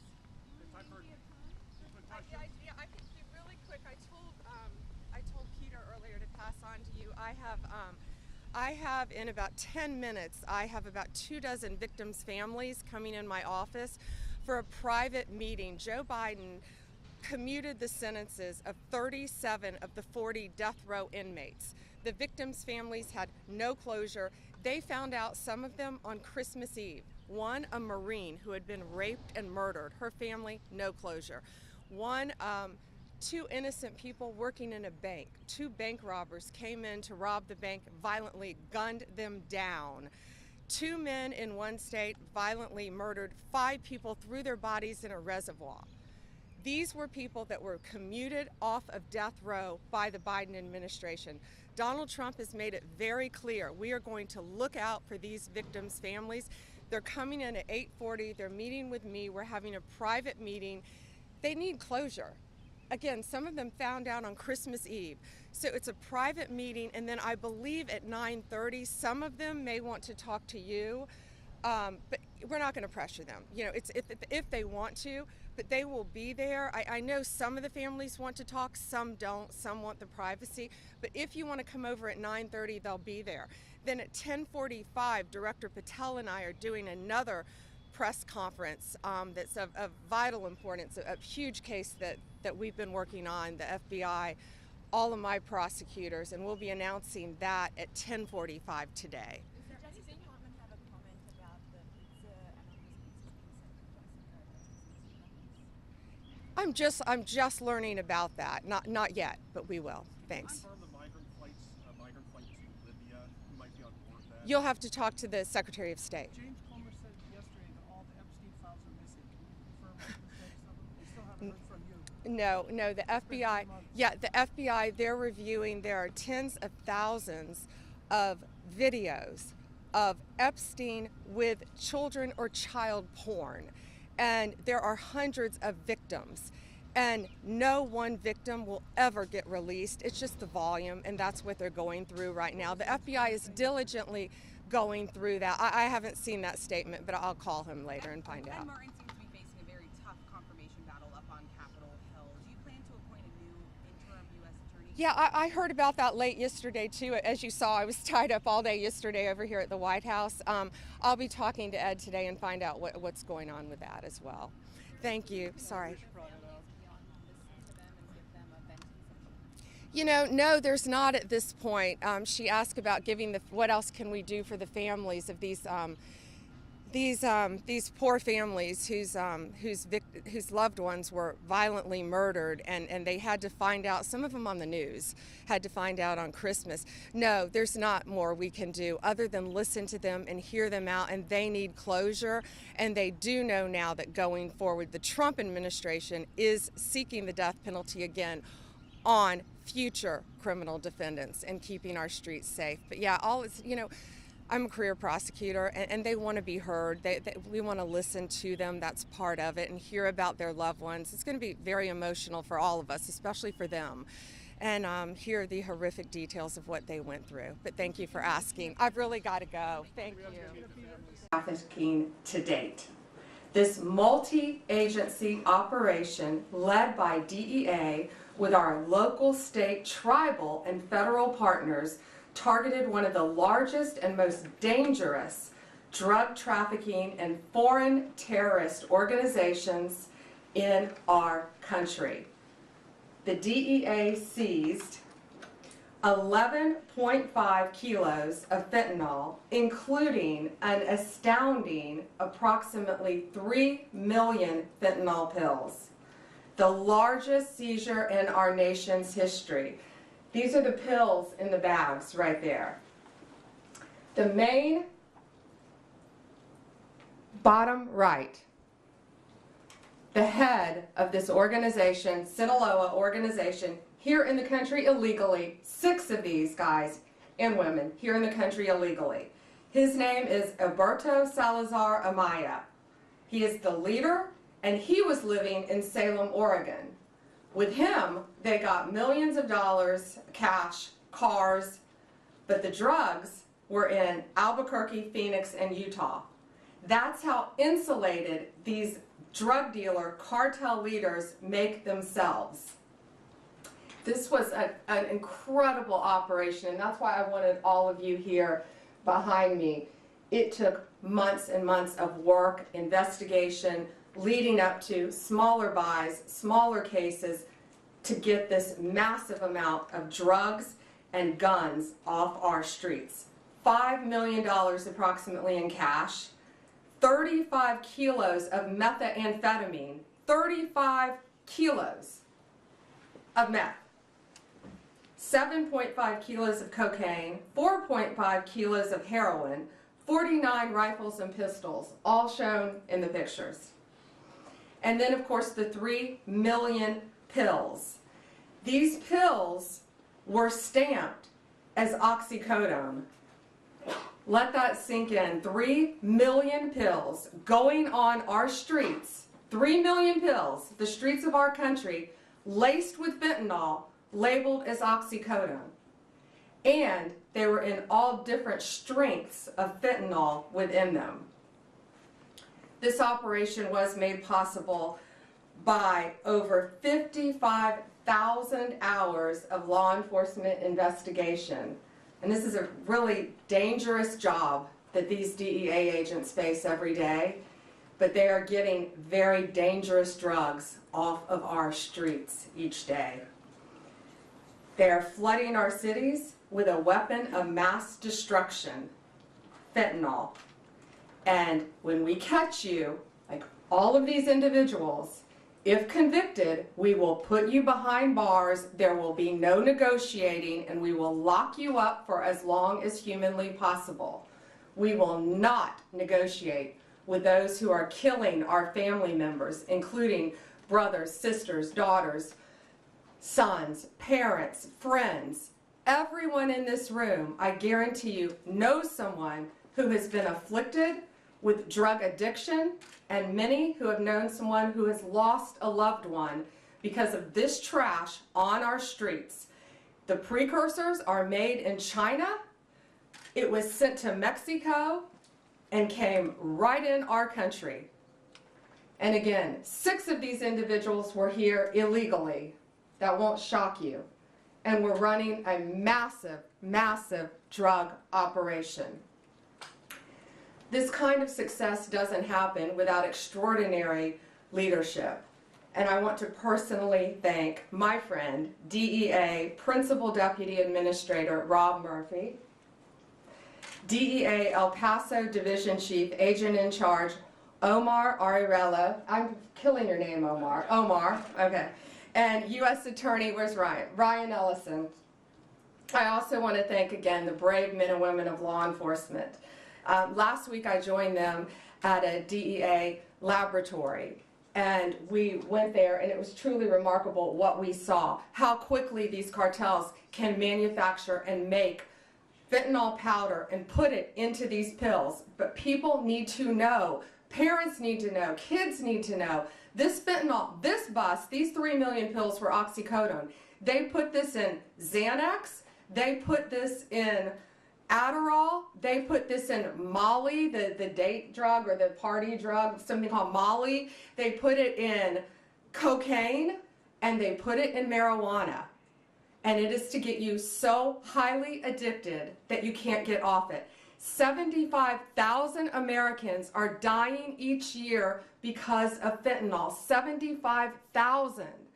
And that's why this is so important today. You've got to spread the word. If you know anyone who is taking any recreational drugs, they need to be extremely careful, because there is a very high likelihood it could be laced with fentanyl. And that's one of the reasons 75,000 Americans are losing their lives each day. It is the #1 cause of death for individuals between 18 and 34 in our country. More seizures are coming, more arrests are coming. I guarantee you that. And these dealers, these sellers, these street-level sellers better look out, because we will not be negotiating with you. We will bring you to justice, and we will not stop until this poison is off of our streets in our country. It is my honor to introduce my friend with DEA, Rob Murphy. Thank you again. Thank you, Attorney General Bondi. Good afternoon. First off, I'd like to take a second and thank the men and women at the DEA, along with our partners, U.S. Marshals, the IRS, obviously the U.S. Attorney's Office, who made this 6-month investigation happen. Without their tenacity, there was many obstacles that they faced throughout this investigation. And let me reiterate what the Attorney General Bondi said so well. This was a major drug trafficking organization led by Alberto Salazar Amaya, operating in the United States with no regard at all for the disruption to families, addiction, and ultimately death that was probably caused for the distribution. That nearly $5 million in cash represents poison that was distributed throughout at least 6 states that we were able to identify in this country, and who knows where it went when it was sold to that first level. Obviously a major organization.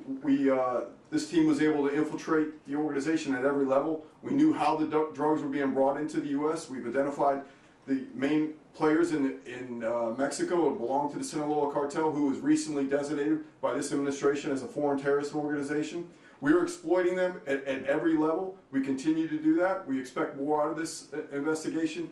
Could not be more proud of the men and women that put their lives on the line every day, doing this job, working through the obstacles to make sure that the communities they live in, the communities we all live in, continue to be as safe they can be.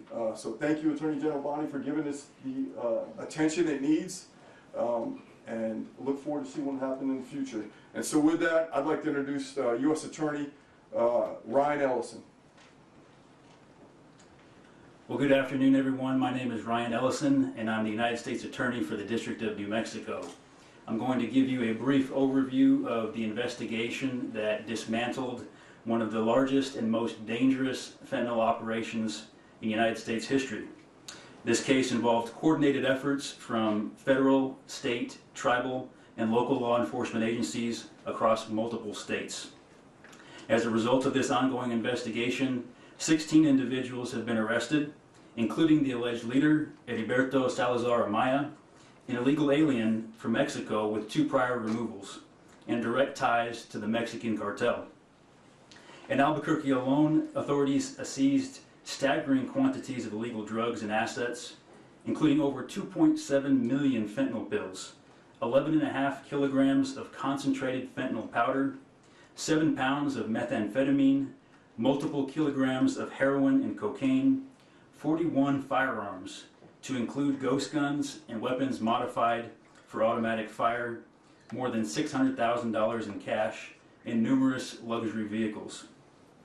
This sophisticated fentanyl and narcotics distribution network spanned New Mexico, Arizona, Nevada, Oregon, and Utah, and was responsible for distributing lethal narcotics throughout the western United States.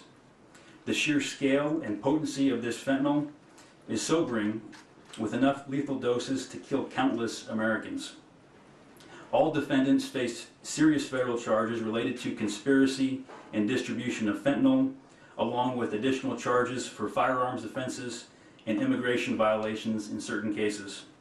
I would like to thank the DEA's El Paso division, primarily the Albuquerque field office, as well as many other DEA field offices across the western United States, our local and federal partners, and the assistant U.S. attorneys that are prosecuting this case. Together, we have sent a clear message. We will not tolerate those who profit from poisoning American citizens.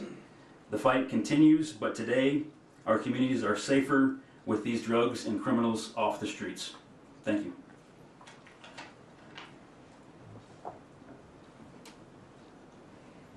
I just want to add one thing. I was briefed before this by all of the agencies together, and the coordination with the AUSAs and DEA and the law enforcement agencies is truly remarkable. Thank you all. And again, be safe out there every day. They're out there risking their lives every day to save us and keep us safe. So thank you all. I think we're going to take a couple questions, but we are going to remain on topic today, because we are here for something so serious. And I had wanted to walk out first and let you all hold this. This is how much fentanyl it takes to kill you. So if you want to come up and look at this after in this vial, you're welcome to. It looks like just a few grains of salt, and this is what it takes to kill you. Okay. Just a reminder, we're staying on topic today. Go ahead. Madam Attorney General, I was wondering if you're seeking to deport the 6 illegal aliens who are here, or to charge them first and then seek to deport them. I know there's been a number of high-profile arrests you guys have made where you've made the decision to just go after deportation versus criminal trial. This guy is the leader. He's the #1 guy. And I want them to stay in our prisons as long as possible. I have no desire to send them back to Mexico because they were coming across our border illegally. No longer will they be able to do that. But the amount of drugs, the amount of money, the amount of weapons, most of these individuals, if convicted, will remain in American prisons. Perhaps Alcatraz. Mary Margaret, Daily Wire. Thank you, Attorney General Bondi. Can you give us more information on some of these individuals up there, and can you also share whether you've had any success in getting the Mexican government to help you extradite any of these cartel members? We will be hopefully working with them on one soon. But yes, Mexico has been cooperating in the past. I think we extradited 29 here to our country to face charges. Some of the top cartel members in our nation's history, some of the worst of the worst. And we brought them here. One, in fact, is at the Kiki Camarena, right? The one, I can't think of his name. He killed Raphael, yeah. He killed Kiki Camarena, a DEA agent in the 80s. And Kiki Camareno's widow and son family had been trying to get this guy back since the 80s and could not do it. And President Trump, working hand in hand with Mexico, was able to get him back to this country. And we spoke to Kiki Camareno's widow and son, and they were both in tears. His son is now a judge, and his son had his father's handcuffs and had them engraved. And I think at some point that monster who tortured and murdered his father will be wearing those handcuffs. But he's now in American custody, along with, I think, 28 others that we were able to extradite with President Trump working with Mexico to stop this really reign of terror and this poison coming into our country. I think we have time for one more. Jake? You said that these individuals will not be deported. Can you tell us any specifics on charges and any specifics on the investigation on how this actually went down, how they were captured? So the investigation is ongoing. I can tell you it was a lot of work, a lot of great police work is all I'll say now. But I don't want to really reveal their sources and methods of how they captured and caught these guys. But what I will tell you, the top guy who I keep pointing to, he insulated himself. He was in Oregon. He had no drugs on him, but he was the leader. He had millions of dollars. He had a Mercedes. He had a truck. He had other things, but he did not have any drugs on him because he was the leader. And that's what these cartels do, whether it's Sinaloa, whether it's MS-13, whether it's TDA. The highest leaders insulate themselves. Just like the TDA guy, you may have been with us in Virginia. When we arrested him, not even half an hour away from here, he didn't have any drugs on him either. That's what they do. They live among us. They live in neighborhoods because they are at the top level. So what will the charges be? Oh, I'm sorry. Multiple, what are the charges, guys? The multiple drug trafficking, conspiracy to traffic, multiple drug charges. But depending on the time, they need to serve their time in an American prison to keep them off the streets, and who knows where they would go next. They're part of one of the largest drug trafficking organizations and one of the most frightening cartels. Alana, last one. How are you making the decision about whether to put on trial in the U.S. defendants who are living in the U.S. illegally? You said you want this man to stand trial in the U.S., but in another case, someone who was alleged to be a top MS-13 member, the department moved to dismiss that case and is going to deport that person. How are you making that decision about whether to bring? Based on the time that they can receive in prison. These people are all facing substantial charges, maybe that might change down the road, and they all are innocent until proven guilty. If convicted, though, they're facing a substantial amount of time in prison. And there's a very big risk, we all know, releasing someone, especially to Mexico. Sending them back to Mexico, who knows? They could attempt to get through our borders, not under Donald Trump, I doubt. But they're also part of a major drug trafficking ring in Mexico. So sending them back to Mexico to continue on with their drug business isn't going to happen under this administration. Thank you guys so much. Thank you all. And if you want to see this, Alana, you may have seen this before, but if you all want to see this, it really puts it in perspective how deadly this stuff is. And that's what I wanted you all to see. Thank you all.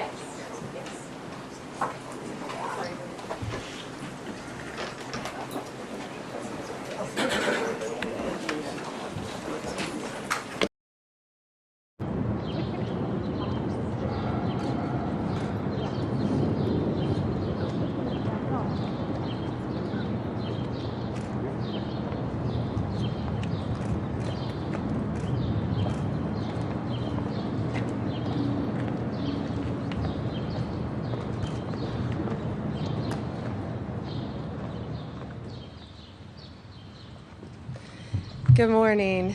Thank you all for being here. We have a busy day here at the Department of Justice, as I'm sure a lot of you have seen already. Today we are proud to announce the results of the FBI's Operation Restore Justice initiative. This historic, unprecedented nationwide operation led to the arrest of 205 child sex predators. Unbelievable. In just 5 days. This was an incredible operation done in conjunction with the FBI and our prosecutors. Children and their families now have a chance to heal. These are online predators. Think about this. 115 victims, children. In 5 days, we were able to help. This kind of work takes a toll on the FBI agents and the prosecutors who are doing this every single day. They are working tirelessly online, dealing with the dregs of our society, the worst of the worst, the people that hide behind a computer and target our young children every single day. Our law enforcement, our prosecutors, sit there and deal with this every day to get these monsters off the street. Director Patel and I, almost daily in our meetings, talk about these cases and what it does to our officers and our prosecutors, but also how many lives are being saved and how many children are being helped by this. Director Patel is going to get into the specific cases with you in a minute, but what I will tell you is these depraved human beings, if convicted, will face the maximum penalty in prison, some life. We will find you, we will arrest you, and we will charge you. If you are online targeting a child, you will not escape us. The FBI and the Department of Justice will come after you, and we will prosecute you. Parents, you have to know, this is so serious. Your child has no right to privacy on the internet.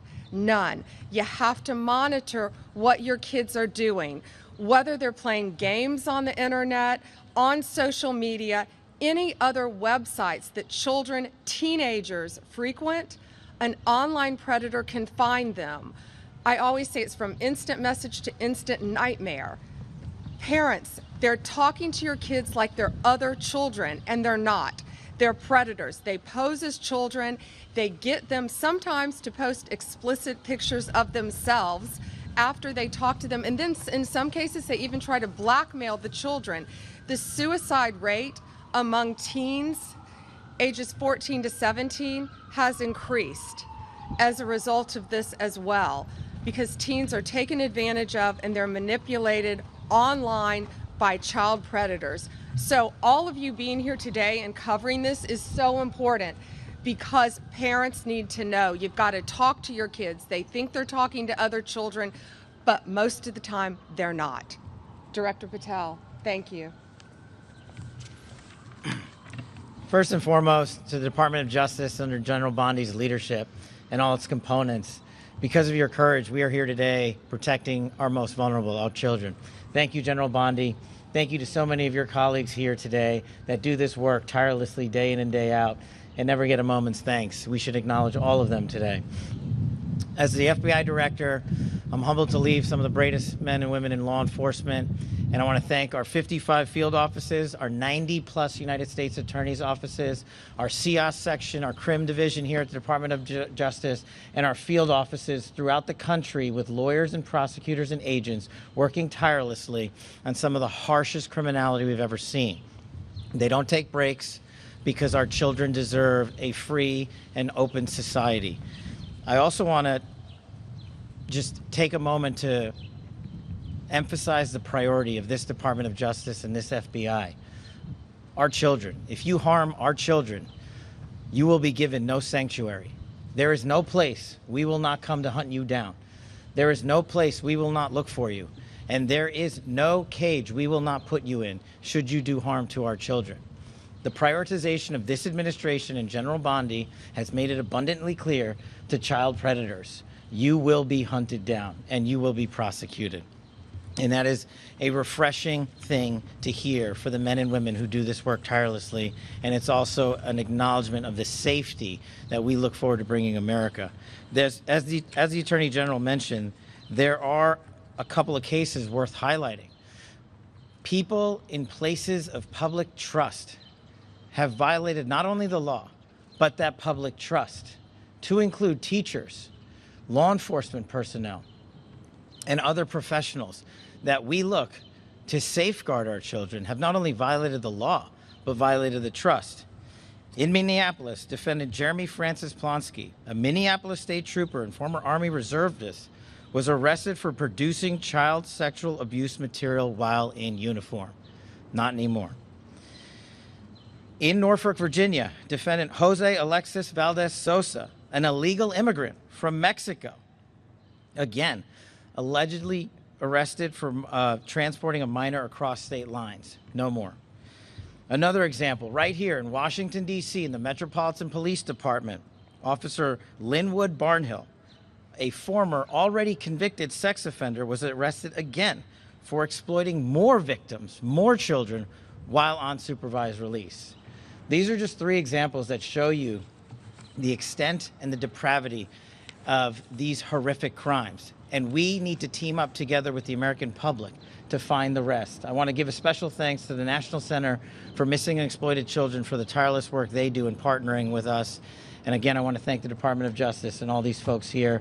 And Pam, thank you for never wavering to defend our children. Thank you, Director Patel. And this ranges from, we have cases from California to New York to Florida, our entire country. And just in 1 week, again, 115 victims we have. 205 offenders have been charged in 1 week, thanks to the FBI. So think what's happening throughout this country. Children are being taken advantage of, and we have to stop it. Thank you for covering this very important topic today. Thank you. Will you guys take a few questions? This is a really important topic. It's a press conference. No, thank you.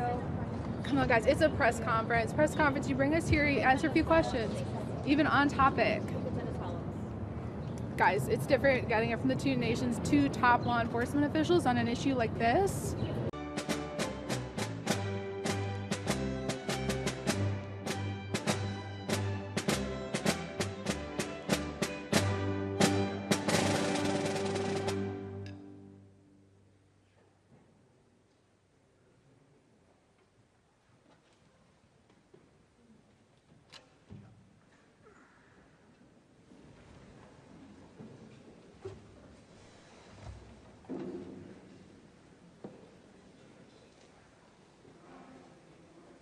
National Fraternal Order of Police Executive Board, representing nearly 400,000 officers nationwide, and they were with me right from the beginning, and we appreciate it. We won't forget. Your members are the backbone of American law enforcement, and we're deeply grateful for your service, and you have done great service indeed. We're also joined by our great Attorney General, Pam Bondi. Thank you, Pam, for being here. For generations, this institution has served as a powerful voice for the brave men and women who risk their lives to protect communities all over our country, and they do it as well as anybody or better. I was delighted to earn your endorsement in every one of my presidential campaigns where we did very well, record-setting well, and I'm proud to stand with you today as the most police president, I would say, without question, in the history of America. I don't think anybody's been more for the police than I am. In recent years, far-left radicals have vilified and targeted our nation's police with Marxist prosecutors and soft-on-crime politicians, making it impossible for you to do your jobs and do them the way you want to do them, and only you know how to do them. Under the Trump administration, those days are over. We're back in the men in blue, and we're back in the blue. Very honestly, we have some of the greatest people in the country sitting right around this table. We've ended the use of lawfare against police officers and terminated unjustified federal consent decrees. I signed an executive order directing the Department of Justice to provide legal protection and financial support for officers targeted by very frivolous lawsuits. Oh, I know about frivolous lawsuits better than you do. I can tell you, I had my share of them. I ordered other federal agencies to boost funding for police recruitment, retention, and pay, and I've asked Attorney General Bondi to pursue the death penalty for anyone convicted of killing a police officer, which is very appropriate. Upon taking office, I declared a national emergency on our southern border, and we reduced the number of illegal border crossers released into the United States by 99.999%. You can't do much better than that. We've removed thousands of violent criminal illegal aliens from our communities as part of the largest deportation effort in American history. And just a few months into office, the national murder rate has plummeted by 28%. It's going down largely because of what you're doing. I'm also deeply grateful to the National Fraternal Order of Police for its resounding endorsement of the one big, beautiful bill, which is moving along very nicely with great support. It's a great bill. It's a bill that's going to cut taxes more than any bill we've ever put in the history of our country. It's going to cut costs and expenses by $1.6 trillion, which is the biggest cut in expenses ever. And it's going to do so many other things. You know, our country is doing record business right now. Record investment is coming in. Close to $15 trillion is already committed to come in for building new plants and factories. AI is big. Apple's investing $500 billion plus. They're all coming in. It also includes the largest investment in border security in our nation's history, equipping law enforcement with the tools to stop the invasion.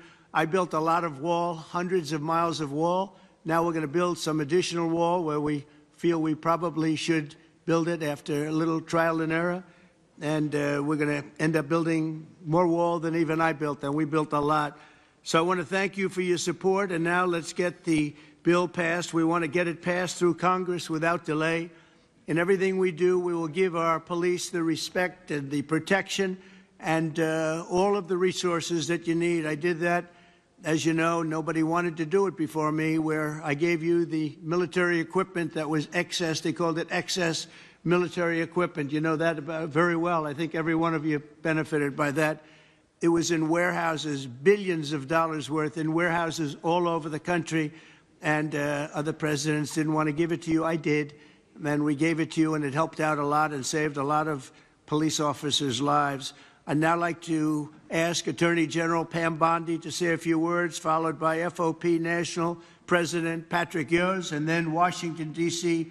FOP Trustee Greg Pemberton, and Vice President of the Fraternal Order of Police, Joe Gamaldi, all great people. Thank you very much. Pam, thank you very much. Thank you, President, and thank you to the Fraternal Order of Police for being an unwavering voice for America's law enforcement. We all know there is no ordinary day in the life of a police officer. Each day, you leave your homes with complete uncertainty as to who you will encounter and what happens each day. You also stand on the front lines against cartels and foreign terrorist organizations while fighting the horrors of illegal drug and human trafficking.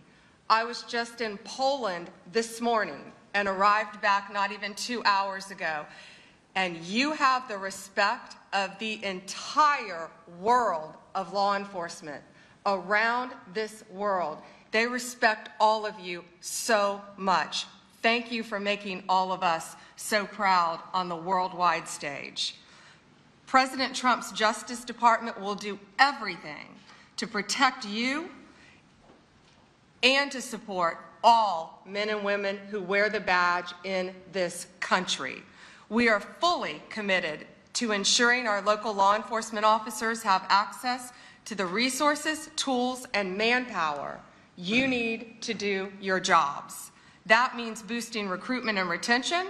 We want the best and brightest to join your ranks just like you, and we want them to stay in your ranks. Last month, we announced $57 million in grant money available for law enforcement agencies to hire police officers. Through this funding, we anticipate nearly 1,200 new officers will be hired around the country. We're helping to pay for police officers' overtime and supporting President Trump's no tax on overtime.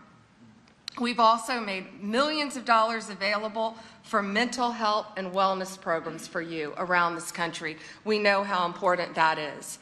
We're aggressively prosecuting criminals who assault law enforcement officers. We will not tolerate attacks on police officers. Since January, the department has brought 138 cases in 33 states against defendants who have assaulted our officers. Additionally, the DOJ will no longer target police departments with bogus lawsuits and bogus investigations.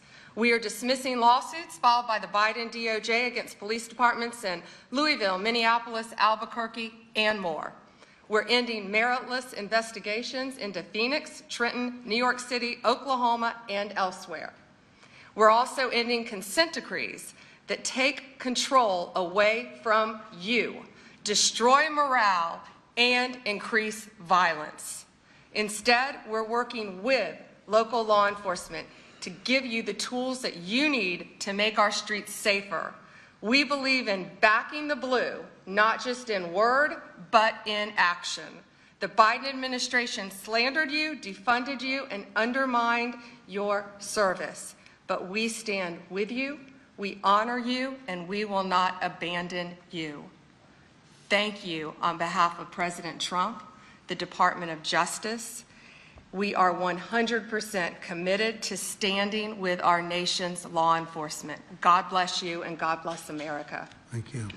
Thanks, Pam. Mr. President, first, thank you.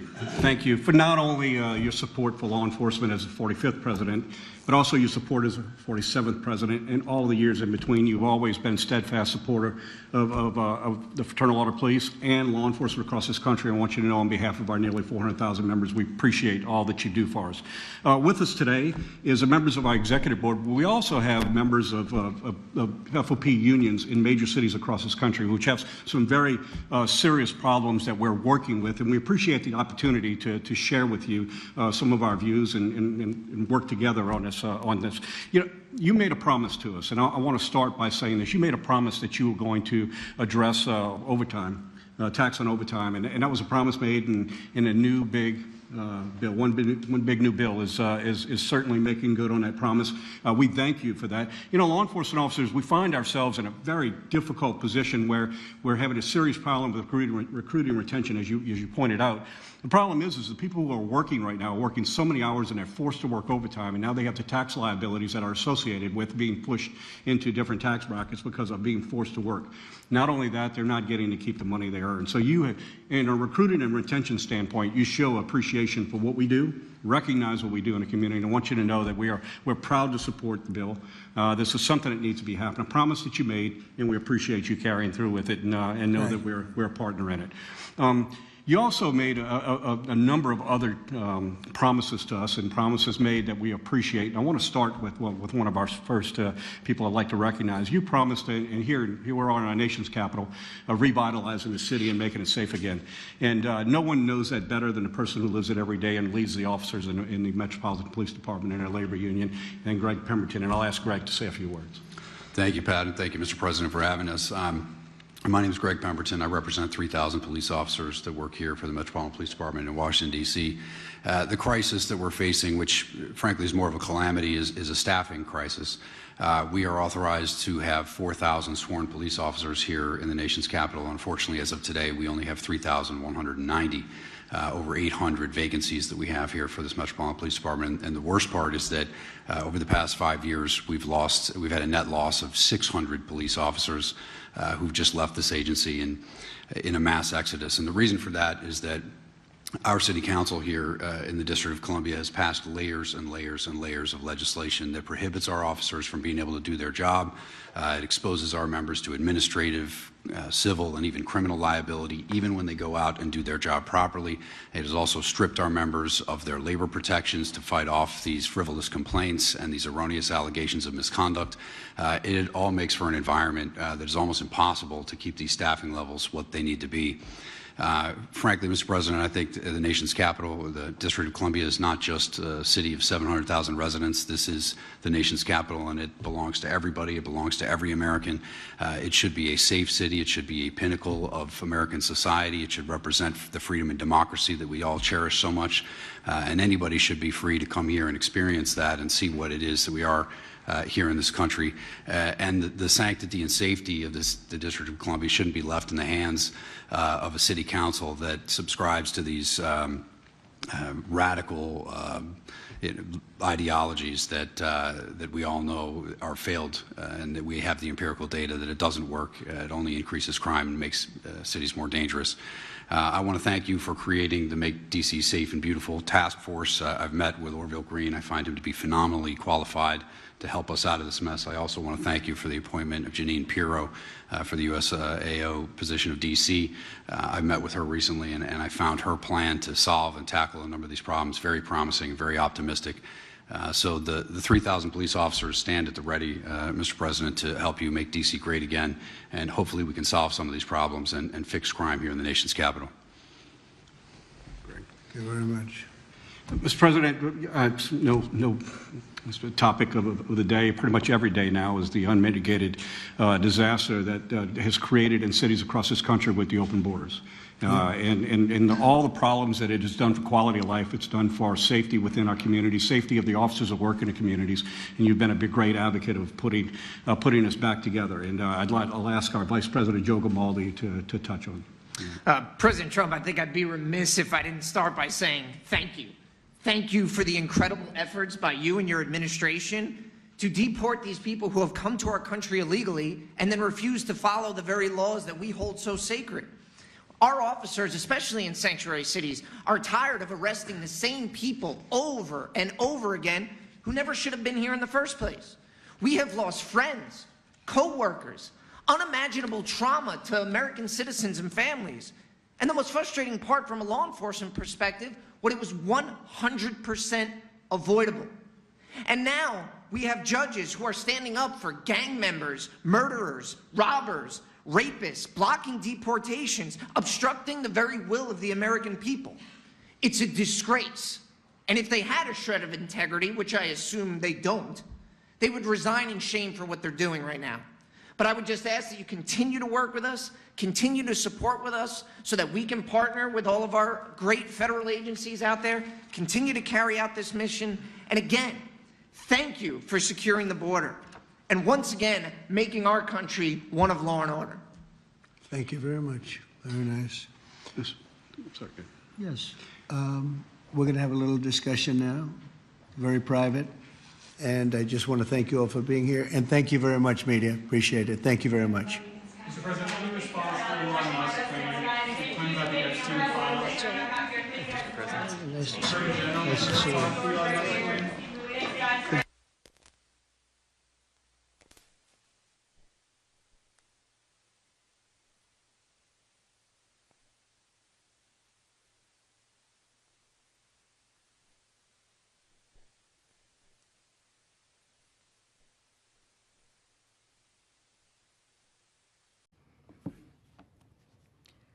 Good afternoon. We're here today to announce a major update in an important case. Abrego Garcia has landed in the United States to face justice. On May 21st, a grand jury in the Middle District of Tennessee returned a sealed indictment charging Abrego Garcia with alien smuggling and conspiracy to commit alien smuggling in violation of Title 8 U.S.C. 1324. We want to thank President Bukele for agreeing to return Abrego Garcia to the United States. Our government presented El Salvador with an arrest warrant, and they agreed to return him to our country. We're grateful to President Bukele for agreeing to return him to our country to face these very serious charges. This is what American justice looks like. Upon completion of his sentence, we anticipate he will be returned to his home country of El Salvador. The grand jury found that over the past 9 years, Abrego Garcia has played a significant role in an alien smuggling ring. They found this was his full-time job, not a contractor. He was a smuggler of humans and children and women. He made over 100 trips, the grand jury found, smuggling people throughout our country, MS-13 members, violent gang terrorist organization members throughout our country. Thousands of illegal aliens were smuggled. This is especially disturbing because Abrego Garcia is also alleged with transporting minor children. The defendant traded the innocence of minor children for profit. There are even more disturbing facts that the grand jury uncovered. It is alleged this defendant is part of the same smuggling ring responsible for the death of more than 50 migrants in 2021 after the tractor trailer overturned in Mexico. This is part of that same ring. The defendant abused undocumented alien females, according to co-conspirators who were under his control while transporting them throughout our country. This defendant trafficked firearms and narcotics throughout our country on multiple occasions.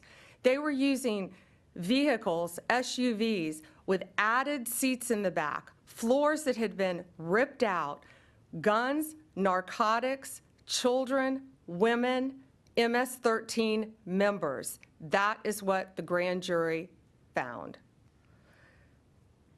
A co-conspirator alleged that the defendant solicited nude photographs and videos of a minor. A co-conspirator also alleges the defendant played a role in the murder of a rival gang member's mother. These facts demonstrate Abrego Garcia is a danger to our community. We want to thank the Department of Homeland Security, the FBI, our state and local partners, our acting U.S. Attorney Robert McGuire, and prosecutors from the Joint Task Force Vulcan. Questions?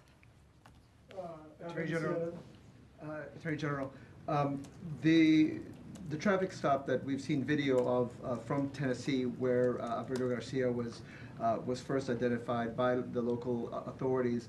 At the time, the Homeland Security Department declined to take custody of him. What has happened in between that time and in between the time that the government has been arguing that he was not returnable from El Salvador? What has happened since in this investigation that brought you here? Yes, the question was in 2021, there was the traffic stop. And what has changed since then? What has changed is Donald Trump is now president of the United States and our borders are again secure. And thanks to the bright light that has been shined on Abrego Garcia, this investigation continued with actually amazing police work. And we were able to track this case and stop this international smuggling ring from continuing. These were recently found facts, right? Yes, okay. Recently found facts. To that point, can you just explain when this investigation was opened? The investigation in Tennessee, can you say when that investigation was opened? Well, the grand jury indicted on May 21st. This investigation has been ongoing. This case has been hotly debated here in Washington. In your mind, does this resolve that issue in terms of his deportation? And should this be seen in any way as complying with the judge's order to return him to the U.S. and the Supreme Court ruling that the U.S. government should facilitate his return? There's a big difference between what the state of play was before the indictment and after the indictment. And so the reason why he is back and was returned was because there's an arrest warrant, which was presented to the government in El Salvador. So there's a big difference there. As far as whether it makes the ongoing litigation in Maryland moot, I would think so, but we don't know that. This, he just landed today. Jake, CBS. I just want to confirm what you said earlier, that you're intending to prosecute him and keep him in an American prison if he's found guilty, and then would remove him after his sentence is over. Correct. Yes, he will be prosecuted in our country, sentenced in our country if convicted, and then returned after completion of his sentence. Last one, Sadie, Wall Street Journal. Okay. I have two. One's on topic, one's off topic. Maybe I misunderstood you, but you were mentioning, that he had some involvement in a murder, or was connected to groups that had, involved with this other smuggling ring. But to be clear, the only charges he's facing right now are the, human smuggling charges. Just that's the one offense. But the other things that you have talked about are not actually in the indictment? No, co-conspirators allege that. And we were clear to say that. He is charged with, it's not only very serious charges of alien smuggling. And again, there were children involved in that. Human trafficking, not only in our country, but in our world, is very, very real. It's very dangerous. And as you saw recently in Virginia, the arrest we made of the MS-13 member, unrelated to this, we learned at that press conference, that's where they bring young children into our country and they start grooming them at middle school age to become MS-13 full-fledged members, commit violent crimes throughout our country. It is highly organized. It is very dangerous. And they are living throughout our country, but no more, because they are being arrested, they are being prosecuted, and being convicted and deported when appropriate. That's all for today. Thank you.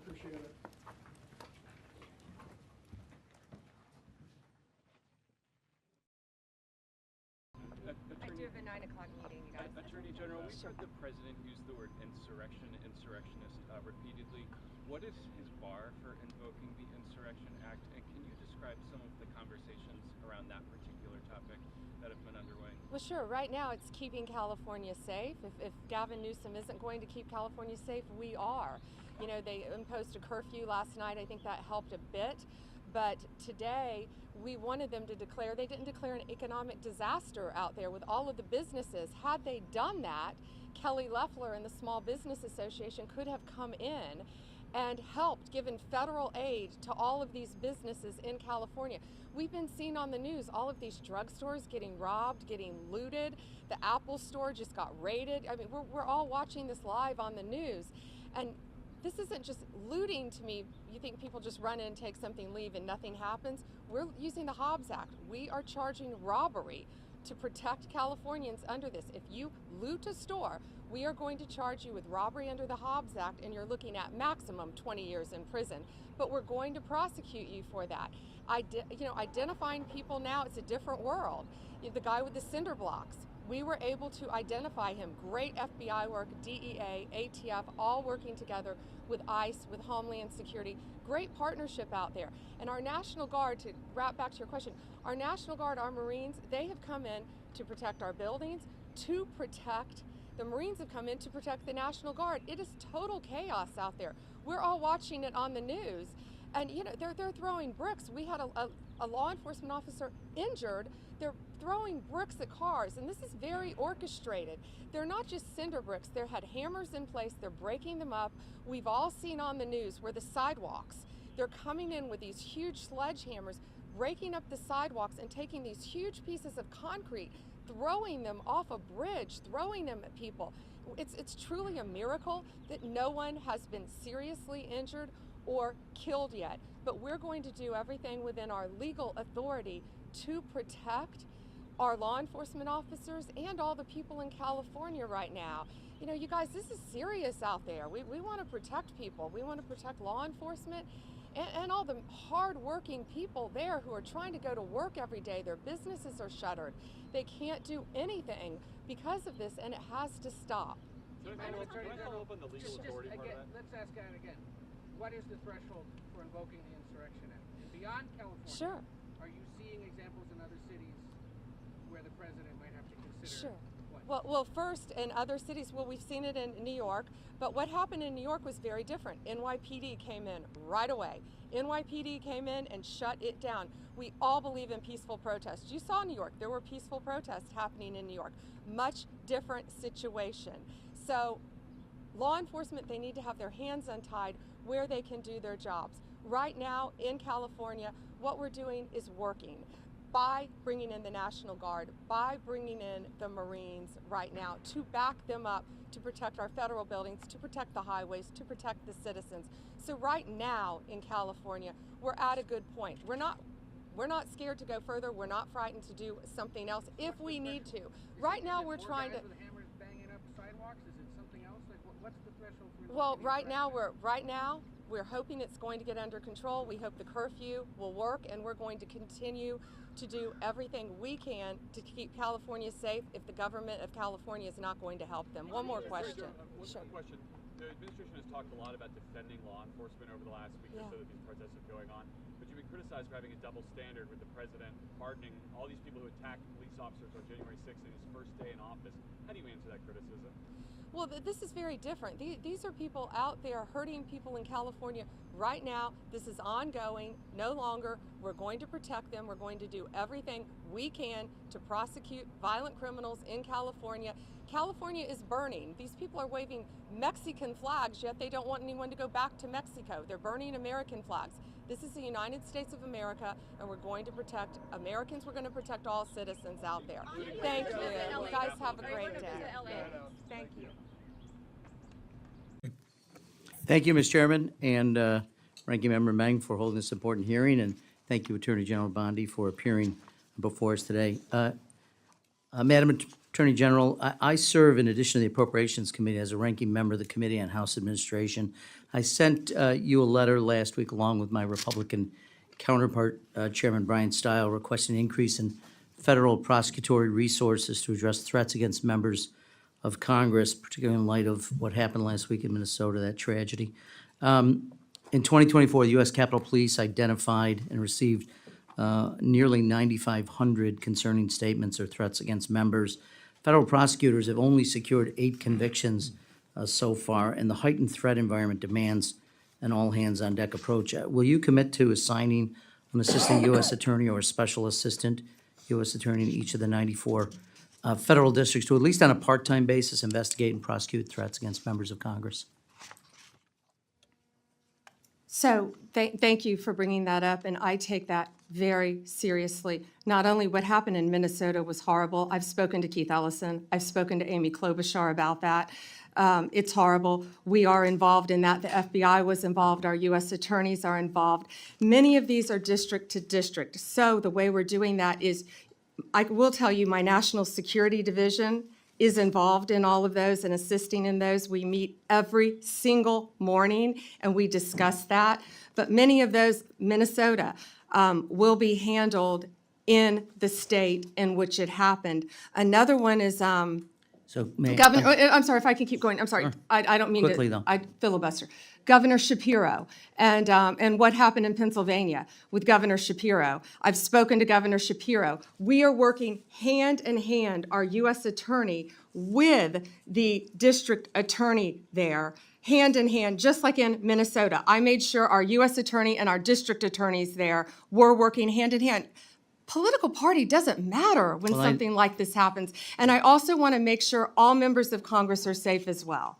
Okay, and I would reiterate, Chairman Stile and I think Chairman Stile and I agree that at least a part-time in each of the 94 districts would be appropriate. Let me change topics for just a moment. Really quick on that. Yes, we're doing that through our National Security Division, so I think that's already in the works, and I would be glad to meet with you in a secure facility to talk about that. Very good, thank you.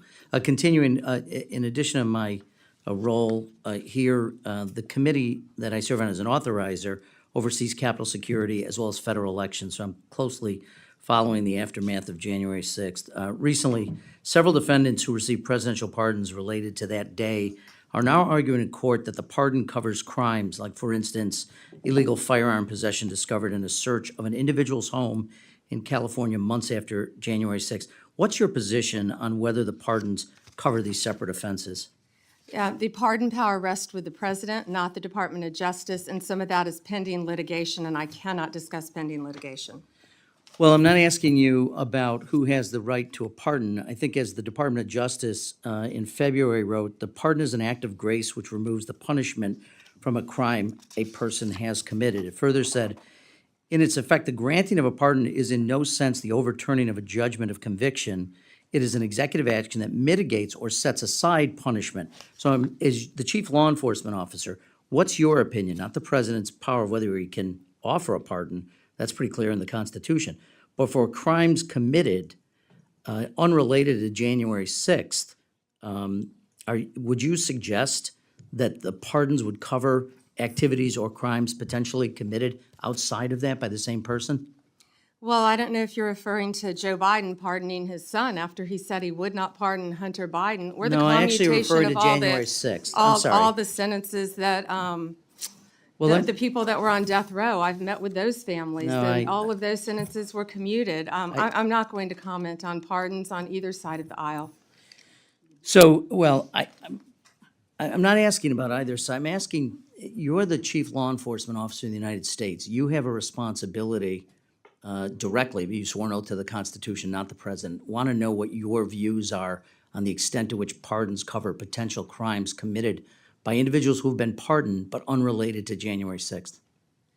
Do you mean the ones that were done by the auto pen? I'm not going to discuss anything that Mr. could Chairman, be or not be pending litigation. Respectfully, Ms. DeLauro accused you of filibustering. I think that's the height of filibustering. This is a serious, serious topic. And for you to suggest that you don't have an opinion or to divert to other things that had nothing to do with January 6th pardons, I think is frankly demeaning to your responsibilities and your job. With that, I'll yield back. Or somebody that we respect, including ourselves. And a question for both the President and the Attorney General. Under birthright citizenship, if this is implemented, who would be tasked with actually vetting citizenship? And how, like, would this be a situation where you have nurses and doctors checking for citizenship of parents, or? This is all pending litigation. It's going to be decided in October by the Supreme Court, and we'll discuss that after the litigation. If you have an undocumented baby, would that baby then be an enforcement priority? The violent criminals in our country are the priority now. Let me put it in perspective.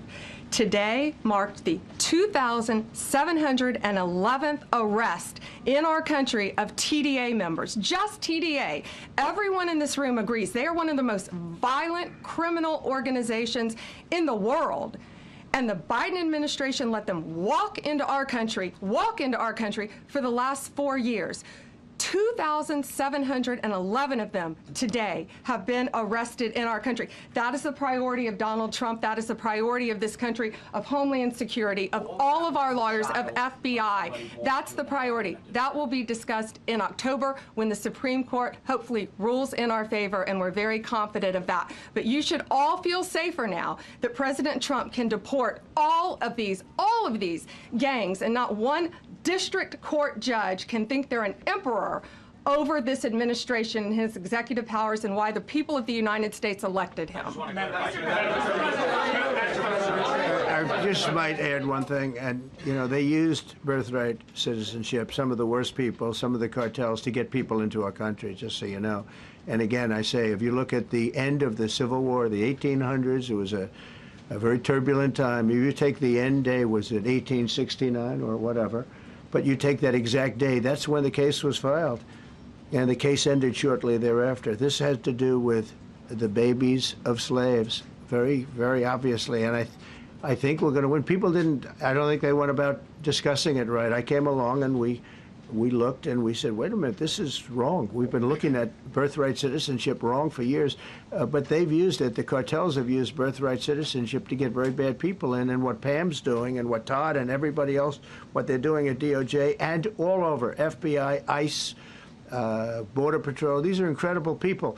They're trying to keep our country safe, and they don't want to have people come in. This is just another way that they get illegal immigrants into our country, and in some cases, very, very bad ones. Go ahead. Thank you, Mr. President. Any questions? Mr. President. Yes, for Pam, please. Go ahead. Sure. Thank you, Madam Attorney General. So, as you know, the Supreme Court did not rule on the underlying constitutionality of the President's birthright citizenship order. So, what is the plan now? Are you going to try to implement the EO just in states where there isn't a legal challenge? Yes, so birthright citizenship will be decided in October in the next session by the Supreme Court, unless it comes down in the next few minutes. I guess it could come down.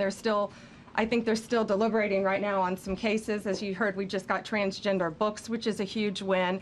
But most likely, that will be decided in October in the next session. However, it indirectly impacts us because, as you correctly pointed out, if there's a birthright citizenship case in Oregon, it will only affect the plaintiff in Oregon, not the entire country. So yes, it's indirectly, but that's pending litigation, and we're waiting on that in the next term. And how concerned are you that the Supreme Court will come back and determine that the executive order is unconstitutional? Oh, we're very confident in the Supreme Court. But again, it's pending litigation, and that will directly be determined in October, but it indirectly impacts every case in this country, and we're thrilled with their decision today. Peter. Madam Attorney General, thank you for being here to take our questions. A couple questions to the both of you. The EO had a 30-day grace period before it goes into effect.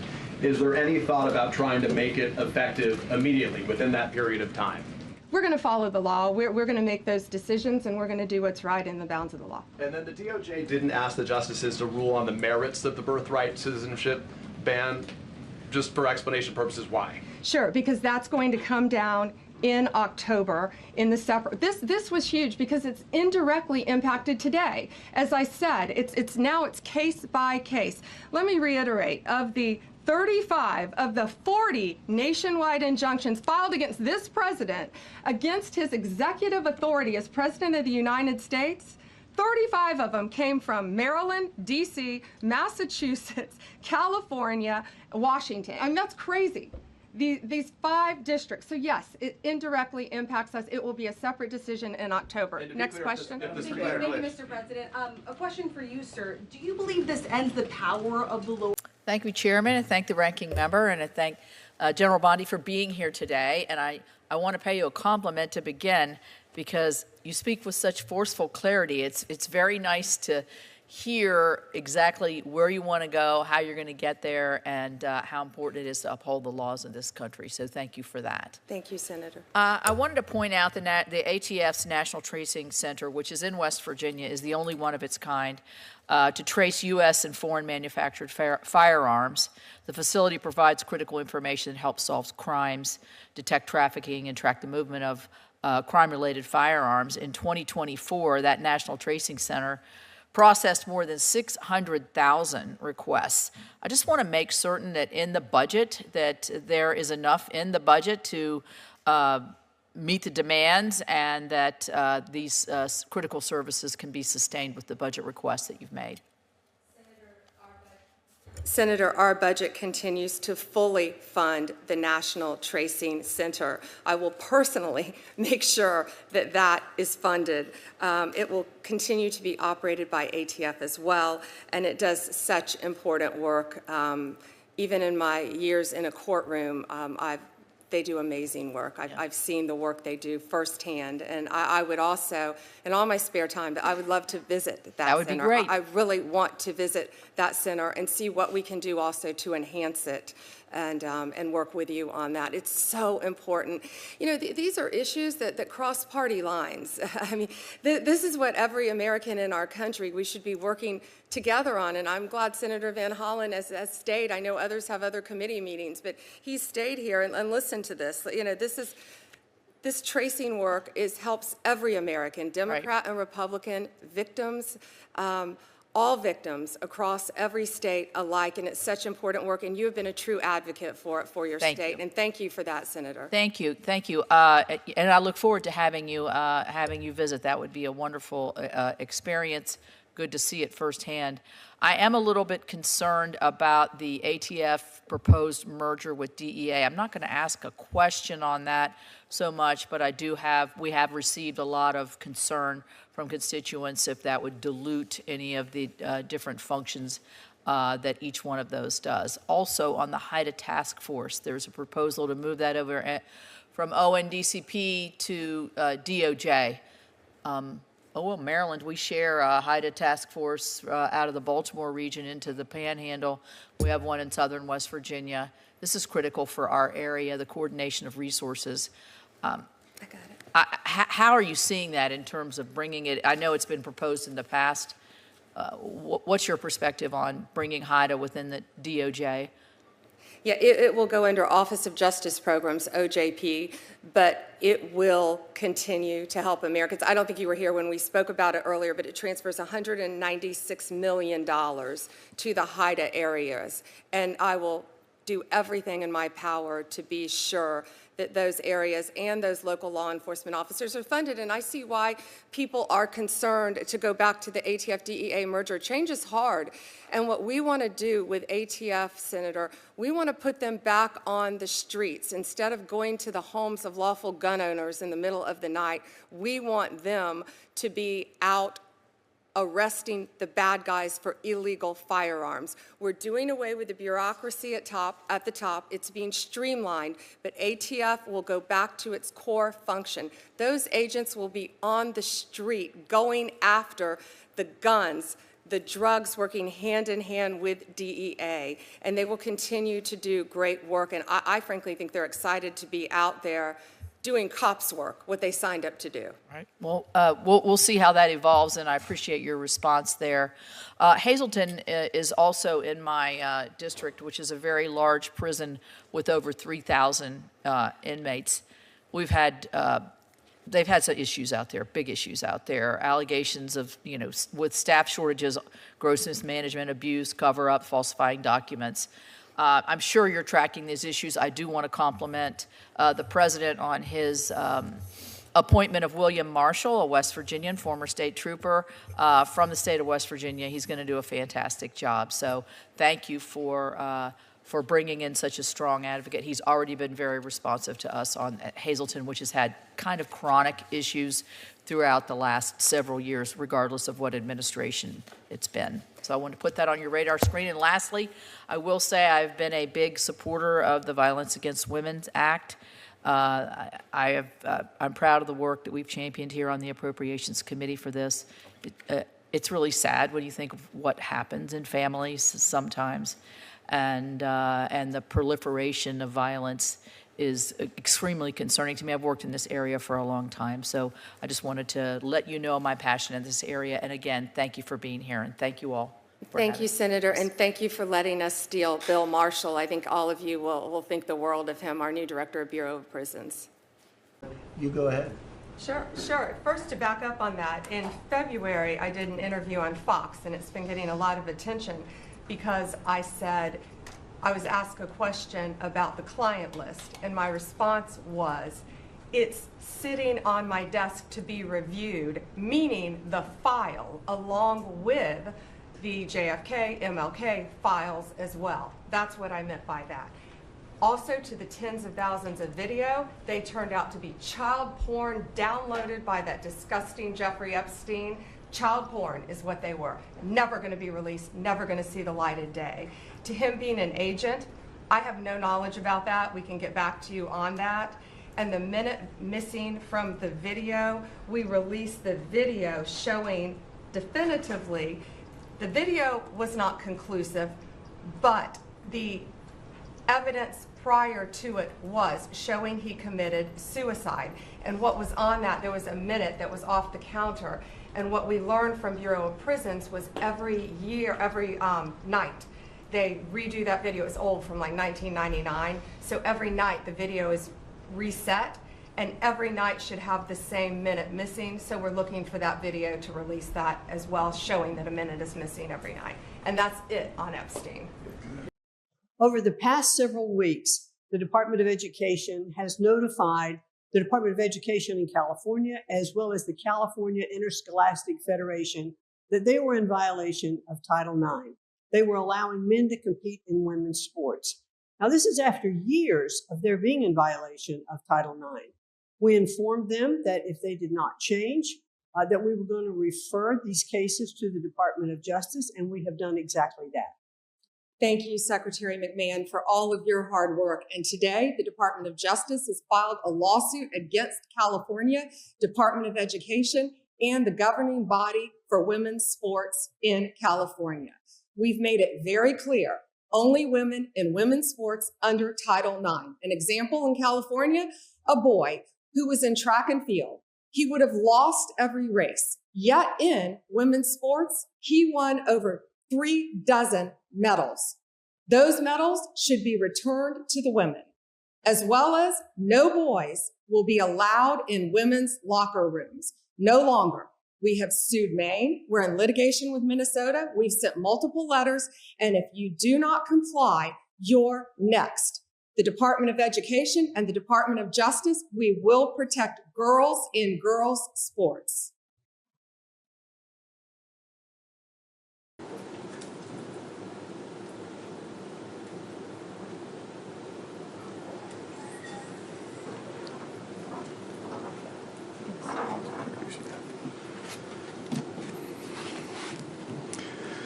Good afternoon and welcome to the DEA.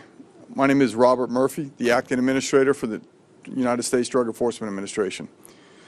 On behalf of the men and women of DEA, I'm privileged to stand here today alongside the Attorney General of the United States, whose leadership, support, and unwavering commitment to public safety has been instrumental in DEA carrying out its vital mission. It is an honor to introduce the Attorney General of the United States, Pam Bondi.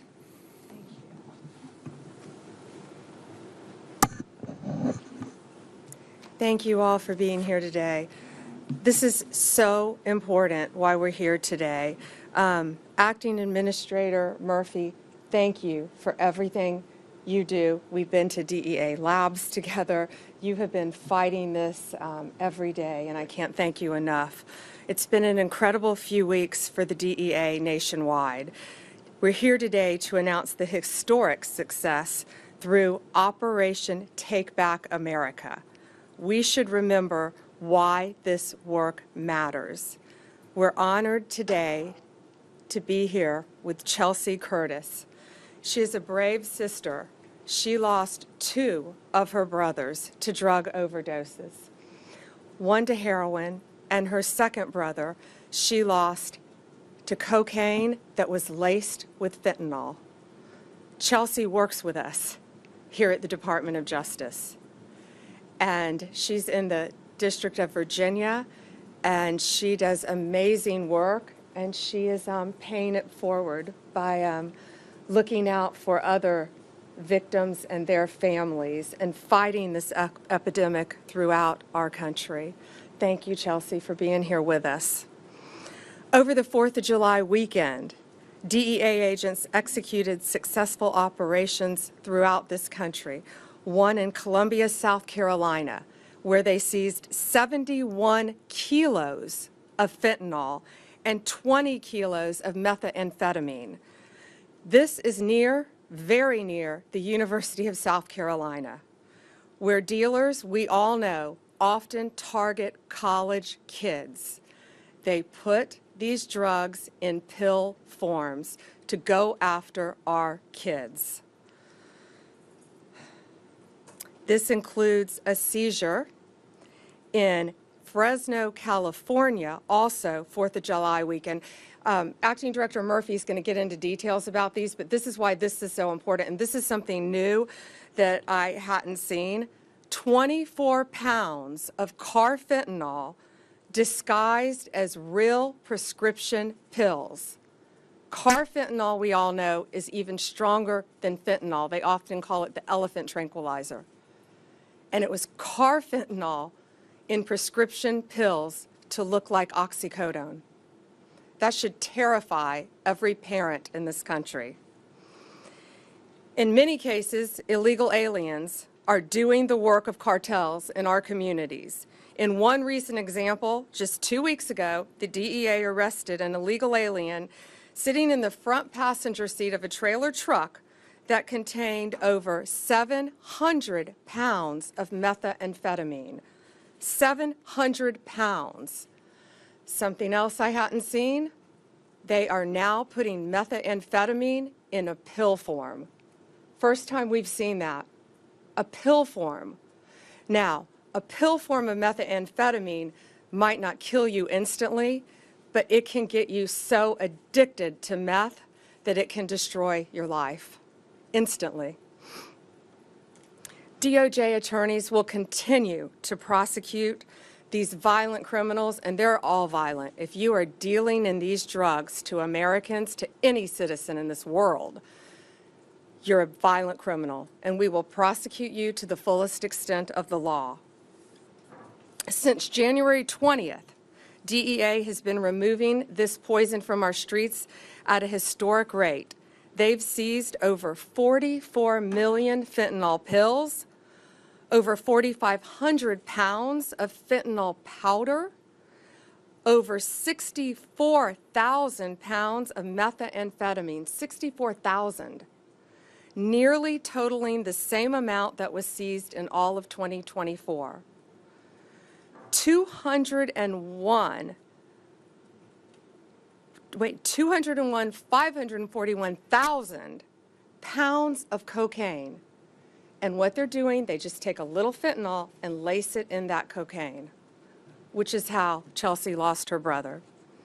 We will not rest until these FTOs are eliminated, their members are prosecuted or deported, and the public is safe again.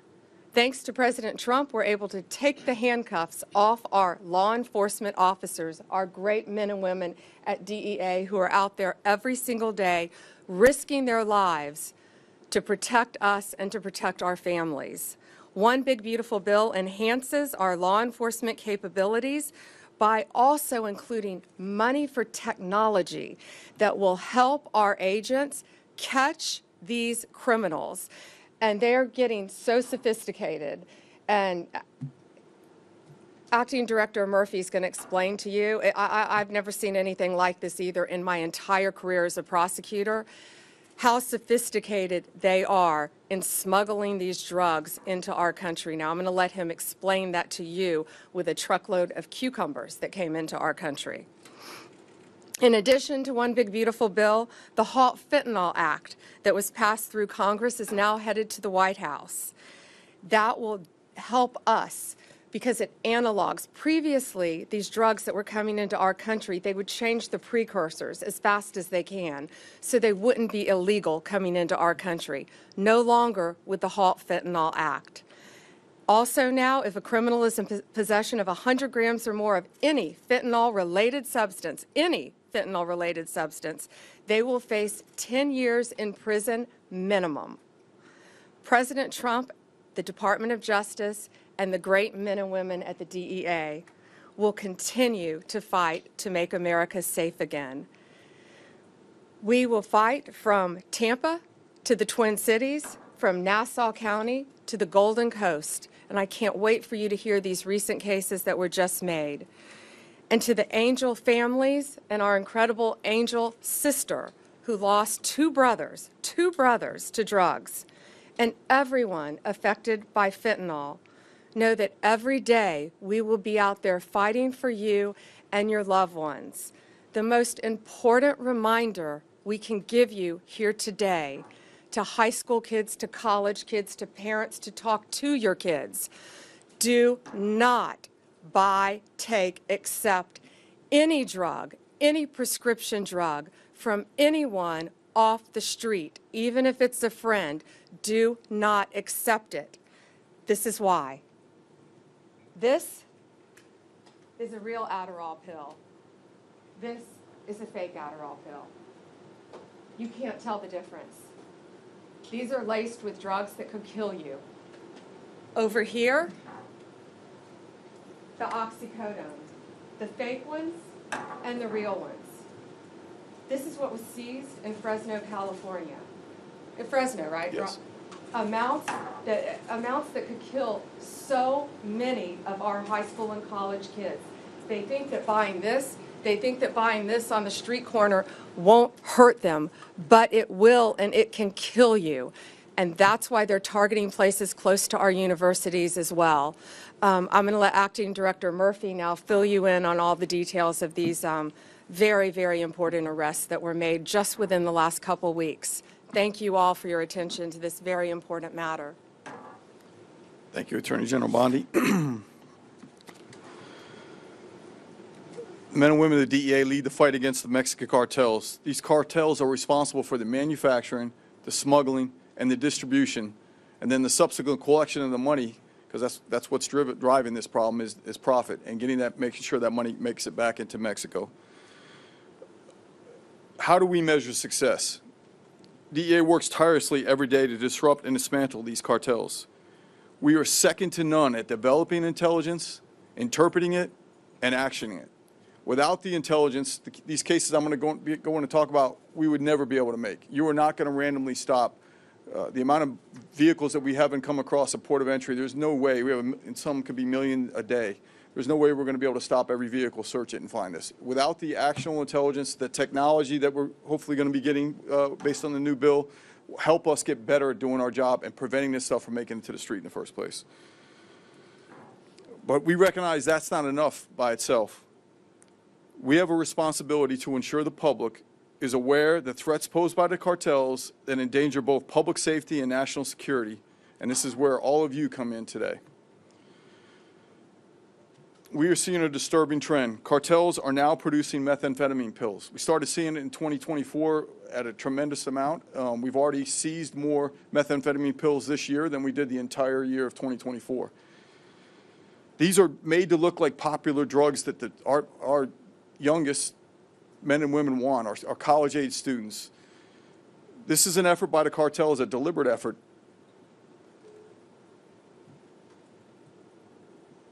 Our young men and women are not seeking out methamphetamine pills. They are not seeking to get that. Unfortunately, they are being deceived into a life of potential addiction. We are fighting back, bringing this fight to the front lines. Fentanyl remains the leading cause of death for Americans between the ages of 18 and 45. Fentanyl and methamphetamine together are the toxic evidence that cartels have no value of life. Over the past few weeks, as the Attorney General mentioned, we've made historic seizures in multiple cities targeting these cartels who were recently designated by the President as foreign terrorist organizations. Attorney General spoke about Lexington, South Carolina, right outside Columbia University, University of South Carolina and Columbia, 156 pounds of meth. There was also, 156 pounds of fentanyl, along with meth, weapons, cash, and an illegal alien that had previously been deported twice. Fresno, California, the 24 pounds of carfentanyl, that's frightening. That's a large amount of any drug, let alone carfentanyl. That cannot hit the streets. Luckily, we were able to stop it from getting the street. Gainesville, Georgia, suburb right outside of Atlanta. The 706 pounds of methamphetamine the Attorney General made mention of hidden in a shipment of cucumbers that crossed the Mexican border. Obviously, DEA intelligence led to that. We had not seen this unique. It was not a standard size kilo packages. They were cut in half, and they were built into the boxes that contained the cucumbers. So when you picked up a box, there was no way. So the average trooper or anybody stopping that truck, that 18-wheeler that had tons of cucumbers on it, opened up the back and looked. Unless you knew you were looking for this, there's no way you would have found it. And again, one of the individuals arrested there, an illegal alien deported twice, most recently after serving a federal conviction for drug trafficking, cocaine. Minneapolis, Minnesota, 889 pounds of methamphetamine. Again, one of the persons arrested in that case previously deported. Kern County, California, in Bakersfield. Along with our partners, we shut down a meth conversion lab. This is where we see where meth comes across the border in a liquid form, has to be converted back into something that's usable. It's useless in a liquid. It's converted back into crystallized methamphetamine. So very dangerous for the neighborhoods when you live in those areas. Toxic chemicals. This is some of the very, very toxic. The house easily explodes with the chemicals they're mixing. They seized 240 pounds of crystal meth that was finished and another 150 pounds of liquid meth that was in process.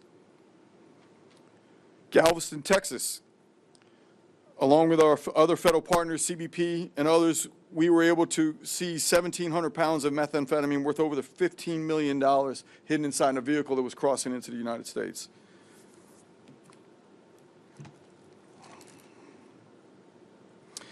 Two days ago in Austin, Texas, along with law enforcement partners, we seized an additional 785 pounds of methamphetamine hidden amongst the pallet of blueberries. Let me say this again. This is a national security threat, not just a drug problem. We are taking the fight directly to the cartels, not just at home, but internationally, across our borders, and online, through online platforms. We are not just seizing drugs, we are also dismantling the cartels' logistics and their finance networks. Just recently, DEA agents in Miami seized over $10 million in cryptocurrency directly linked to the Sinaloa cartel. In Omaha, we seized numerous handguns, including machine gun conversion devices, along with 40,000 fentanyl pills in a raid that was run by a locally based polydrug linked to a Mexican cartel.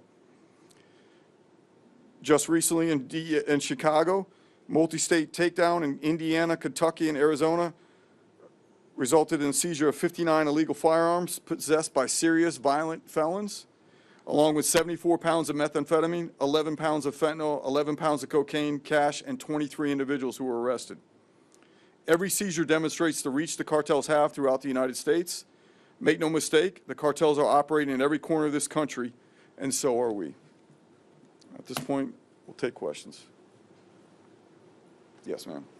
Mr. Administrator, I would like to get your perspective on what exactly is driving this, but I also have an off-topic question for the Attorney General in response to comments that President Trump made a short time ago, just a few moments ago on the South Lawn. He said that he would support you releasing additional credible evidence from the Epstein investigation. Is that something that you are open to doing? He said this just a few moments ago. Let me take that first. This today is about fentanyl. This is about a wall of people right outside this room who have died from, I appreciate your question, but this today is about fentanyl overdoses throughout our country and people who have lost loved ones to fentanyl. That's the message that we're here to send today. Nothing about Epstein. I'm not going to talk about Epstein.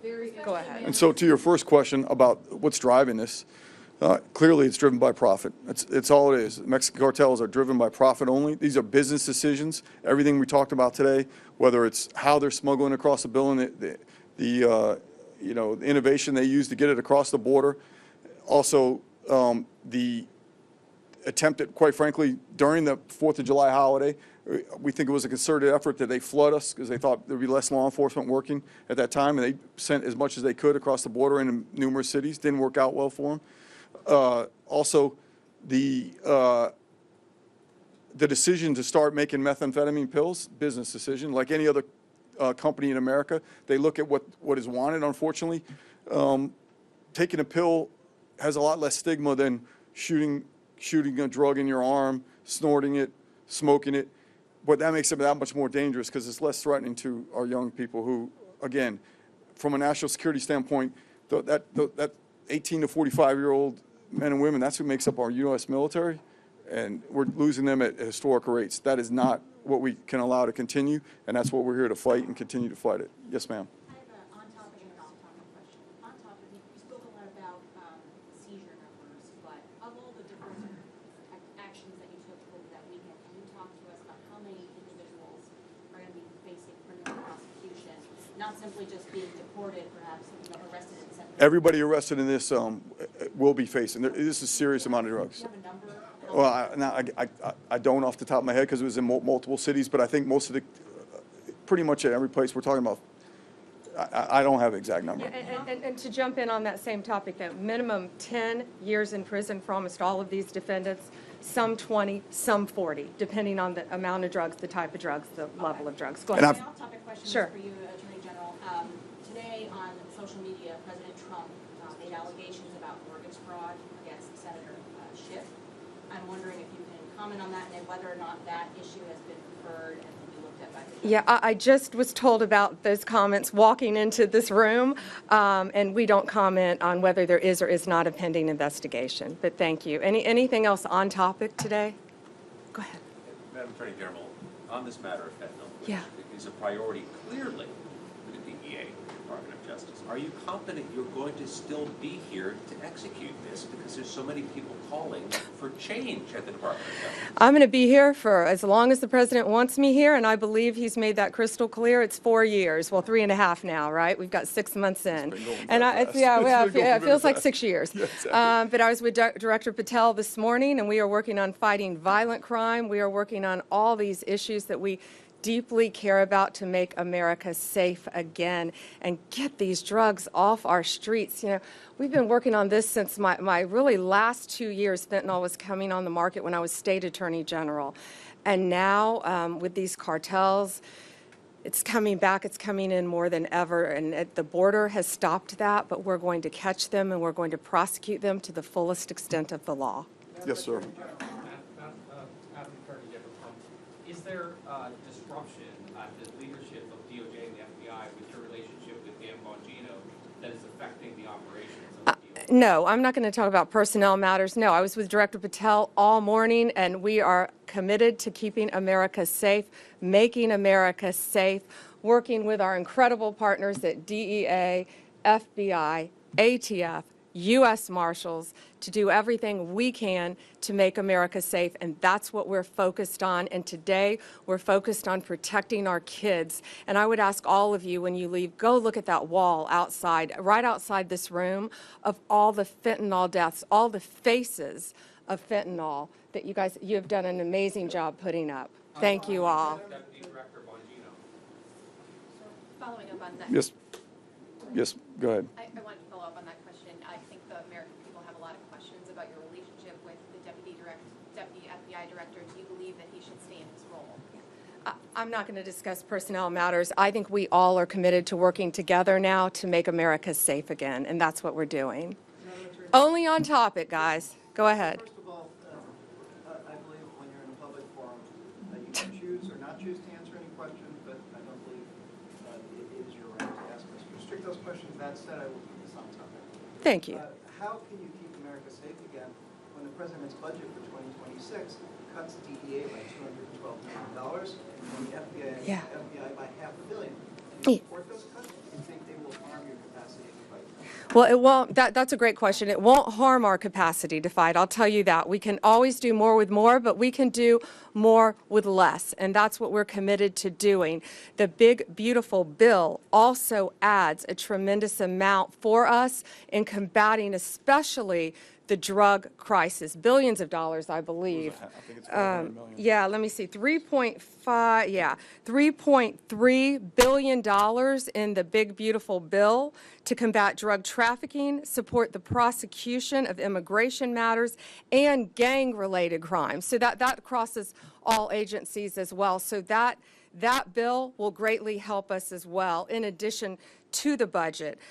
We also have a $3.5 billion reimbursement fund for state and local agencies that are enforcing the Immigration Act, drug and human trafficking laws. And human trafficking is also something we're not talking about today, but is very, very important to us. Yes, there are billions of additional dollars in addition to the original budget. So that was a great question. Thank you. Thank you, guys. I think that's all. The president said today you would release credible files related to Mr. Epstein. Are you prepared to do that, and when would you do that? Our memo, today our memo speaks for itself, and we'll get back to you on anything else. I haven't seen all of his statements today. Thank you. And how would you respond to the MAGA base that has expressed a lot of frustration about it? We're going to fight to keep America safe again, and we're fighting together as a team.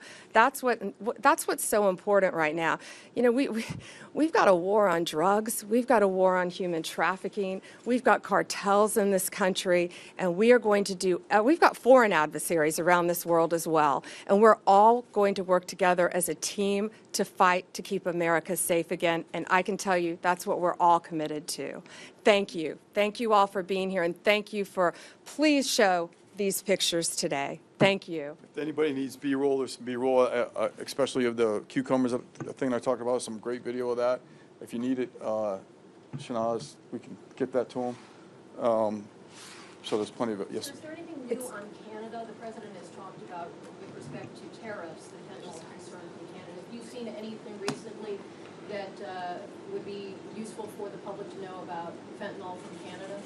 I can just say that I myself have met with Canada, but I'm going to leave the rest of that to the president on those. But we've met and had discussions, at least on 2 different occasions. And we're going to do everything we can to keep every border safe, not just the border in Mexico. And the reason we wanted you to look at the cucumbers, I've never seen anything like it. There's a video of it that they'll get you. But when you took the cucumbers out of the box, they just look like a normal vegetable crate. And they even changed the packaging and the shape of the kilos to fit underneath the cardboard, where it was virtually impossible to detect, but they did detect it. So, and some of these new funds will help us with technology to continue to take these drugs off our street. Thank you all, and thanks for covering this. Can you get us the number of charged individuals charged? Yeah, we can do that. Yeah, we can do that. and they can get you the time they're facing too, whether it's 10, 20, or 40 years, depending on the pills. Thank you. Thank you, guys. Appreciate it. Thank you for your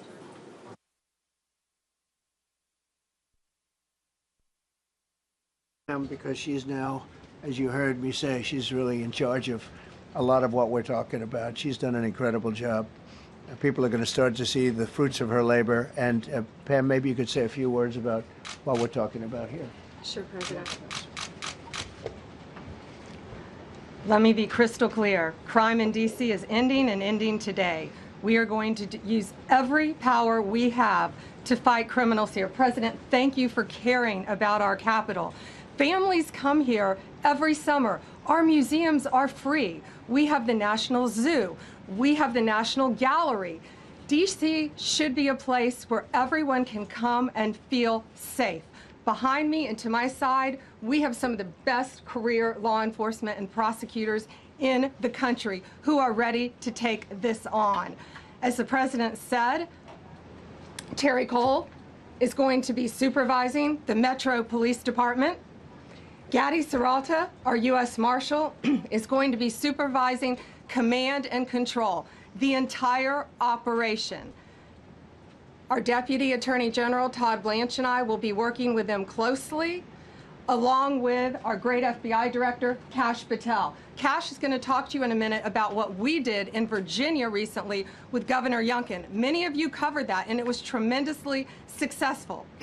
Not only that, our secret weapon here in D.C. is U.S. Attorney Jeanine Pirro, one of the toughest prosecutors and a former judge, and she is going to be talking about juvenile crime, how it's out of control here, and what she's going to do to fight back. No more crime rampant in our beautiful capital. No more teenage girls beating a disabled man to death. No more of that. No more drive-bys. We're going to do everything we can. And working with the ATF Director Driscoll and Commander of the Army, we're going to all work together. That's what we all do in this room. We work together. We fight. Do not underestimate one person in this room. We're going to make D.C. beautiful. We're going to make D.C. safe again. One other thing, just at the wharf a few days ago, the area of the wharf, Terry Cole reached out to me, not even nightfall, on the weekend, where so many families and tourists go. A guy's overdosing from fentanyl on a park bench in the middle of families around. They administered Narcan and saved his life. No more of that. The President of the United States is going to clean up D.C., and we're going to be there to help him, and we're going to be successful. Thank you. Thank you, Pam. And then we take the transport also already. So how many are in each room? So each unit has 8 tiers, Okay. and there's 13 per tier. We have hearing rooms on the left. These are all hearing rooms, attorney business. You can see everything's labeled, where everything's going to be at. So what, if you have Wi-Fi?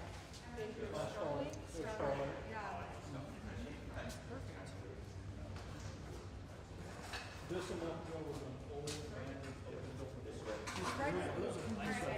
wasn't air conditioned. His last few briefly during COVID. 1901 was our first prisoner we brought here. It was built in the late 1800s and 1999. And Daryl's been here since 1902. Pretty much.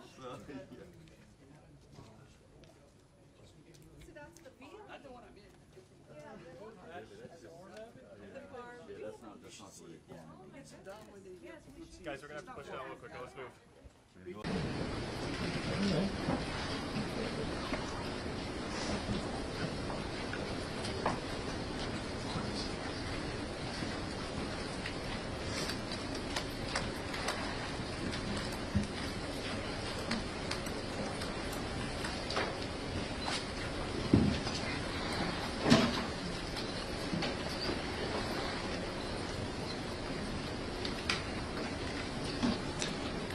Good afternoon, everyone. I'm Joseph Nocella, the United States Attorney for the Eastern District of New York. Thank you all for being here. I would like to begin by introducing the Honorable Pamela J. Bondi, Attorney General for the United States of America.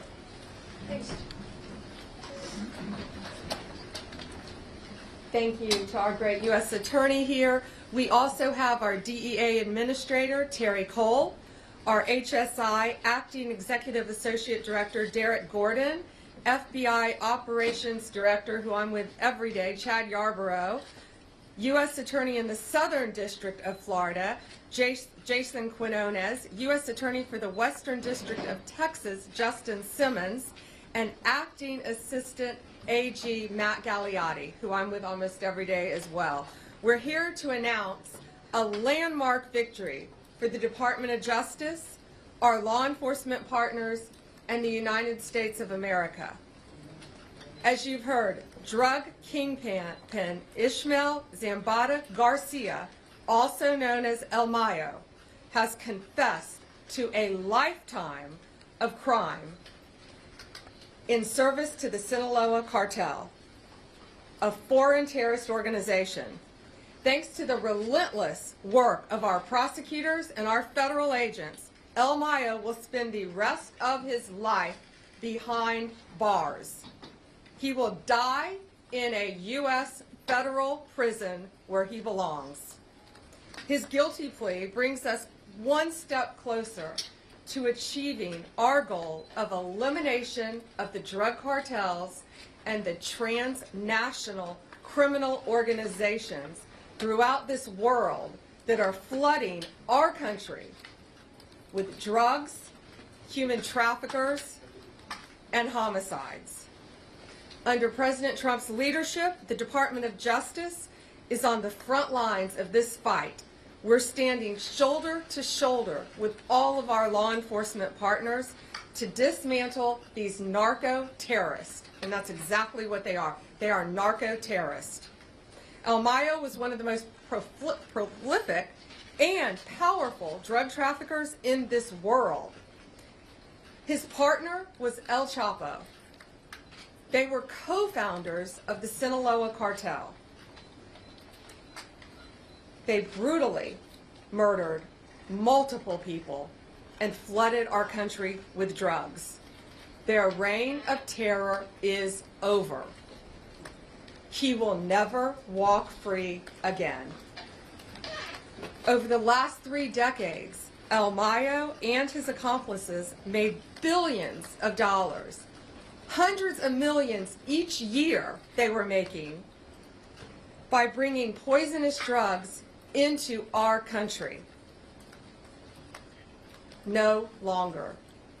The Sinaloa cartel initially built their businesses with cocaine, but then under El Mayo's leadership, they turned to heroin, they turned to fentanyl.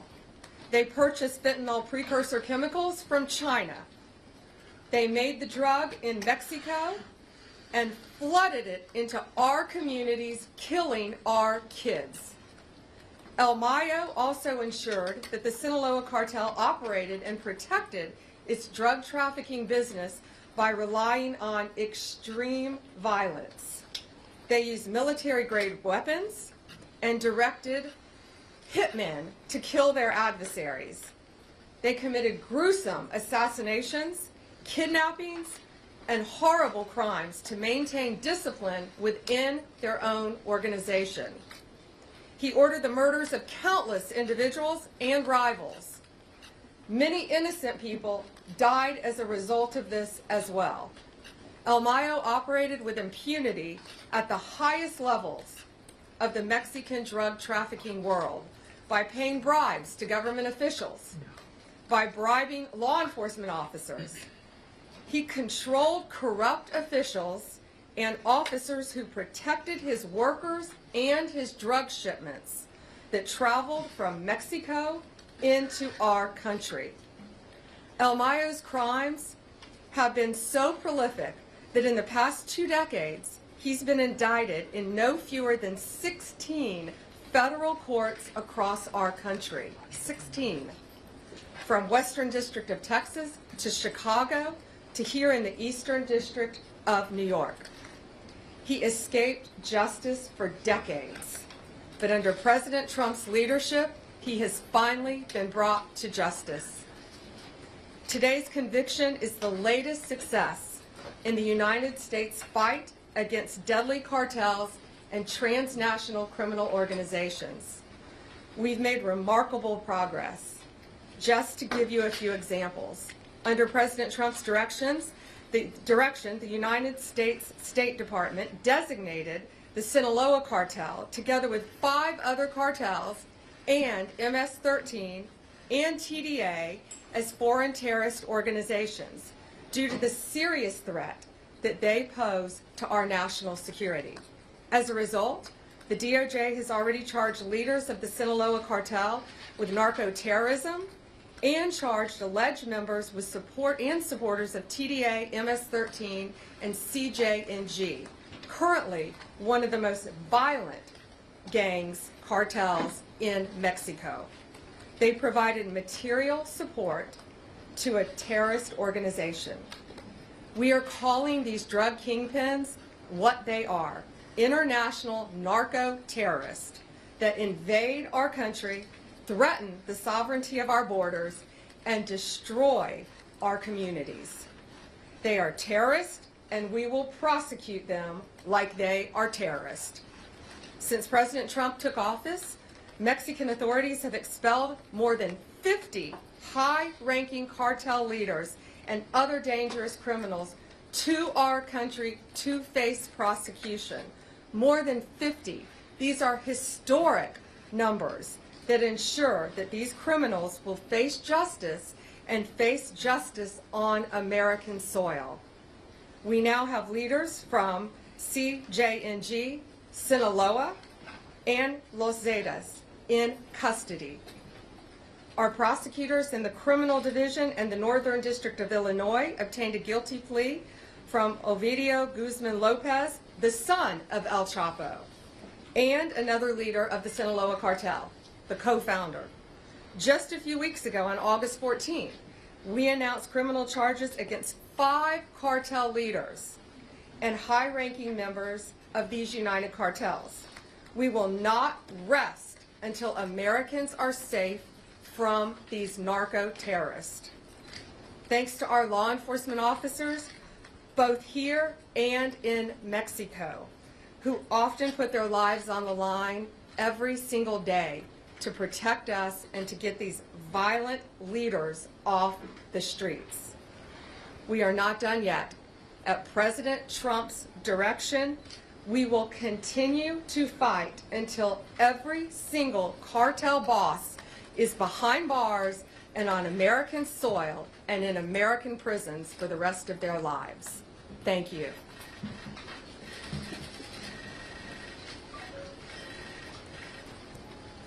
Thank you, Attorney General Bondi. As you've heard, a short time ago, Ismael Zambada Garcia, known as El Mayo, pled guilty here in the Eastern District of New York to being the leader of the Sinaloa Cartel, the largest drug trafficking organization in the world. Among other things, he admitted to leading a continuing criminal enterprise and to RICO conspiracy charges. This is an historic day. With today's plea, the Sinaloa Cartel has been decapitated. Its 2 founders and leaders, Joaquin El Chapo Guzman, also known as El Chapo, and now El Mayo, both stand convicted. These defendants built a criminal empire in Sinaloa, Mexico.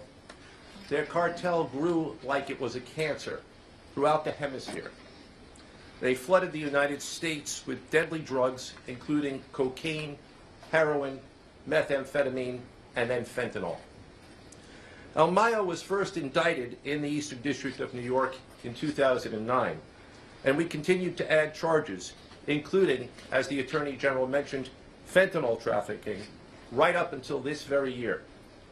As a result of his conviction, El Mayo faces a sentence of life in prison without the possibility of parole. This conviction is also a testament to the unrelenting determination of the prosecutors and the law enforcement agents who never stopped seeking to bring El Mayo to justice. As our Attorney General has pointed out, the plea marks the conclusion of a decades-long effort by hardworking and dedicated public servants across the United States. I want to thank the prosecution team from the Eastern District of New York, Assistant United States Attorneys Francisco Navarro, Robert Pollack, Adam Amir, Lauren Bowman, and Rebecca Ercolay. In addition to the United States Attorney's Office in the Southern District of Florida and the United States Attorney's Office for the Western District of Texas, both of whom are here with us today, I also want to acknowledge the important contributions of the U.S. Attorney's Offices for the Northern District of Illinois, the Southern District of California, and the Central District of California. I would also like to thank our American law enforcement partners at the FBI, Homeland Security, and the DEA, along with numerous other law enforcement agents throughout the government. I would also like to thank our counterparts in the Mexican government.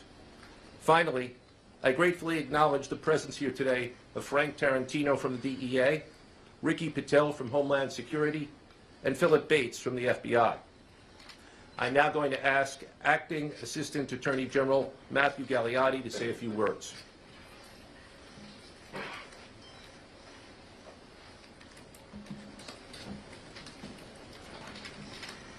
Thank you, United States Attorney Nocella. Good afternoon. My name is Matthew Gagliotti, and I'm the Acting Assistant Attorney General for the Criminal Division and a former Assistant United States Attorney here in the Eastern District of New York. Today marks another milestone in the Department of Justice's relentless efforts towards the total elimination of cartels. One of the most notorious narco-terrorists of all time, Ismael El Mayo Zambada, was convicted in a United States courtroom, having confessed to more than 3 decades of crime in service to the ruthless Sinaloa cartel. For decades, the Sinaloa cartel, under El Mayo's leadership, made billions of dollars by importing dangerous drugs to the United States, intensifying the drug epidemic in our communities by flooding our streets with cocaine, heroin, and ultimately fentanyl. Today, El Mayo admitted to crimes of a staggering scope, including leading a sprawling criminal enterprise that distributed more than 1.5 million kilograms of cocaine in addition to other drugs.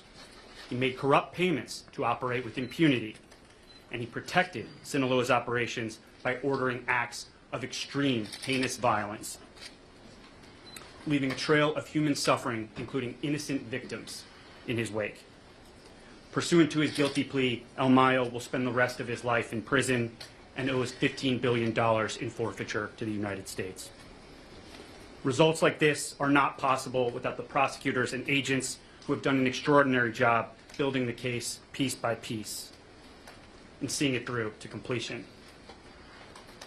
This is another significant result under Attorney General Bondi's leadership in the department's unparalleled drive to eliminate cartels. As part of that effort, we have seen more than 50 high-ranking cartel members expelled to face justice in American courtrooms, collectively one of the greatest takedowns in United States law enforcement history. Other leaders have been charged as foreign terrorist organization leaders, and members have been charged as well. We continue to pursue these individuals to make them see justice in a United States courtroom. As Acting Assistant Attorney General, I want to thank all of our law enforcement partners, and I'll briefly flag in particular trial attorneys Jace Bourne and Kirk Handrich, as well as all of the U.S. Attorney and law enforcement partners with us. The Attorney General has made clear that the department's goal is eradicating the harms caused by cartels in American communities. And the department is quickly making historic progress towards achieving just that. Thank you. It's my honor to introduce DEA Administrator Terry Cole. Thank you, Matt.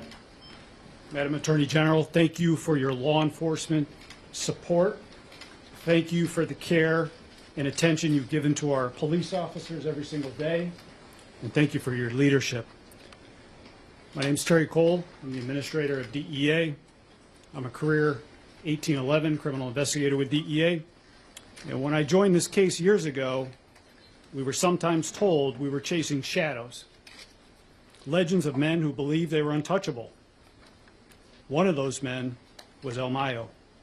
However, today, as you've heard, he stood in a U.S. courtroom. He said those words that change everything. Guilty. This is just not another plea. It's a collapse of a myth that leaders of cartels are beyond the reach of American justice. Today, we prove once again no one is beyond our reach. I've seen firsthand the families who've lost sons, daughters, brothers, sisters to fentanyl pushed by Sinaloa and El Mayo. When he admits guilt, it's not just words on a page. It is an acknowledgement of those lives stolen by his empire. This case was built brick by brick across continents. It began in 2020 at a targeting meeting that I attended here in New York. From there, the New York Field Division, the men and women standing to my right from all federal agencies, pursued relentlessly every single member of the Sinaloa cartel, along with our agents in Bogota, along with agents in Madrid, and our partners at HSI, in the FBI, and our partners at EDNY, and the other federal agencies, prosecutors that we've mentioned. Our agents just did not build a case. They carried the memories of U.S. citizens. Juan Carlos Garcia, who was murdered by the Sinaloa cartel in 2015. Every interview, every wiretap, every sleepless night was for justice. It was for justice for those families who have lost their kids to the Sinaloa cartel. Our global partnerships develop the ultimate blow. We did this by leaning on our powers of partnerships in New York, to Bogota, to Madrid, to Washington. We tore down walls between prosecutors, investigators, and analysts. We didn't care who got credit. The only thing we wanted was the truth. It's the same model we used when we took down Garcia Luna, when we took down Chapo, and as we continue to dismantle RCQ. It's a model of dismantlement of the cartels today. Dismantling cartels, we just didn't go after the drugs. We went after the decision makers, the financiers, the killers who directed violence with a single phone call. This is how we dismantle cartels at the highest level. Global cooperation. DEA is not just an American agency. It's the world's most trusted partner to fight against cartels in synthetic drugs. This case proves what happens when we work together as one. The illicit finance. These complex historical conspiracies are where DEA thrives, following the money, listening to cooperators, and turning intelligence into courtroom-packed truths. Every plea is more than a headline. It's one less pipeline of poison into our neighborhoods. It is one more life saved from a fentanyl overdose. I've stood in too many homes where parents and their children keep memories of those that are lost. Today's guilty plea doesn't bring those kids back, but it sends a message to the cartels, to the world, and to families who still grieve. DEA will not stop. We will hunt the heads of these organizations. We will tear apart their networks, and we will bring them to justice, one member at a time, by the men and women over to my right, the finest career law enforcement investigators in the world. Thank you.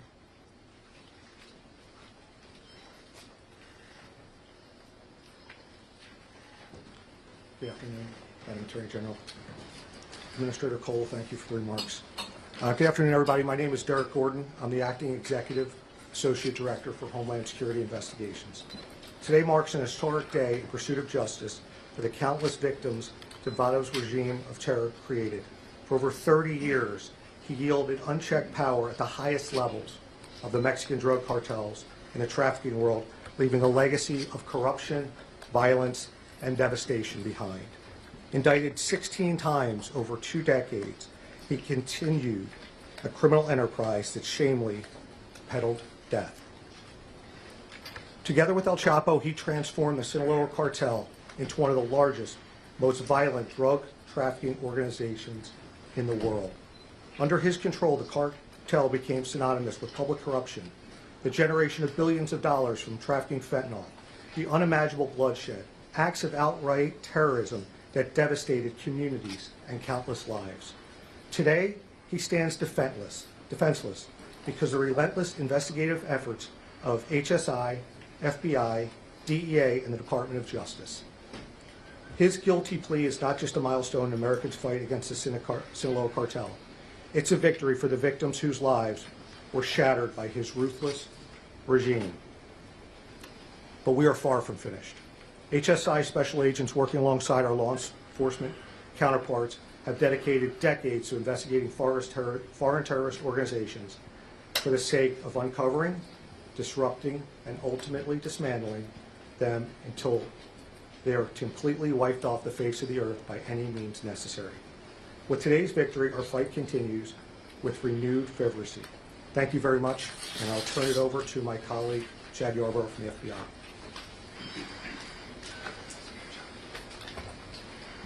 Thank you, Derek. Well, good afternoon. My name is Chad Yarborough. I'm the Operations Director for the FBI, and I oversee our cartel efforts.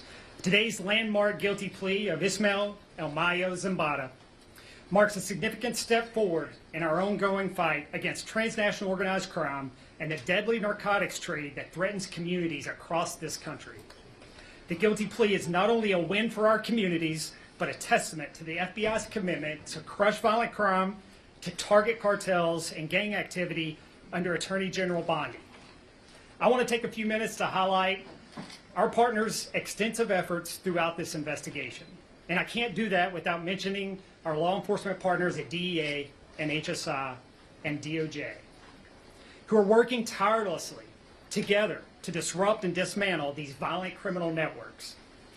This case is the result of that close collaboration and years of deliberate efforts by our partners and the FBI, both here and in Mexico.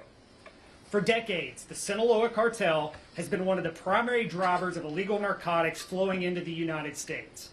When this investigation began, our Washington, D.C. field office was able to identify with our partners the cartel's two main leaders, Zambada and Joaquin El Chapo Guzman.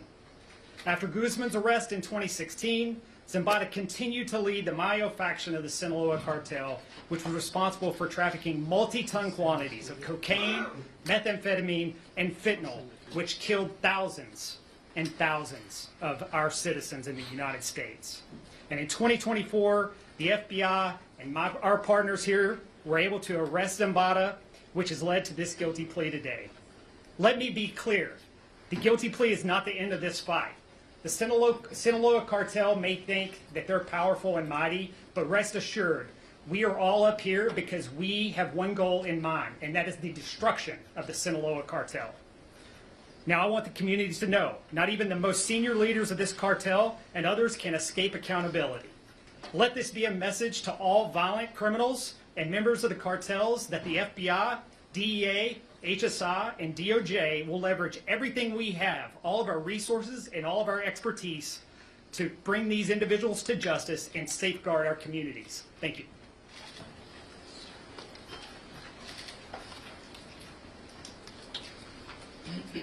Good afternoon, everyone. Good afternoon, Madam Attorney General. Thank you for your leadership and your support. I'm Jason Redding-Quinones, the United States Attorney for the Southern District of Florida.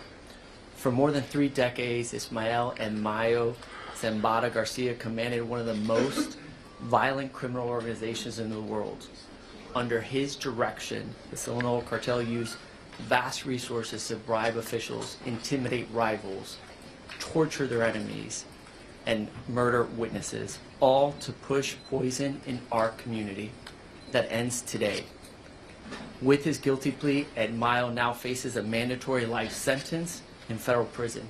He will never again lead a cartel that fueled addiction, spread violence, and tore apart families on both sides of our border.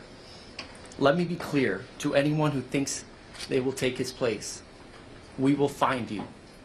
We will extradite you. We will prosecute you, and we will bring you to justice. I stand here shoulder to shoulder with our law enforcement partners, and I'm humbled by their extraordinary work. For years, agents and prosecutors quietly built this case, piece by piece, fact by fact, not for glory, but for justice. For justice for the thousands of victims left in the wake of the Mayo's reign of terror. Because of their courage, we are here today. I commend each of them. I especially recognize my Assistant United States Attorneys, Andrea Goldberg and Monique Botero, for their relentless pursuit of justice. It's now my honor to introduce the U.S. Attorney for the Western District of Texas, Justin Simmons. Good afternoon. My name is Justin Simmons. I'm the United States Attorney for the Western District of Texas. I want to thank Attorney General Bondi for your support. Thank President Trump as well for his support in this case and many other cases like it that we will continue to bring. They provided the resources and, again, the support that was needed to make a day like today happen. Ismael Zambada Garcia, in partnership with El Chapo Guzman, led the Sinaloa cartel for decades. In so doing, they brought millions of kilos of drugs into the United States. In so doing, they also imprisoned millions of Americans within the gray walls of addiction, millions of their own countrymen within the gray walls of violence and fear. Now, he will spend the rest of his life behind walls of stone and steel. The Western District of Texas was especially affected by the activities of the Sinaloa cartel. You see, Juarez and El Paso are connected. Thousands of people every day cross through the various points of entries that connect the two cities and the two countries. Thousands used to cross illegally every day between the two countries. That's not happening so much anymore. Juarez affects El Paso. And so in 2008, when the Sinaloa cartel started fighting with the Juarez cartel to take control of that area, 10,000 people were killed on the Mexican side. U.S. citizens, at least one U.S. citizen, was kidnapped, tortured, and murdered. And stray gunfire being fired in Juarez came across to El Paso. So those things that were going on, that were the product of the Sinaloa cartel's desire to take over that area, directly affected people of the Western District and in El Paso in particular. So in April 2012, AUSAs in El Paso brought charges against El Mayo, Chapo, and 22 other members of the Sinaloa cartel. I want to take a moment to personally thank AUSA Tony Franco and AUSA Kyle Myers for their work on this case. One of those charges that he pled guilty to today was part of that indictment, part of that 2012 indictment. So this really has come full circle for us in the Western District of Texas as well. But really today's not about the Western District of Texas. It's not about the Eastern District of New York, the Southern District of Florida, or any other district. It's about the government of the people, by the people, and for the people delivering on a promise to eradicate Mexican drug cartels. That's what we're doing. And we're doing that so Americans can live freely, enjoy liberty, and pursue happiness. This is part of us delivering on that promise. And with that, I'll bring up Mr. Nocella once again. Thank you. I want to thank everybody for coming. That concludes our press announcement. There will be no further proceedings and there are no questions, but I ask that everybody please remain in your seats as our speakers exit the room. Thank you. Nothing on the cartels or the work that the DEA did. We have questions about that we'd like to talk about. Thank you. We can take you all have stayed here all afternoon. Would be glad to take a couple questions. Sure. Wait, let me get him in the back of the room first. Go ahead. Thank you so much. So on that point, I know as you wrap up these cartel leaders, I took like 4 questions. you're focused on, as well, presumably the cash and assets that comes up with that. Here in New York City, the DA for years has uncovered people buying luxury goods, shipping them to China, then the money comes back to Mexico. Where do those efforts stand today as far as following the money and really kind of grabbing more of the people that facilitate this? Yeah, if you couldn't hear, you ask about following the money. Following the money is always part of any of these criminal cases. That's how we're able to track and find them. I mean, this guy El Mayo was living like a king, and now he's living like a criminal for the rest of his life. He was living in a palace, and now he's going to be in a prison. So following the money is how we solve these cases. Terry, do you want to add a couple words to that with DEA? So, thank you, Madam Attorney General.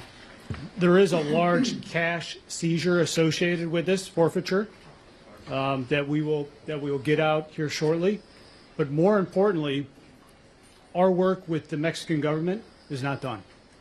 Similar to what we did with RCQ that we brought to the United States, there are proceedings happening as we speak. Hang on. Just take a few questions. Sir, sitting right there. Yeah, thank you so much. Mexican President Claudia Sheinbaum say the U.S. government should collaborate with Mexico to understand how the U.S. authorities bring El Mayo Zambada, because for them it's not clear yet.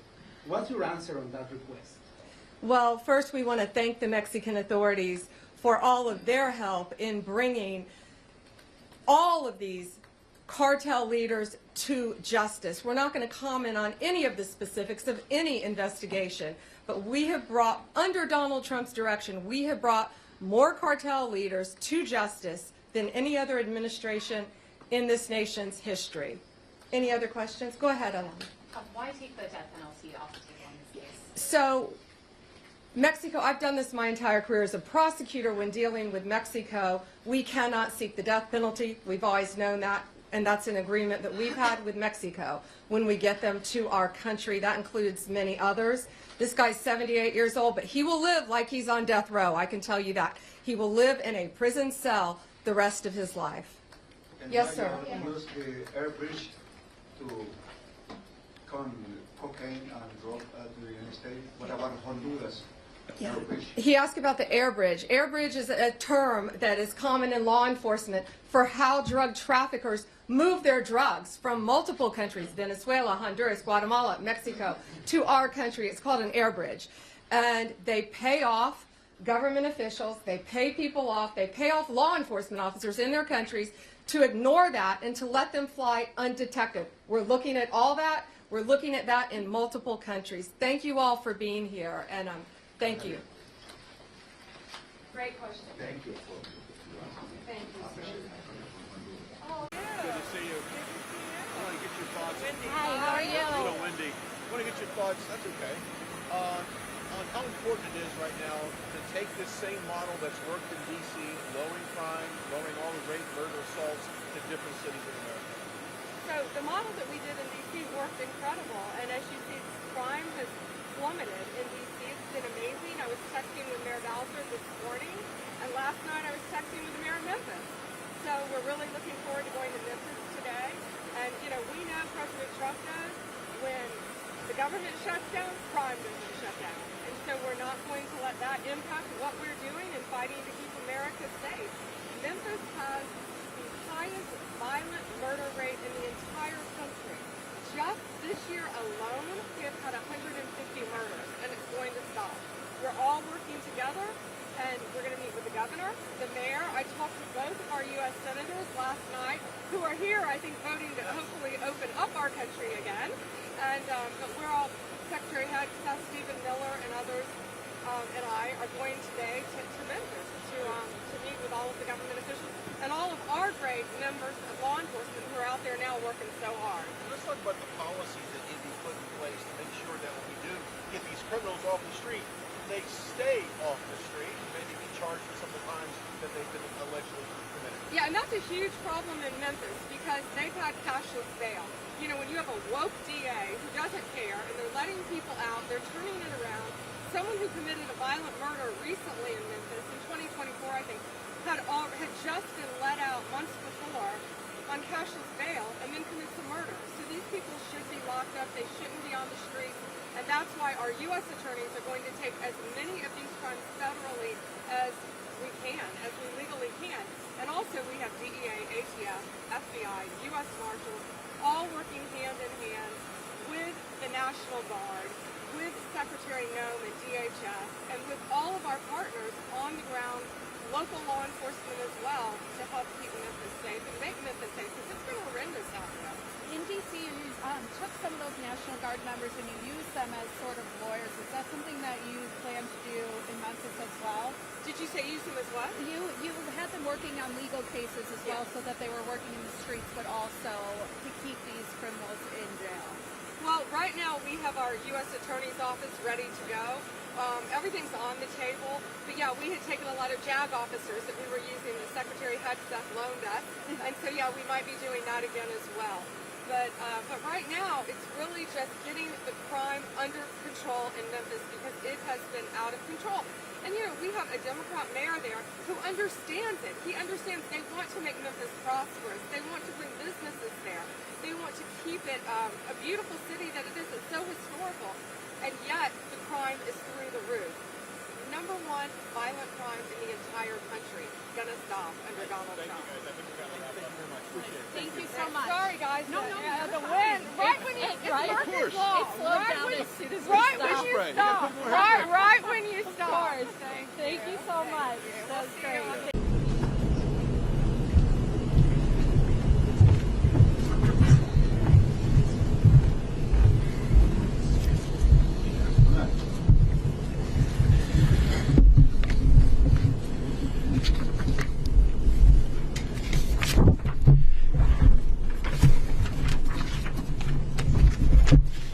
Good afternoon, everybody. My name is Greg Kehoe. I'm the U.S. Attorney for the Middle District of Florida. Thank you for coming. We have a presentation and a press release for you today and a press conference. And this is in dealing with alien smuggling and human trafficking, something that are priorities for the Department of Justice and for the Attorney General Pam Bondi. We have an array of U.S. attorneys here that are going to give you an idea of the cases that are before us. And just briefly, before I bring the Attorney General up, to my far left is Justin Simmons, U.S. Attorney for the Western District of Texas. To his right is Mike Drescher, the U.S. Attorney for Vermont. And to his right is Nick Ganji for the Southern District of Texas. On my far right is Matt Gagliotti, the Assistant Attorney General in charge of the Criminal Division. At this point, I'd like to present to you the Attorney General of the United States, Pam Bondi. Thank you. Thank you, U.S. Attorney Kehoe. Thanks for everything that you're doing, and to all our incredible U.S. attorneys around the country. My first day as Attorney General under President Trump's leadership, we announced that the Department of Justice would pursue the total elimination of cartels and transnational criminal organizations. Thanks to President Trump, many of these groups, many of these gangs are now classified as foreign terrorist organizations because they pose an extreme threat to not only our country, but to our world. They traffic drugs, weapons, and people. Every American community destroyed drives up their profit margins. No longer. We are investigating and prosecuting their crimes more aggressively than ever. And Joint Task Force Alpha is the tip of the spear. We have been working on that with Secretary Kristi Noem, Homeland Security, and I cannot say enough good things about Secretary Noem. I was with her in Louisiana yesterday, and she is fighting to keep our country safe every single day. Just this week, Joint Task Force Alpha took 4 major enforcement actions. Right here in Tampa, we unsealed the indictment charging 12 defendants operating a massive, right here in Tampa, a massive illegal smuggling ring.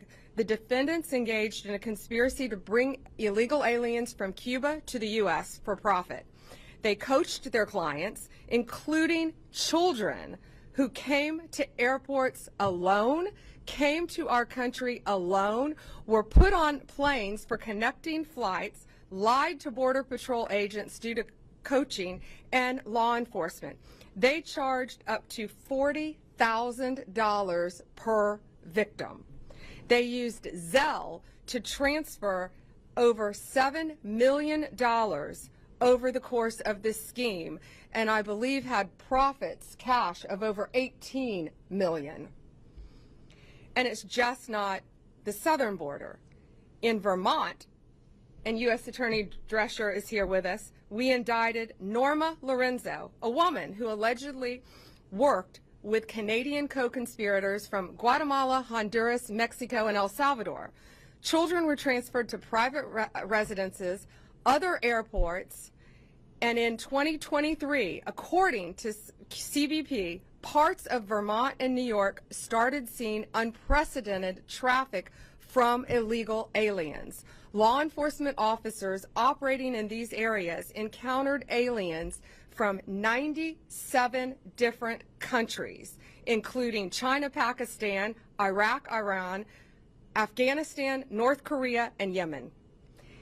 In the Southern District this week of Texas, and Nick Ganji's here, we secured the extradition of 3 men from Guatemala who have been charged in connection with a mass casualty alien smuggling event.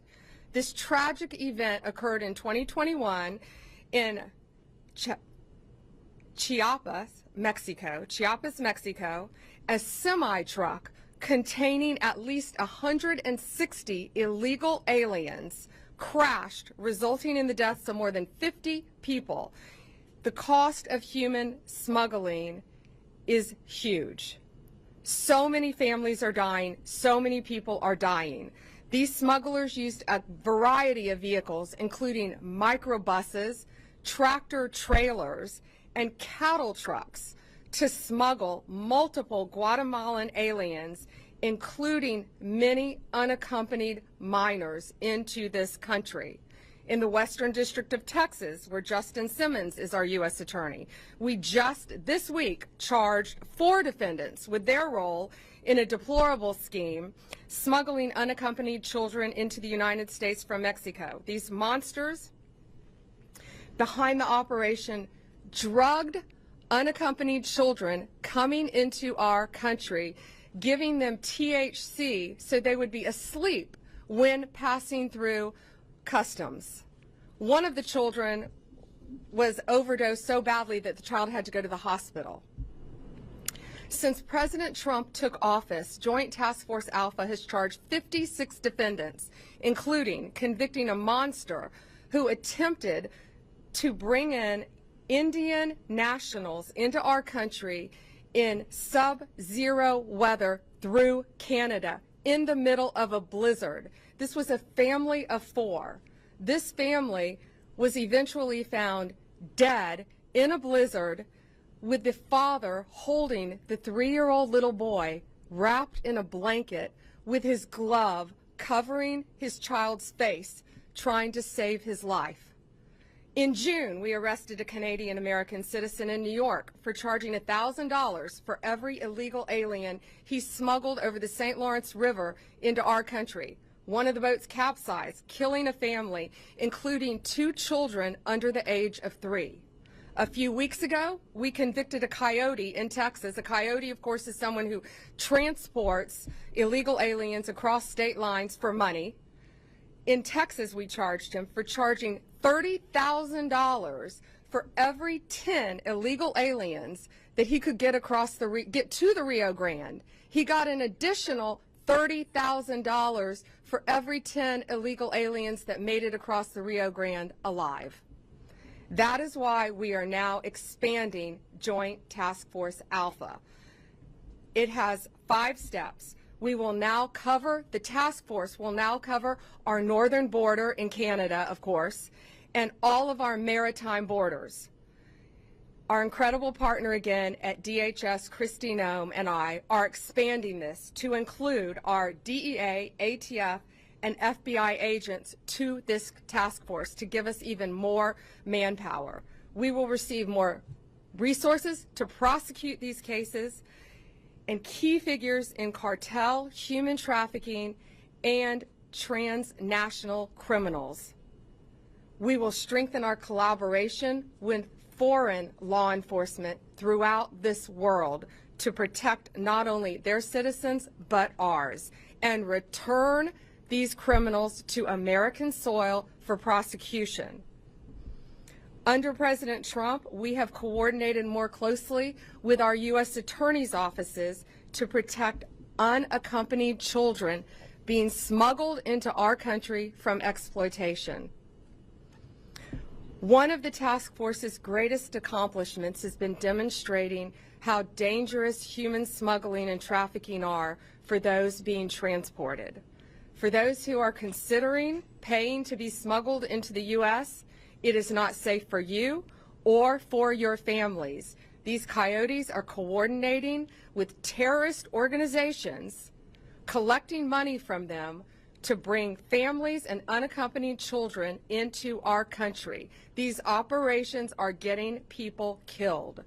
Let me be clear, if you smuggle human beings, you will be found, you will be prosecuted, and you will be brought to justice. It doesn't matter where you are, it doesn't matter what our borders are, the limit of where our country ends and another begins, but it does not limit our law enforcement capabilities to bring you to the United States and prosecute you and lock you up for as long as we can.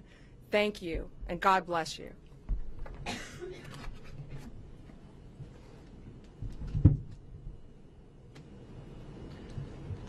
Thank you, General Bondi. I'm sure you, ladies and gentlemen, can see the commitment of the Attorney General to this endeavor.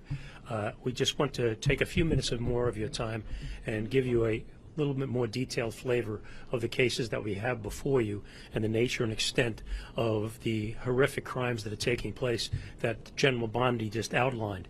After we finish these very brief comments, it will be open for questions at that point. And just bear with us, and we'll be there very soon. The first case that we're talking about is the case here in Tampa that General Bondi was talking about, United States versus Cabrera, which is 12 defendants, an international alien smuggling ring, and they also engaged in asylum fraud. And why did they do it? They did it for money and money alone. As General Bondi just noted, we have tracked at least $18 million trafficking through their account and laundered through their accounts to pay their expenses, to pay their co-conspirators. This was a profit-making motive that went on between 2021 and today, 2025. How did it happen? They used social media. They went on social media with Cuban individuals to tell them that they could get Cuban individuals and get them visas based on fraudulent conduct by putting their visas, which were based on European citizenship. They had co-conspirators throughout the world to gather these people up to try to get their money to participate in this. And I say co-conspirators. There are numerous co-conspirators. There were thousands of people, aliens, listed in their ledgers that they were doing this with. Their ledgers were sophisticated as any business that you will come across. Their ledgers had dates of travel, money owed, airlines used, smuggling routes. How did they do it? They brought these people through charters and commercial airlines through other countries. They put the fraudulent documentation together with these individuals. Of course, as General Bondi just noted, at $40,000 apiece. They spent up millions of dollars flying these people throughout the country before they came back into the United States. They would provide them with fraudulent visas based on the fact that they were saying that they were not in Cuba after 2011, when of course they were. With this fraudulent document, they coached these people once they came to enter into the United States. How did they coach them? They coached them to make sure you tell these people that you're a tourist. Make sure you tell them that you're just here for a visit. And of course, conceal the fact that you had come from Cuba. And then after and when you get into the United States, lay low for a while. Don't make any noise about things. Why? Because at the appropriate time, they wanted you to come forward to seek asylum, being a Cuban national. So they would then prepare the asylum applications, which were likewise fraudulent. So they're preparing fraudulent document to get into the country, preparing fraudulent documentation to get asylum. And ladies and gentlemen, this was all for money. And it was a sophisticated enterprise with multiple shell corporations being used and transferring money throughout the country. We have uncovered at least 27 known bank accounts with these people to transfer their money between and among each others, pay for expenses and people overseas, and using money to move in and out of their shell corporations to hide it, which is the substance of the money laundering charge. Suffice it to say, the bottom line of this is that it was a business, a criminal business that was set up for one reason and one reason only: to make money on the backs of these people and at the expense of the American people by defrauding them. And in doing so, they passed at least $18 million through their bank accounts. That's a brief overview of the Tampa case. Obviously, it is now open for review because it's no longer sealed. And I will if I can, I want to turn this over to my friend from the Southern District of Texas, Nick Ganji, who will give you an idea of the case that he is going to present from his district. Nick. Madam Attorney General. Good afternoon. My name is Nicholas Ganji, the United States Attorney for the Southern District of Texas. The American people have been told time and time again that insisting upon a secure border and an orderly immigration process somehow lacks compassion. But what the disastrous record of the last 4 years has shown is that an open border is anything but compassionate. And perhaps the most pernicious and cruel outgrowth of our once open border is the rise of the cartel-backed human smuggling industry. And make no mistake, it is indeed an industry. Human beings are treated like commodities, stacked like cordwood in dangerous and sometimes deadly conditions. All it takes is one faulty air conditioner or one wrong turn of the steering wheel to turn a smuggling run into a mass casualty event. The saddest example of this is the 2021 smuggling crash in Chiapas, Mexico, where a tractor trailer carrying 160 people overturned, costing the lives of 50, including children, and injuring more than 100 others. The Southern District of Texas, along with Joint Task Force Alpha, has worked tirelessly to bring justice to those responsible for this great tragedy. Last year, a grand jury in the Southern District of Texas indicted 6 Guatemalan nationals for conspiring to smuggle these victims into the United States. And on December 9th of last year, the 3rd anniversary of the crash, Guatemalan authorities arrested the 4 remaining conspirators who are residing overseas. I'm pleased to announce today that 3 of these alleged conspirators have just been extradited to the United States and are making their initial appearance today in Laredo, Texas, with a 4th defendant on the way. I am grateful to our Guatemalan partners for their assistance in delivering these defendants to us so that these accused smugglers can learn a little bit about what Texas justice looks like.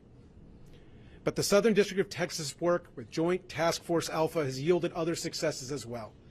A few notable examples: we indicted and convicted 14 defendants who conspired to smuggle hundreds of illegal aliens via dangerous methods, including packing them in suitcases, repurposed water tankers, and wooden crates with little ventilation or room to move.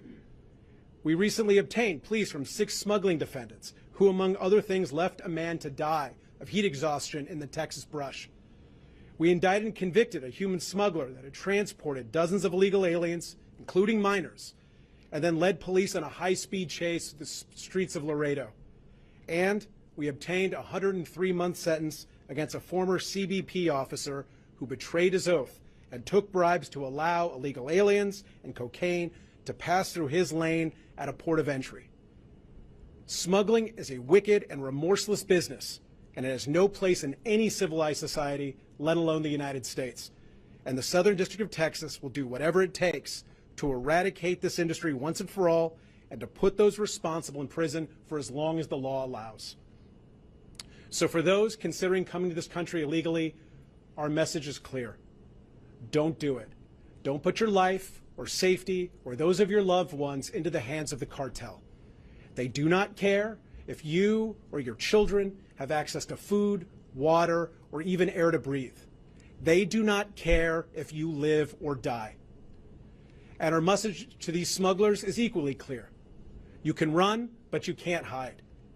If you're not already in cuffs, you will be in cuffs soon, because the United States does not forget.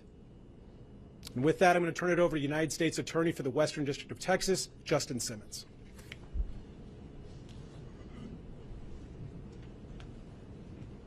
Thank you all for being here today. My name is Justin Simmons. I'm the U.S. Attorney for the Western District of Texas. Thank you, General Bondi, for organizing this today. Also want to thank President Trump for the encouragement and the motivation he's given all of us to take down these alien smuggling organizations and the cartels that they work with. You know, Juarez, Mexico is right across the border from El Paso, Texas, and for years, Juarez has been plagued by violence, kidnapping, and murder. Cartels have been warring over that area for decades because it's a key route for trafficking drugs and smuggling humans into the United States. These cartels have no bottom. There is no limiting principle on how low they will go to enrich themselves. We saw an example of this recently in a case where a woman named Susana Guadian ran an alien smuggling organization out of Juarez. She worked with her husband Daniel, her daughter Diane, and Diane's husband Manuel Valenzuela to smuggle children from Mexico into the United States. Basically what she would do was contact U.S. drivers who would come across and pick up these children and then take them back across the border. Prior to being picked up, Susanna would prep these children by sometimes telling them what to say when they got to the POE, the port of entry, or a checkpoint. Other times she would give them THC gummies, as General Bondi said, to calm them and keep them compliant throughout the process. In this particular case, the children that were given the THC gummies were 12, 9, 3, and 2. When CBP recognized when they were trying to cross with this group of children that something wasn't right, they saw it, they realized those children needed some kind of medical treatment. They got a couple of them to the hospital to receive that treatment. They were later diagnosed with THC poisoning. As U.S. Attorney Ganji said, as General Bondi said, these cartels, these organizations do not care about you or your children when moving them across the border. So we're really happy that we were able to get arrest warrants this weekend and get at least 2 of these individuals, Diane and Manuel Valenzuela, off the street.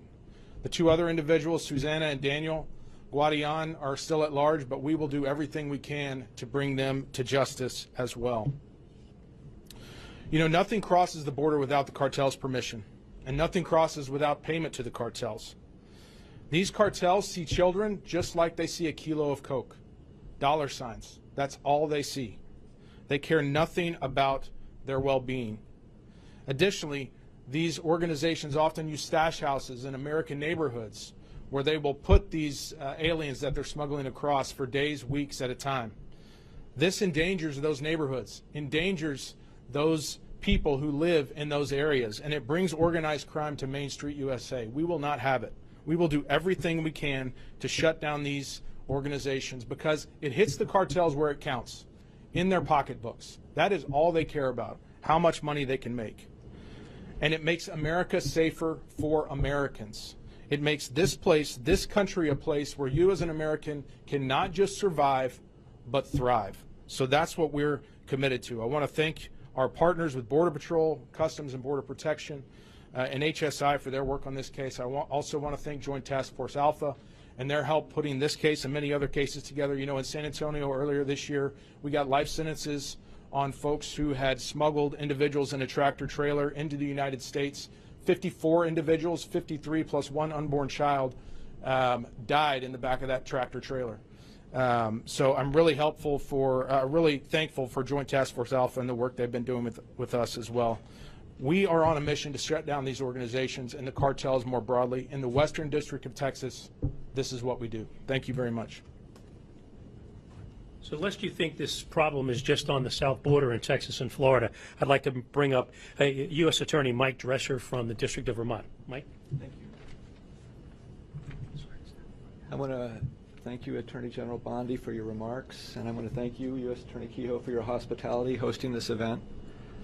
I especially want to thank you, Attorney General Bondi, for bringing attention to the extraordinary work that the men and women of the United States Border Patrol and Homeland Security investigations are doing in Swanton sector, the portion of the U.S.-Canada border that includes Vermont, northern New York, and New Hampshire.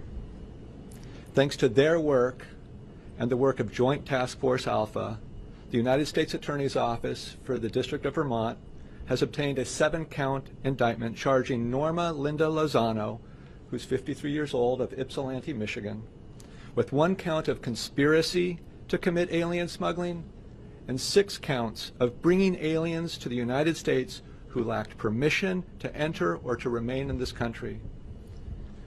As alleged in court filings, through much of 2024, Lozano repeatedly smuggled and attempted to smuggle illegal aliens into the United States from Canada.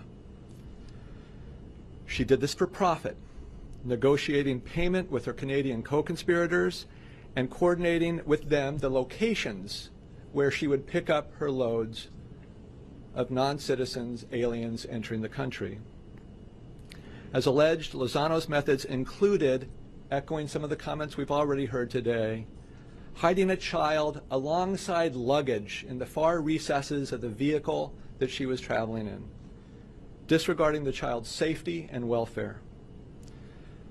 These offenses are serious for several reasons. First, they aid and abet those who are seeking to enter the country illegally. Second, they exploit those people who are desperate and misguided enough to try to enter the country illegally. On the northern border, such illegal crossings frequently involve trekking through forests and swamps in inhospitable and dangerous circumstances. And third, they facilitate the unvetted aliens entering the United States for unknown and possibly nefarious purposes. In short, offenses such as those charged pose a risk to the nation's security. And the United States Attorney's Office for the District of Vermont is proud to work with the United States Border Patrol, Homeland Security, and Joint Task Force Alpha to help secure the northern border. Ms. Lozano was arrested Tuesday of this week in the Middle District of Georgia, where today she had her initial appearance in Albany, Georgia. She's been transferred to have subsequent appearances in the District of Vermont. Last, I want to recognize the hard work of Assistant United States Attorneys Matthew Lasher and Michelle Ara, who, under the leadership of Jonathan Opart, the Chief of the Criminal Division for the District of Vermont, have teamed up with Task Force Alpha Trial Attorney Jenna Reed to seek to hold Lozano and others engaged in similar conduct responsible for these offenses. Thank you. We're ready to take questions. If you want to direct them to any of the states, just let us know. Questions? Well, how about if we start on this side of the room and go over? Any questions? Are you seeing any connections between the cartels operating on the southern border that have been designated as transnational criminal organizations and the smuggling organizations in New York and Vermont? And then a second question for you, Attorney General. A judge ruled recently that the president's appointment of the National Guard in LA was illegal. Excuse me. Does that ruling affect your plans to send these forces to Chicago at all? First, to the National Guard, we will be following the law. We are appealing that ruling, and we plan on being successful in court. We anticipate very much being successful. Back to this, yes, these transnational criminal organizations, since we have secured completely our southern border, are finding various ways to come into our country. And as our U.S. Attorney in Vermont knows, the northern border, it always has been, but it's gotten much worse. Much more prevalent because it's a multi-billion-dollar business, the smuggling of drugs, guns, and humans. And so they're not going to quit once we secured our southern border. But yes, we're stopping them at our northern border, and that's why we're also increasing Joint Task Force Alpha to include our maritime ports as well. Any other questions? First for you, or I'm not sure you're going to do the Tampa part of it first, but sure. When it comes to Tampa, do you have any idea as to why they set up shop here in Tampa? And then the other question about Tampa would just be, how much of this is going on right now? This seems like a pretty deep thing that was happening here. Can you just start throwing darts at a map and find these kinds of groups? Can I start in on that first? Because I know you're a Tampa reporter, and that's why I think it was so important to have it here, because people are expecting this in Texas and big cities, and Tampa is a big city, but it is everywhere. It touches, I think, every city in our country. And traveling around this country, it's everywhere. It's everywhere you go, because our borders were wide open, and guns, drugs, gangs were coming in, terrorist organizations, into every city in our country. We arrested very recently, 20 minutes outside of our nation's capital, one of the top MS-13 members in the entire country. One of them was arrested also in Portland, Oregon. So it's very organized. They are spread throughout this country, and U.S. Attorney Kehoe, I'll let you take it from Tampa. With regard to Tampa, I mean, this has been going on for a significant period of time. Our investigation takes us back to at least 2021. And these people aren't some individuals or from far-off areas. They're from neighborhoods right here in Tampa, from addresses that you know, that you could pass in Publix or walk on the street. Why did they set up here? Because they were started up in 2021, operated undetected, and let's be perfectly honest, as General Bondi said, $18 million in an entity that was moving in the tremendous speed, but in a relatively short period of time. $7 million going through Zelle alone. So why did they come here? Because they lived here, they were here, they set up and did business here, and it was profitable. Were they availing themselves of different services, schools and parks? I mean, were they living otherwise ordinary lives? I, from all intents and purposes, I can't answer that question factually, and I don't want to mislead you, but I don't have any information to say that they weren't. I can't say that they were sending their children to local schools, but they were certainly living here and doing business here. Attorney General, if I can just ask you, now that you're seeing this from the inside, you obviously spent time in state government doing law enforcement. Now that you're seeing it from the federal level, how would you characterize what you've become aware of, and in terms of how much this is going on around the country? It seems like these cases are just a few of what you could highlight. And these were not coordinated arrests or extraditions. These are 4 that all happened in a week. And because the majority involved unaccompanied children in human smuggling, we wanted to highlight those and why we're expanding our task force.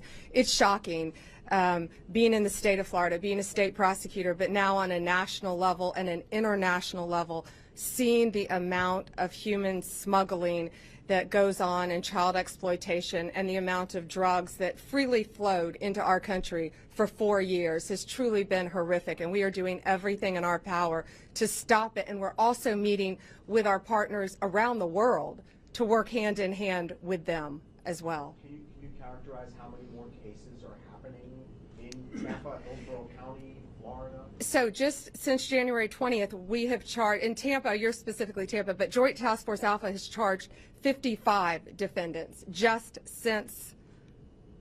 recently. Since January, 55 have been charged. And these are all, no, from all over the country. Major cases, but I'll let U.S. Attorney Kehoe answer Tampa. It's everywhere. Yes, I mean, to take what the general says, this is everywhere. This is just not a part-time thing. Why? Because it's a profitable thing. There are other cases under investigation here in Tampa. Yes. Numerous cases, yes. I can't get into the details of those, but this is not the last case of this fashion that we're going to do. Border Patrol and HSI are out there day after day, week after week, conducting investigations. So will there be more such cases being indicted along the way? Their answer is yes. I don't want to speak for my colleagues, but I assume that they would echo my response in that regard. Take one more. Go ahead. Good afternoon to you all. So for the cartels that are successful in smuggling children over, what are they doing with them once they're successful in that? The children? Yeah. They're either being trafficked. We've seen multiple cases of children being trafficked who have come across our borders, come into our country, and they're being put on planes by themselves. When I was at the border in September, I went to the border in September in Yuma, Arizona, and they had a term, and it was called a recycled child. And these Border Patrol agents were seeing a little boy coming across our border multiple times.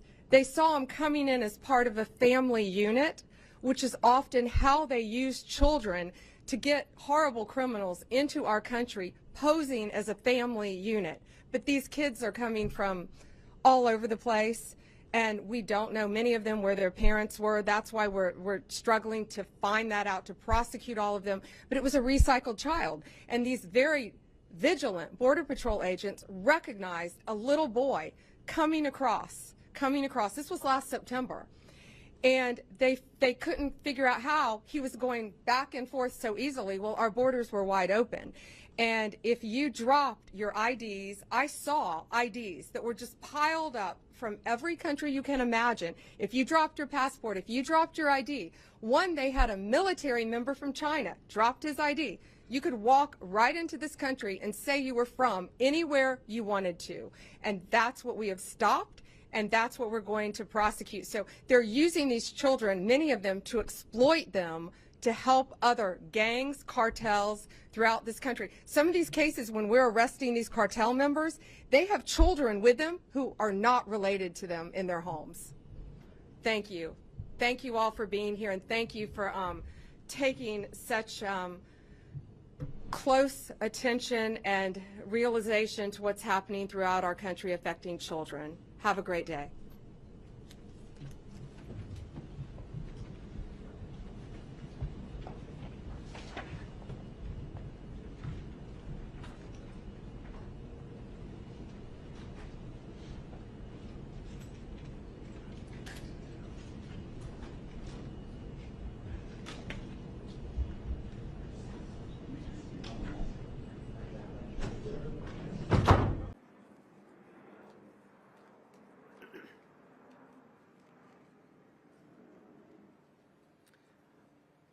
Good morning, everyone. My name is Andrew Boutros, and I'm the United States Attorney for the Northern District of Illinois. I was honored to be appointed to the position in April by the person I have the honor to introduce today, Attorney General Pam Bondi, who's standing right behind me. My appointment has since been approved by the U.S. District Court here in Chicago, and so I am now the permanent U.S. Attorney here in the district. Under my leadership as the U.S. Attorney, our office has been very busy, actively prosecuting serious federal cases that are priorities for the department. Everything from international and transnational criminal organizations to drug traffickers to child predators to illegal criminal aliens and many other department priorities. We've been proud to partner with the department leadership on a variety of important matters, including the historic seizure being announced today.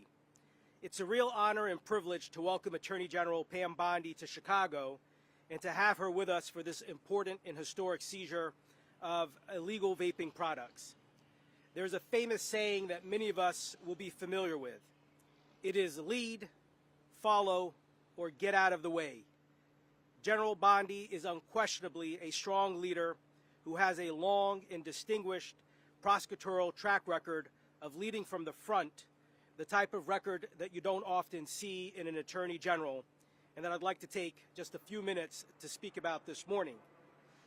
For 18 years, General Bondi served as the prosecutor in Hillsborough County, Florida, where she prosecuted horrendous crimes. She sought tough penalties against drug traffickers and violent criminals. She worked tirelessly to deliver justice for victims of sexual assault and domestic abuse. And she was a leader among the prosecutors in her office in helping protect the community. But General Bondi's prosecutorial commitment continued. In 2010, General Bondi made history by becoming the first woman elected to be the Florida Attorney General. Because of her great success and tough-on-crime approach to enforcing the law, 4 years later, she easily and comfortably won a second term as Florida's Attorney General. That means that for 8 years, General Bondi served the third largest state in the union as its chief law enforcement officer, where she brought tough cases that protected the public and punished those deserving of punishment. When President Trump selected General Bondi to be the nation's Attorney General, we knew, and indeed everybody knew, the type of Attorney General we would be getting. A fierce advocate who would lead from the front, be tough on crime, stand for victims, protect children and the elderly,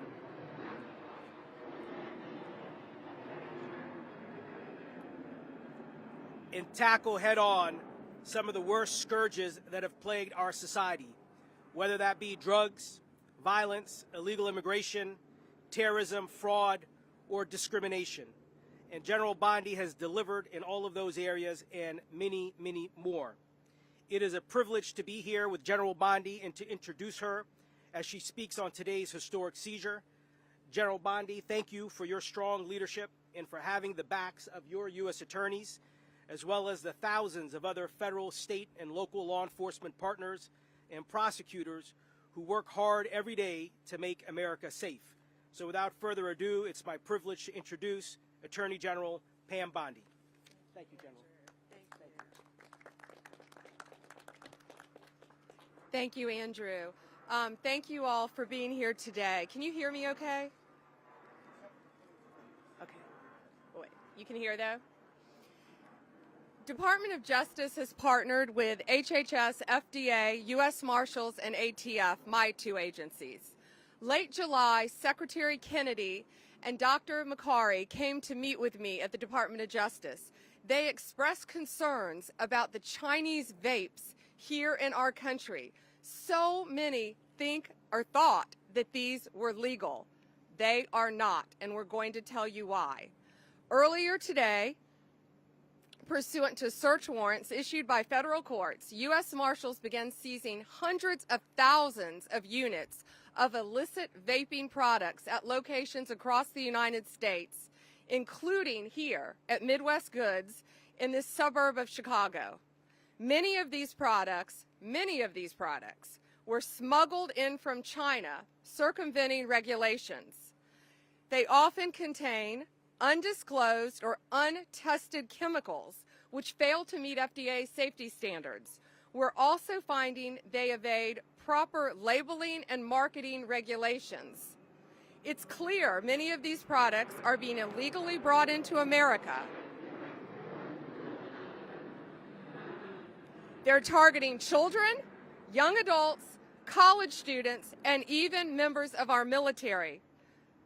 They're labeled as cotton candy, bubble gum, and Fruit Loops, among others. These dangerous vapes are being sold near our bases, our military bases, our schools, and they are exposing our children and service members to serious health risk from untested chemicals. In Florida, we have reports of kids in high school, in schools, in middle schools being taken to the hospital because of lung conditions due to this vaping. Why we're standing here today, we're so close to less than a mile and a half away from a high school, a middle school, and an elementary school. And also a military facility is very close by. The retailers are in the same locations, often near military bases. Unfortunately, as I said, many Americans are unaware of the harmful consequences of what's contained in these vapes, as they bypass safety standards and oversight required for domestic products. And there is a reason for oversight on these products, and they must be approved by the FDA. Parents, talk to your children. These things seized right here today. Watermelon ice. Targeting a child? Also an American flag on it. Don't let the American flag fool you. It's Chinese. Chinese. You think they're targeting our military? You think they're targeting our kids by this? These illegal and unregulated products are not safe. They contain extreme amounts of nicotine, which is why high school kids have had to go to the hospital. Toxic chemicals and metals, and sometimes are laced with THC. We're seeing the equivalent of a full pack of cigarettes in a single vape pen. A full pack of cigarettes. One vape pen can equal 20 cigarettes. These are what our teens, our college kids, and often young members of our military are using. One agent compared it as someone who thinks they're doing a shot of alcohol, but they're really taking a pint, drinking a pint. That's the extreme amount of nicotine that we're dealing with. And make no mistake, Chinese companies are making billions of dollars off of these products. They're peddling them into our country. Just the products behind us here have a retail value of over $14 million back in this warehouse, retail value. And that's just in this one warehouse. The Trump administration and President Trump will not let the American people suffer the consequences of dangerous chemicals being pushed into our communities by Chinese companies and manufacturers. And I cannot thank Secretary Kennedy once again enough for the incredible work he is doing for our kids, for our families, and for our country. The Department of Justice is conducting a nationwide operation today to remove illicit vaping products that are being strategically distributed and sold at retailers across our country. While today's seizure in Illinois is the largest so far, additional seizures today, as we speak, are being made or have been made this morning at 5 other retailers and 4 other distributors in North Carolina, Arizona, New Jersey, Georgia, and Florida. We are extremely proud, again, of this joint effort, and we are just getting started. Let this be a clear message to the retailers and the distributors pushing these illicit vaping products on our kids and on our families. This ends today. This is your final warning.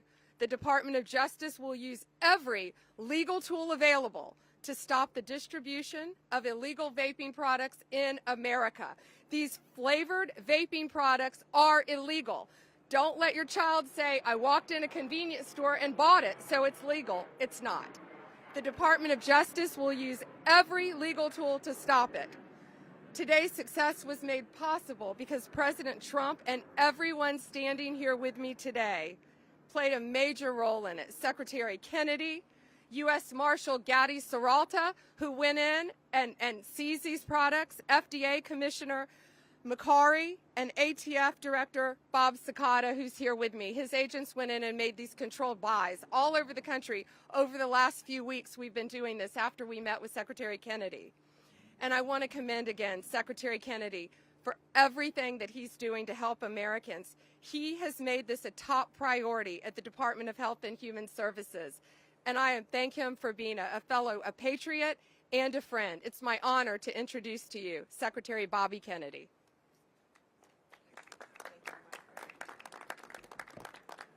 Thank you, General Bondi. And I also want to thank Marty McCary, who's the head of FDA, and Gadi Serralta,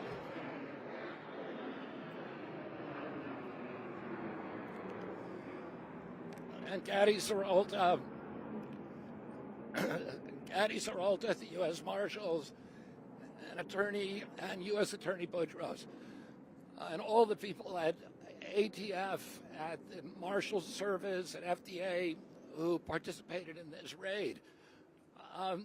During the Biden administration, the Biden administration slow-walked approvals of U.S.-made vapes. Those companies were behaving responsibly. They were sharing consumer information. They were putting appropriate labels. They weren't using bubble gum and candy-coated flavors and these vivid colors to attract kids. And they were including chips in all their products to deter young people from using them. Because of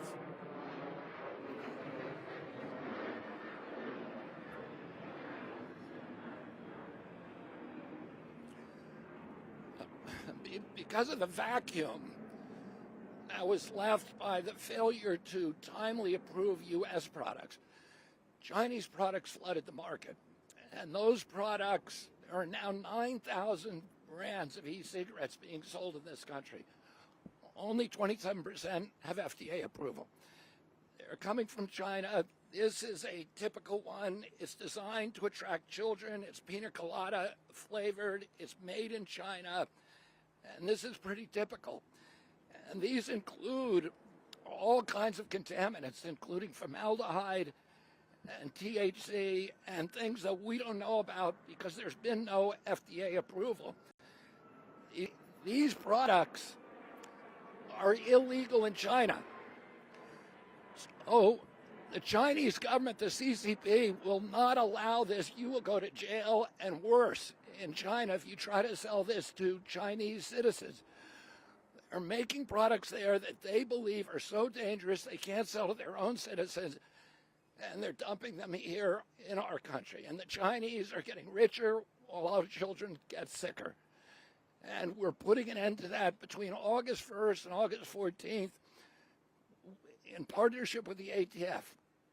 FDA did purchases at distributors in 5 different states, in Illinois, New Jersey, North Carolina, Arizona, and we did more in California and Florida with ATF. ATF actually went to 14 different retailers. Our agency went to 5 different distributors. And the result is today we are doing raids, these kind of operations across the country to confiscate the vapes. Today, these gentlemen from ATF and FDA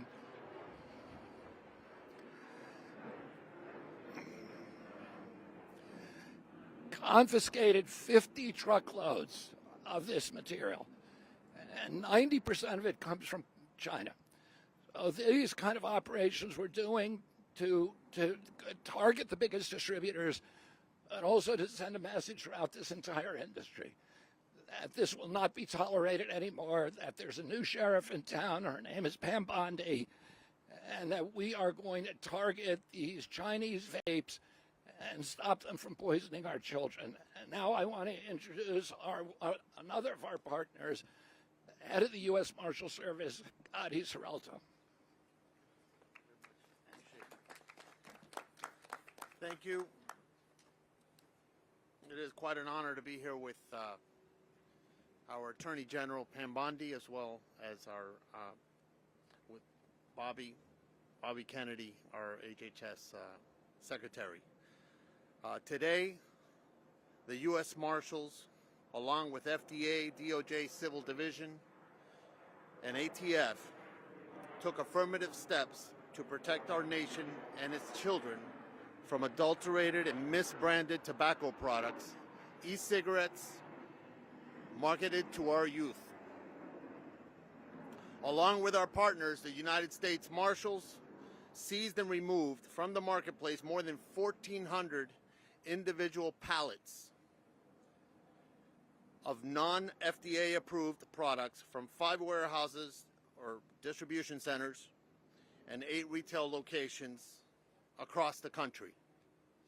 These seizure actions happen simultaneously today to prevent products distributors and retailers from learning of the operations and hiding those products to be sold later. These seizures and the U.S. Marshal's role during this operation directly support one of Attorney General's primary goals for the Department of Justice's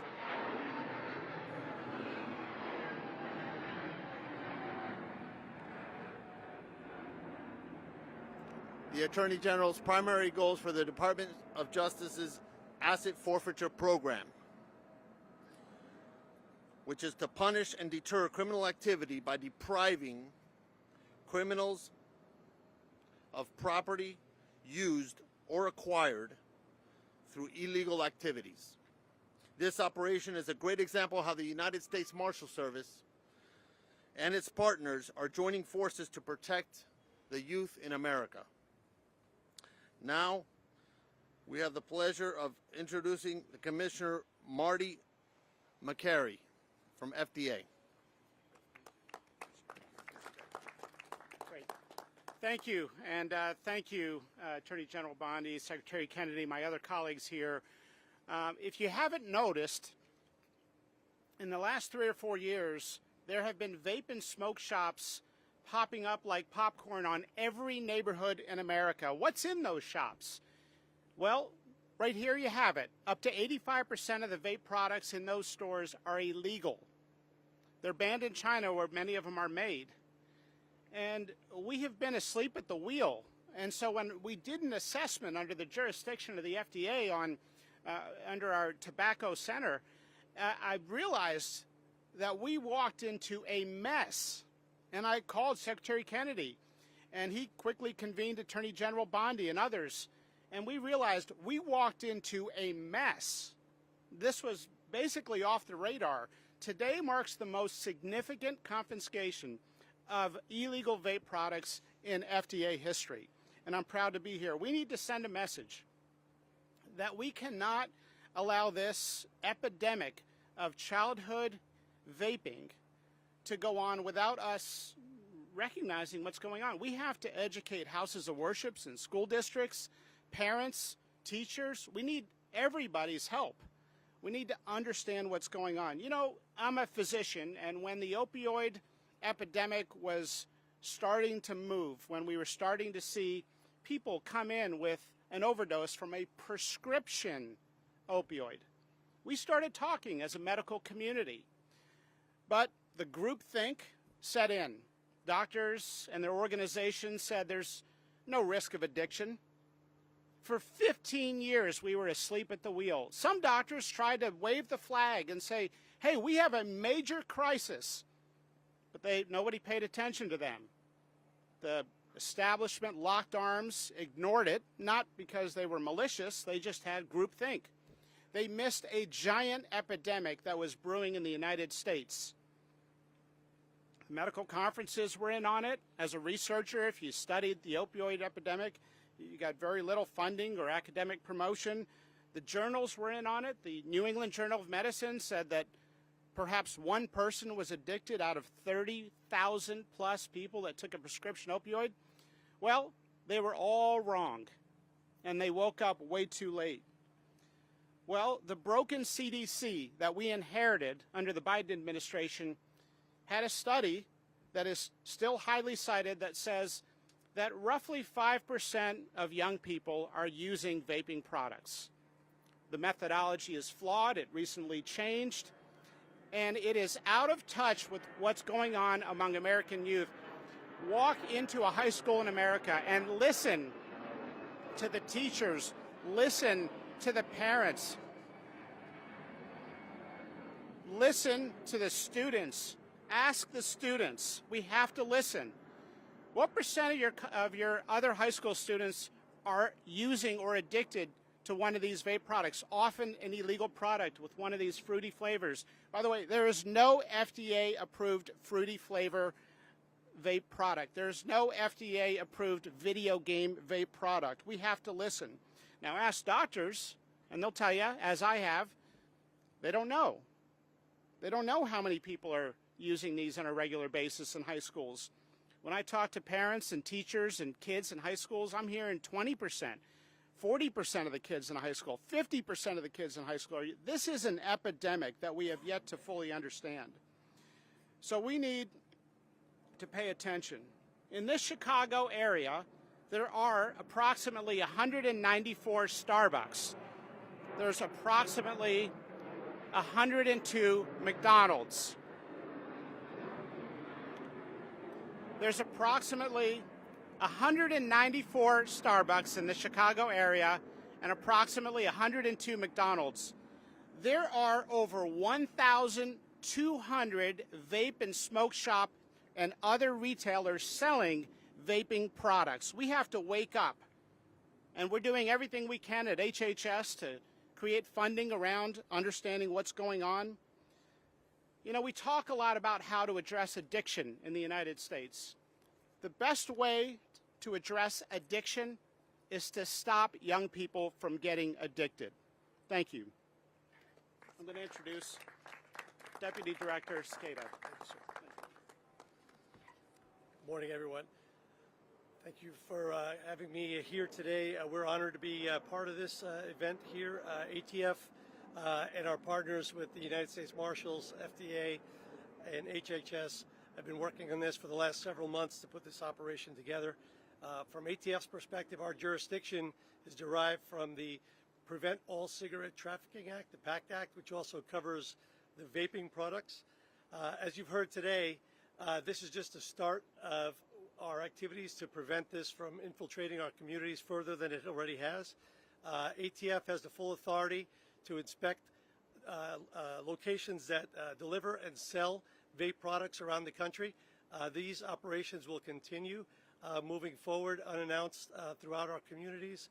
We will continue to work with our partners that are standing behind me. ATF will focus all their efforts on the supply and the flow of currency that's actually making its way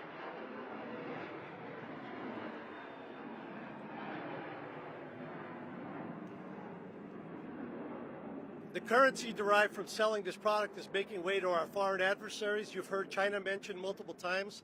That's one of the primary receivers of the currency, but the currency is also being received by cartels operating inside the United States that are based in Mexico and in other countries abroad, in addition to our own criminal organizations that operate here domestically. We will solve this threat by continually working together as the team that you see here today and others that will join us in the future. Collaboration between this partnership the communities that we work with, and educating our parents and the students in the schools around our country to prevent this from getting worse than it already is. Thank you very much for having me here today. Appreciate the partnership. Come on up, Bobby. Questions? Go ahead. We'll go this way. Go ahead.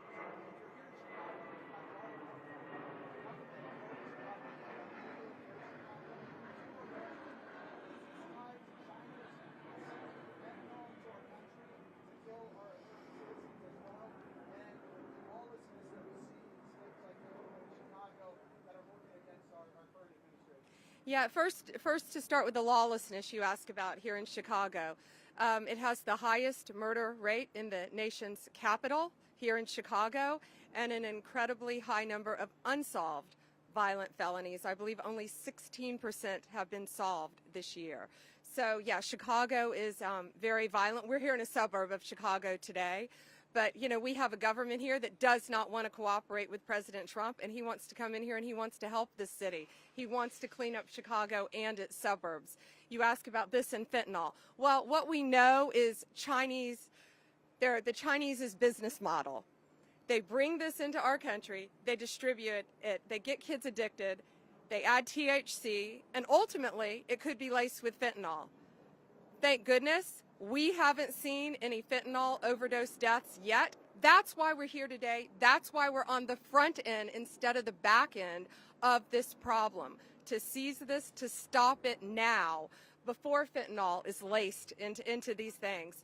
But it's actually a miracle that we haven't seen that yet, but we have seen THC at very high levels laced into that. Thank you. Go ahead. We'll go that way. So right now, what we've done here is a seizure. We're in the very beginning steps. The FDA went in, as Dr. Makari told you, we went in, FDA, and they did inspections of businesses, of retailers. Then our ATF agents went in and did control buys all over the country. Since we met with Secretary Kennedy, we've started doing that, working hand in hand with our U.S. Marshals, who today are the ones who made these seizures. Thank you, Gadi Serralta. And thank you, Agent Sakata, for that. We started doing the seizures and seized all these products. Right now, we're in the initial stages. We don't know yet who knew what. We know they were selling these. We know they were distributing them. No, we have made no arrest. Right now, we're in the civil aspect of this. But again, these businesses, you need to be aware. The retailers all over this country, stop selling this stuff. It's illegal. The only three flavors, Doctor, are the tobacco, the cinnamon, and the menthol that are legal. Go ahead. For parents that are watching this right now, what can they do if there's a vape shop in their neighborhood? Can they go in, pick up a product, and check to see if one of these products are on the shelves there? I mean, what can they do? Well, if it's any of these flavored products, they are illegal. That's what we're trying to let parents know today. You can't have this stuff. The one I just showed you is illegal. All of these watermelon ice, pina colada, strawberry. That one looks like the candy juice heads. All these different, some of them have video games. You think that's targeting an adult? No, those are targeting kids. Those are targeting elementary and middle school kids. That's why we're on the front end of this, to shut it down before they start lacing it with other things as well. Alana, go ahead. Sure. On topic first.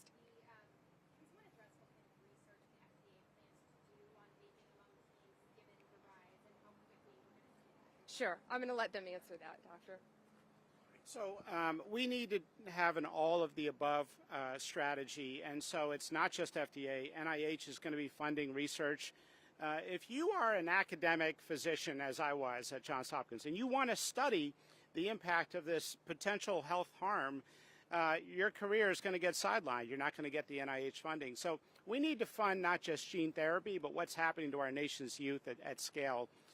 We need an all-of-the-above approach. So I want to be very honest. There's no single silver bullet. We need to address the distribution networks, with which General Bondi has been incredibly receptive to say we're on board. We need to educate people, and we need to also address something called port shopping. I'm not sure if you're familiar with port shopping, but what I learned when we all came into office is that the Chinese vapes were showing up at U.S. ports. The Customs and Border Protection were setting it aside for our FDA inspectors. We were saying, yes, this is an illegal product. We're going to refuse it. It was going right back on the ship and then going to another U.S. port. They were laughing at us in China. Our border was essentially entirely porous to these shipments. So we are ending port shopping. We are using an all-of-the-above approach.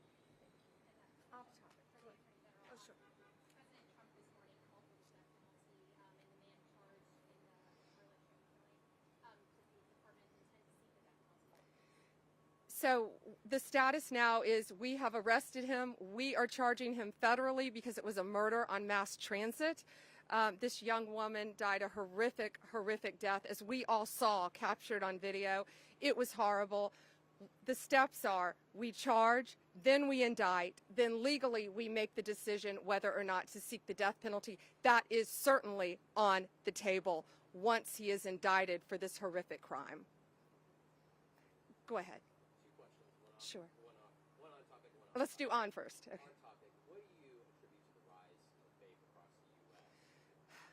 I'm going to give you my opinion, then I'd love Secretary Kennedy to jump in.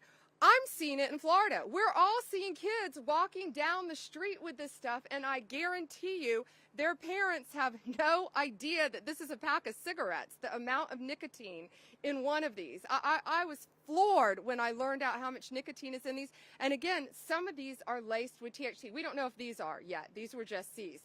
But many of them in the vape shops are. I think it's access. They're easy to get. They're marketing children, and parents think they're legal because you can walk in businesses on almost, every corner practically and buy these. We're all seeing vape shops all over the country. And if they're selling this stuff, if they're selling the fruity flavors that we talked about, it's illegal. I think it's access. It's easy to get, and it's awareness, and that's why we're on the front end of it, because parents need to know your kids can't be doing this. Kids need to know they can't be doing this. Military needs to know they can't be doing this. Do you have an update on the weaponization report? And also, I know that you have Ed Martin as special attorney looking into the double primary residencies that have been alleged with Tisha James, as well as the senator from California. Are you also requesting that other individuals who have this double primary residence, I know that there's the allegation that some of those are other cabinet officials of this administration, that they should also be prosecuted and investigated for the same allegation? I cannot comment on any pending investigation. Some people have, but it's not proper to comment whether there is or is not a pending investigation on any of that. Back to the weaponization, you may be asking about a memo. I issued a memo yesterday to parents because we've started school again. And parents have the right, unlike the last administration, parents have the right to go in a school board and feel free to talk to the school board, to speak at school board meetings about the education their children are getting, whether their children in elementary school are being forced to read books about transgender. They have the right to do that. We're going to look out for parents and their rights in the Trump administration. Next question.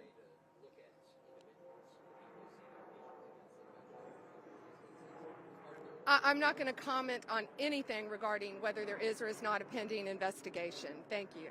Next question. Okay. Sure.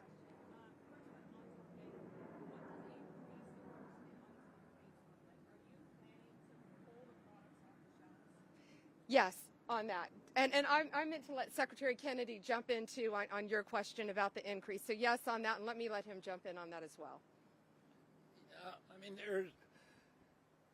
it's an interesting question, but there's study after study that shows that addiction rates are directly related to availability and also the absence of social stigma. We've had a series of waves of addiction in this country in the early 20s when heroin and cocaine were legal. We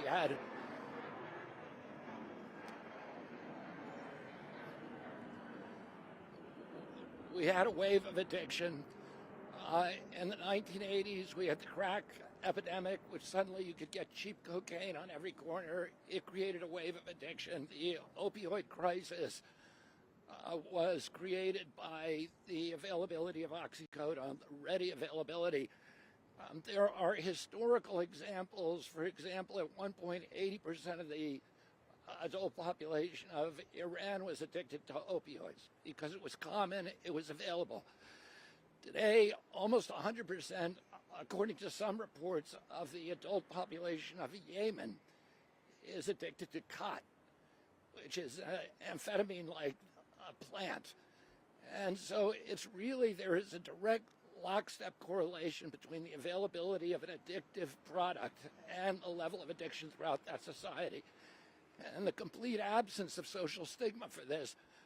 Parents watch their kids sucking on these things. They assume they're okay. They don't understand the addictive nature of it.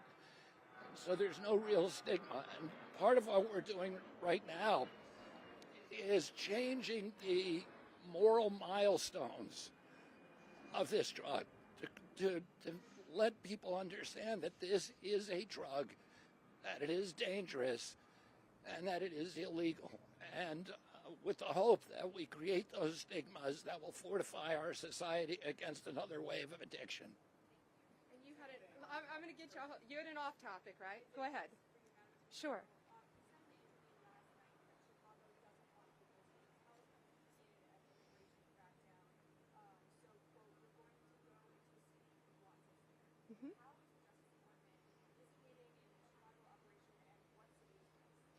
So Chicago doesn't want the president's help. He's made that. The president's made it very clear. He wants any major city in this country, any city, who they want his help. He wants to come in and help them. What we've done in D.C. is remarkable. I was with the mayor last night. I was with the police chief of D.C. last night. We were all together. We're working hand in hand. All of my agencies, ATF, DEA, FBI, U.S. Marshals, working hand in hand with Park Police, with the Metro, with the transit authorities, with the National Guard, HHS, ICE, working hand in hand, and it's been a tremendous success. D.C. is a safe city again. It's going to be a beautiful city again. President Trump is working hard to do that. But the number of arrests, we've made over 2,000 arrests, taken hundreds of guns off the streets. I think we got 3 last night. I see the results every single morning. We got assaults last night, many arrests last night, still to be made, but we're making D.C. safe again every night. So yeah, the president wants cities to ask us. You're going to hear an announcement very soon where we're going next, but we want Chicago to ask us for the help, and they're not going to do that, we understand. Let me go to the next one. Go ahead.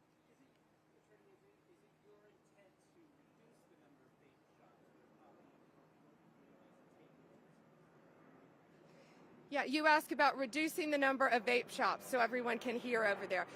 What we're doing right now is we're on the front end. We're telling you, if you have this stuff, get it off your shelves, because this is your final warning. We're coming after you. If you have it, get rid of it, because we're coming after you. There are 1,000 vape shops, you said, doctor, right around here. Well, you're a lucky one if you didn't get raided today, so get rid of this illegal stuff, because it is illegal. Go ahead. What?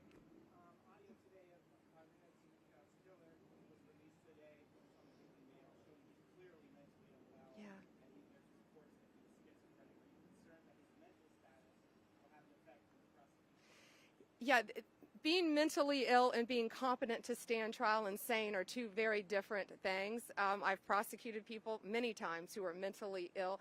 But yeah, we'll look at all that, of course, when making all of the decisions regarding penalty phases. He had been arrested 14 times. The guy had been to prison, so clearly he was competent for robbery with a firearm, an assault with a firearm. He had committed multiple assaults. And then in July, he had made, I think, fake, false, multiple 911 calls. Yet, by the district attorney, and by a magistrate judge, he was told he could make a written promise to appear in court. That's worthless. Had he done that in July, had he been taken into custody, a 14-time arrestee, she would have been alive today. So, go ahead.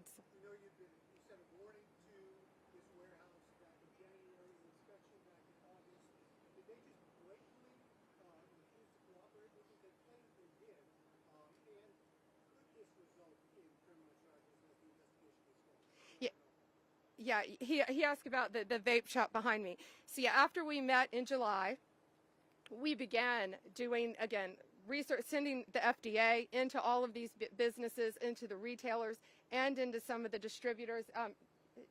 You want to answer that? So our asset forfeiture unit, who happens to be present here, works behind the scenes all the time. When we get orders from the courts to seize items, usually they're items that we're taking from bad guys that have already been arrested. In this case, it's just items that have been deemed to be illegally in the United States. So what we've done is we executed those warrants. We then get we get told basically to destroy the equipment once the seizure notice is processed, and we'll be destroying all this useless poison. Let me add something to that. Let me add something to fully answer your question. I think you asked, could there be potential criminal charges? Absolutely. Go ahead.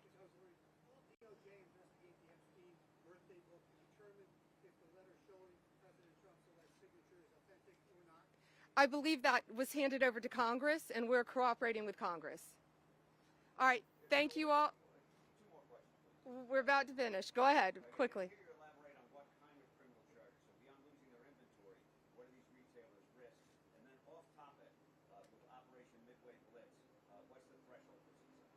So first of all, I'm going to let you direct the Operation Midway Blitz. So first, on topic, there are potential criminal charges. First of all, you can lose your business if you're a retailer and you're selling this stuff. So right now, we're on the front end of it, and we're telling you, you're on every corner, get this stuff out of your stores. You can only sell the legal items. You cannot sell anything that's not FDA approved. And so potential criminal charges yet to be determined. You want to talk about Midway Blitz? So the immigration surge, I'm assuming is what you're referring to? Are you referring to the immigration surge? I'm asking you, what was your question about Midway Blitz, the immigration surge? Well, stamping out crime is our threshold for success always. You know, whenever we grab guns from bad guys that would usually use them to either rob, rape, or maim, or hurt, or kill someone, that's success to me. So every life saved is a success. We've been saving a lot of lives here in our surges. We've saved a bunch of lives in D.C. and in any other state that wants President Trump's assistance in combating violent crime. I am sure we'll be there saving lives as well. Thank you all. Thank you.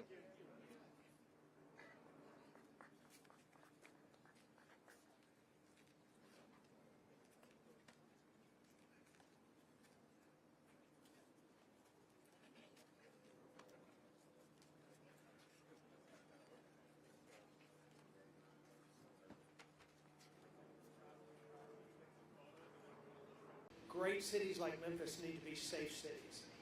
And his commitment to this city, as evidenced by General Bondi, by Secretary Hegseth, by Mr. Miller, by Director Seralti, by the full complement of resources available to us in the state of Tennessee from the federal government, from a law enforcement standpoint. When that commitment was made, I found myself saying for the first time since I've been governor in 7 years, we just might, not we just might, we will see this great American city free of its crime. We will see Memphians once again be able to raise their family and live and work and worship and enjoy this great city like they should in an American city like Memphis. I'm very grateful to the president. I'm very grateful to his team, but I'm very grateful for you who are out there doing the hard work, putting yourself in, keep harm away from Memphians. That's what's happening. That's what's begun this week. The state of Tennessee for what's happening here in Memphis.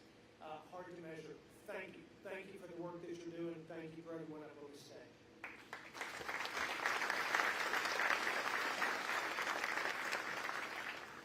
Thank you all for what you do. President Trump made it clear to all of us, and we know that Memphis is an iconic city, and we are going to make Memphis safe again. That's why we're here. We're working hand in hand with you. President Trump cares about you, and all of us care about you. All of the Memphis police officers, all of you, we are here to have your backs. All of the law enforcement officers in this room. You've got our backs, and we are going to have yours. And by the way, there's a federal shutdown right now. I don't know if you saw that in D.C. Well, we know crime doesn't shut down. And that's why we're all here. You work 24/7, and we're all working 24/7 to have your back. Federal agents in this room, DEA, ATF, FBI, U.S. Marshals, working hand in hand with HSI, all of Pete's Guard, all of our officers working hand in hand with you as a team. That's what we did in D.C., and that's what we're going to do here. We're going to keep you safe. And let me be very, very clear. I am a career prosecutor. If you touch a law enforcement officer, it is a crime and you are going to jail. We are arresting anyone who touches any of you. If you touch an officer, it's going to be assault on a federal officer, and we have our U.S. Attorney here. And to all of you state and local officers, let's see what your DA does, because he better prosecute crimes against you, because we have your backs here.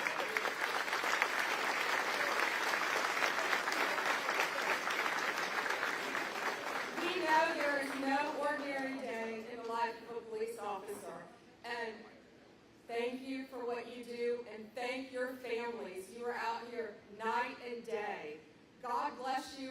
We are here for you, and we will always be here for you. We are going to, this is long term.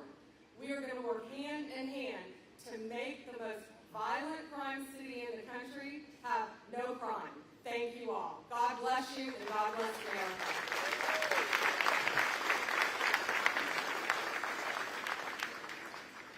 I'll just say what a privilege it is to be here.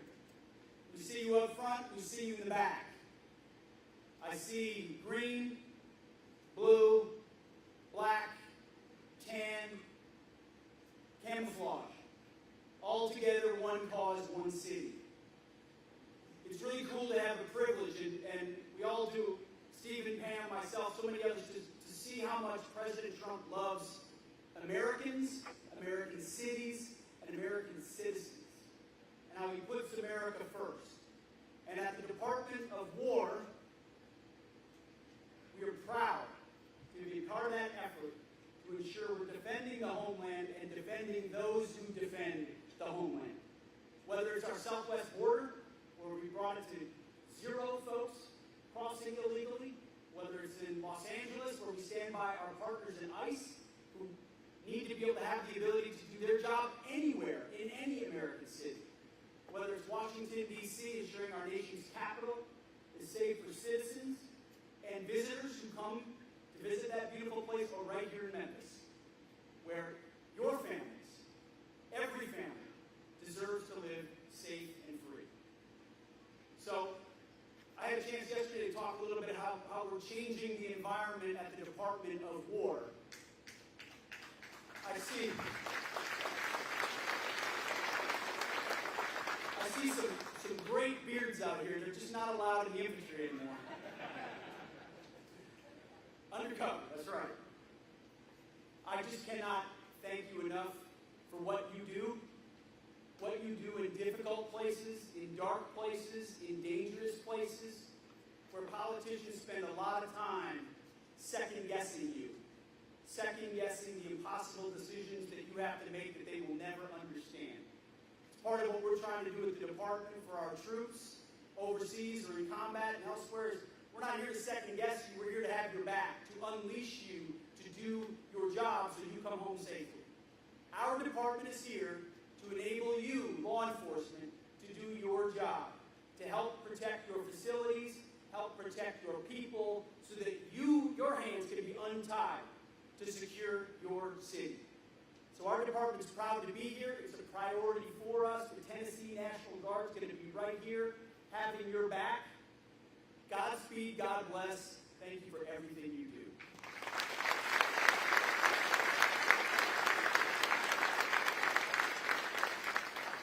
Thank you, Pete, Gaddy, Pam, and of course, your governor, for not only being here today, but for the invitation to your state to bring the federal government making never possibly imagined. To the Memphis Police Department, the officers that I see sitting in front of me, we are about to provide you with a level of support you cannot even imagine. This isn't just a task force. This is a all-of-government unlimited support operation. ATF, DEA, FBI, ICE, Department of War, every resource we have. And they're not going to be sitting behind a desk at a keyboard. We are sending in real cops with guns and badges you never possibly imagined. To the Memphis Police Department, the officers that I see sitting in front of me, we are about to provide you with a level of support you cannot even imagine. This isn't just a task force. This is a all-of-government unlimited support operation.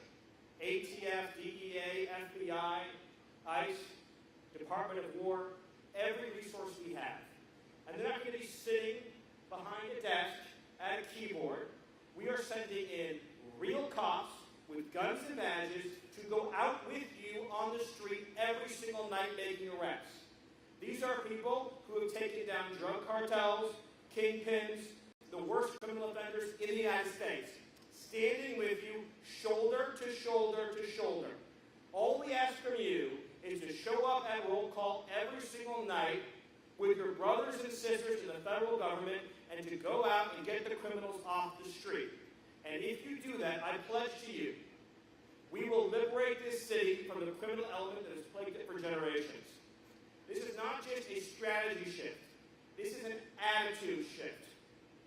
We are not going to live in an environment anywhere where there is a street that belongs to a criminal, where there is a neighborhood that belongs to a gang, where there is any physical space anywhere that belongs to anyone other than the law-abiding citizens and families of Memphis. The idea that there is a square inch of block in this city where a citizen doesn't feel safe is unacceptable. This is Memphis, this is the United States of America, and all that bullshit is done. It's over, it's finished.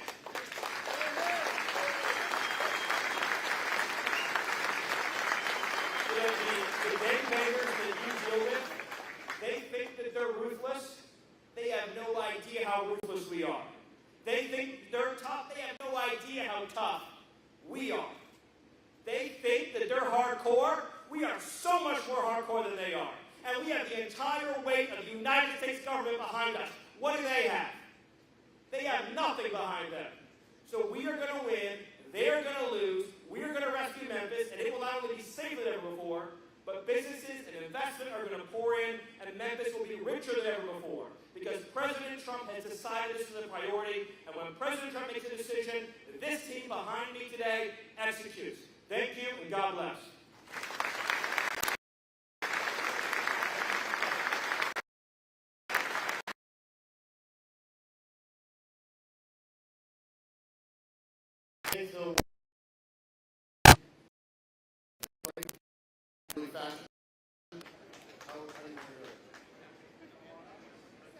We got Chick-fil-A for you tonight.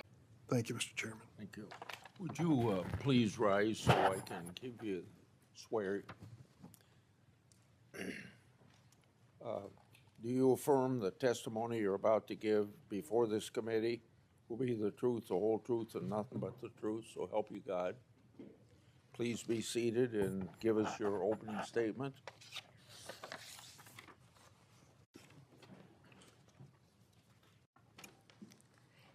Thank you, Chairman Grassley and Ranking Member Durbin, and every member of this committee. I'm grateful for the opportunity to testify in front of you today. First, please join me in remembering, as you said, Chairman Grassley, all the Jewish people who lost their lives in the October 7th attacks 2 years ago today. Also, please let's pray for all the hostages and the families of all of those individuals. They are a critical reminder of our central mission here at the Department of Justice, protecting the safety and security of the American people. That is why, even when the government is otherwise shut down because of the Democrats, the department's law enforcement officers and prosecutors are hard at work fighting crime, keeping our streets safe, and protecting you from the threats, foreign and domestic. When I was confirmed as the 87th Attorney General of the United States, I took office with two main goals: to end the weaponization of justice and return the department to its core mission of fighting violent crime. As to ending the weaponization of justice, we learned that former FBI secretly investigated you and your colleagues. Why? They wanted to take President Trump off the playing field. They were playing politics with law enforcement powers and will go down as a historic betrayal of public trust.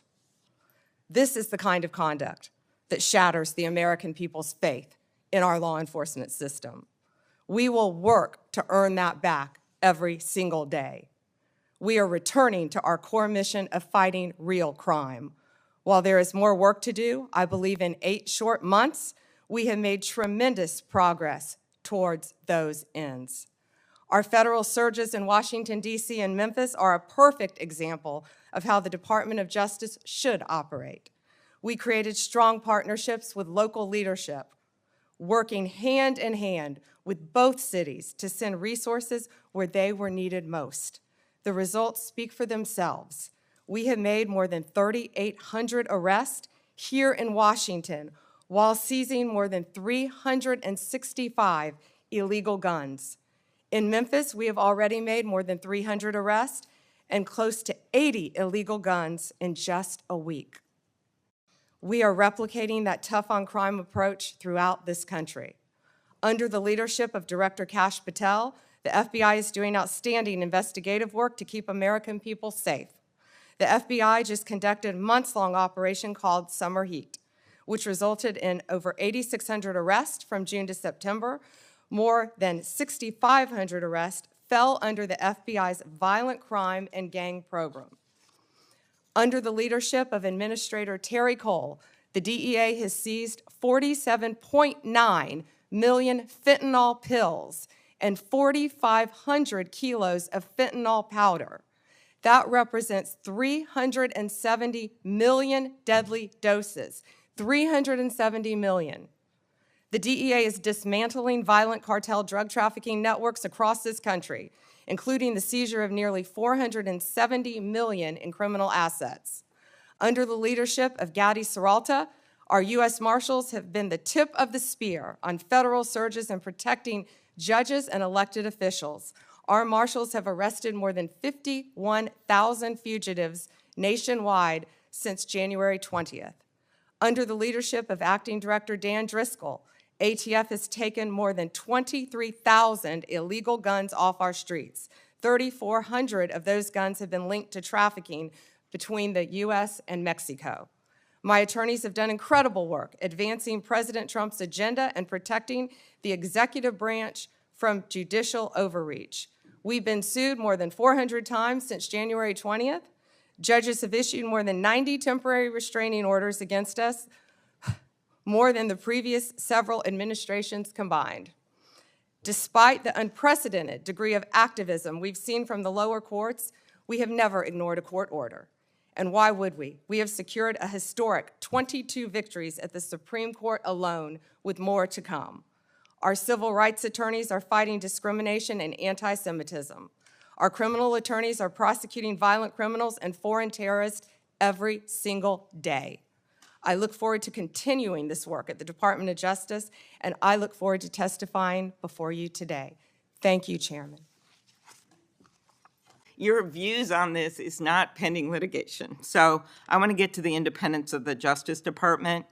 At your nomination hearing, I specifically asked you to provide assurance to every member of this committee that the Justice Department will only follow the facts and the law, and the White House will play no role in the cases investigated or brought. You stated in response, this was you, politics will not play a part in my decisions. And you also said the Justice Department must be independent and must act independently. Do you believe that you have upheld that commitment? I absolutely have upheld that commitment, Senator. I pledged that I would end the weaponization also of the Justice Department, and that America would once again have a one-tier system of justice for all. And that is what we are doing in this country.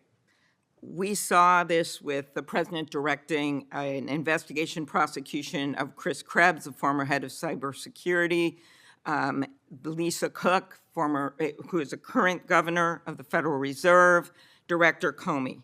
And the president, and I know you have said that you will not discuss discussions you've had with the president about Comey. Is that correct? That you won't testify here about that? Because I was going to ask you if you received advice, instruction, or request from anyone at the White House to direct the department to engage in any investigations, prosecutorial actions, including decisions not to investigate or prosecute anyone. I'm not going to discuss any conversations. But then how about the Truth Social post on September 20th, 2025, in which the president said, "We can't delay any longer, Pam," using your name, "not bringing criminal charges are killing our reputation," his words, "and credibility." And then goes on to tell you to prosecute a member of this committee, to prosecute the Attorney General of New York, and to prosecute James Comey. Do you consider that a directive to the Justice Department?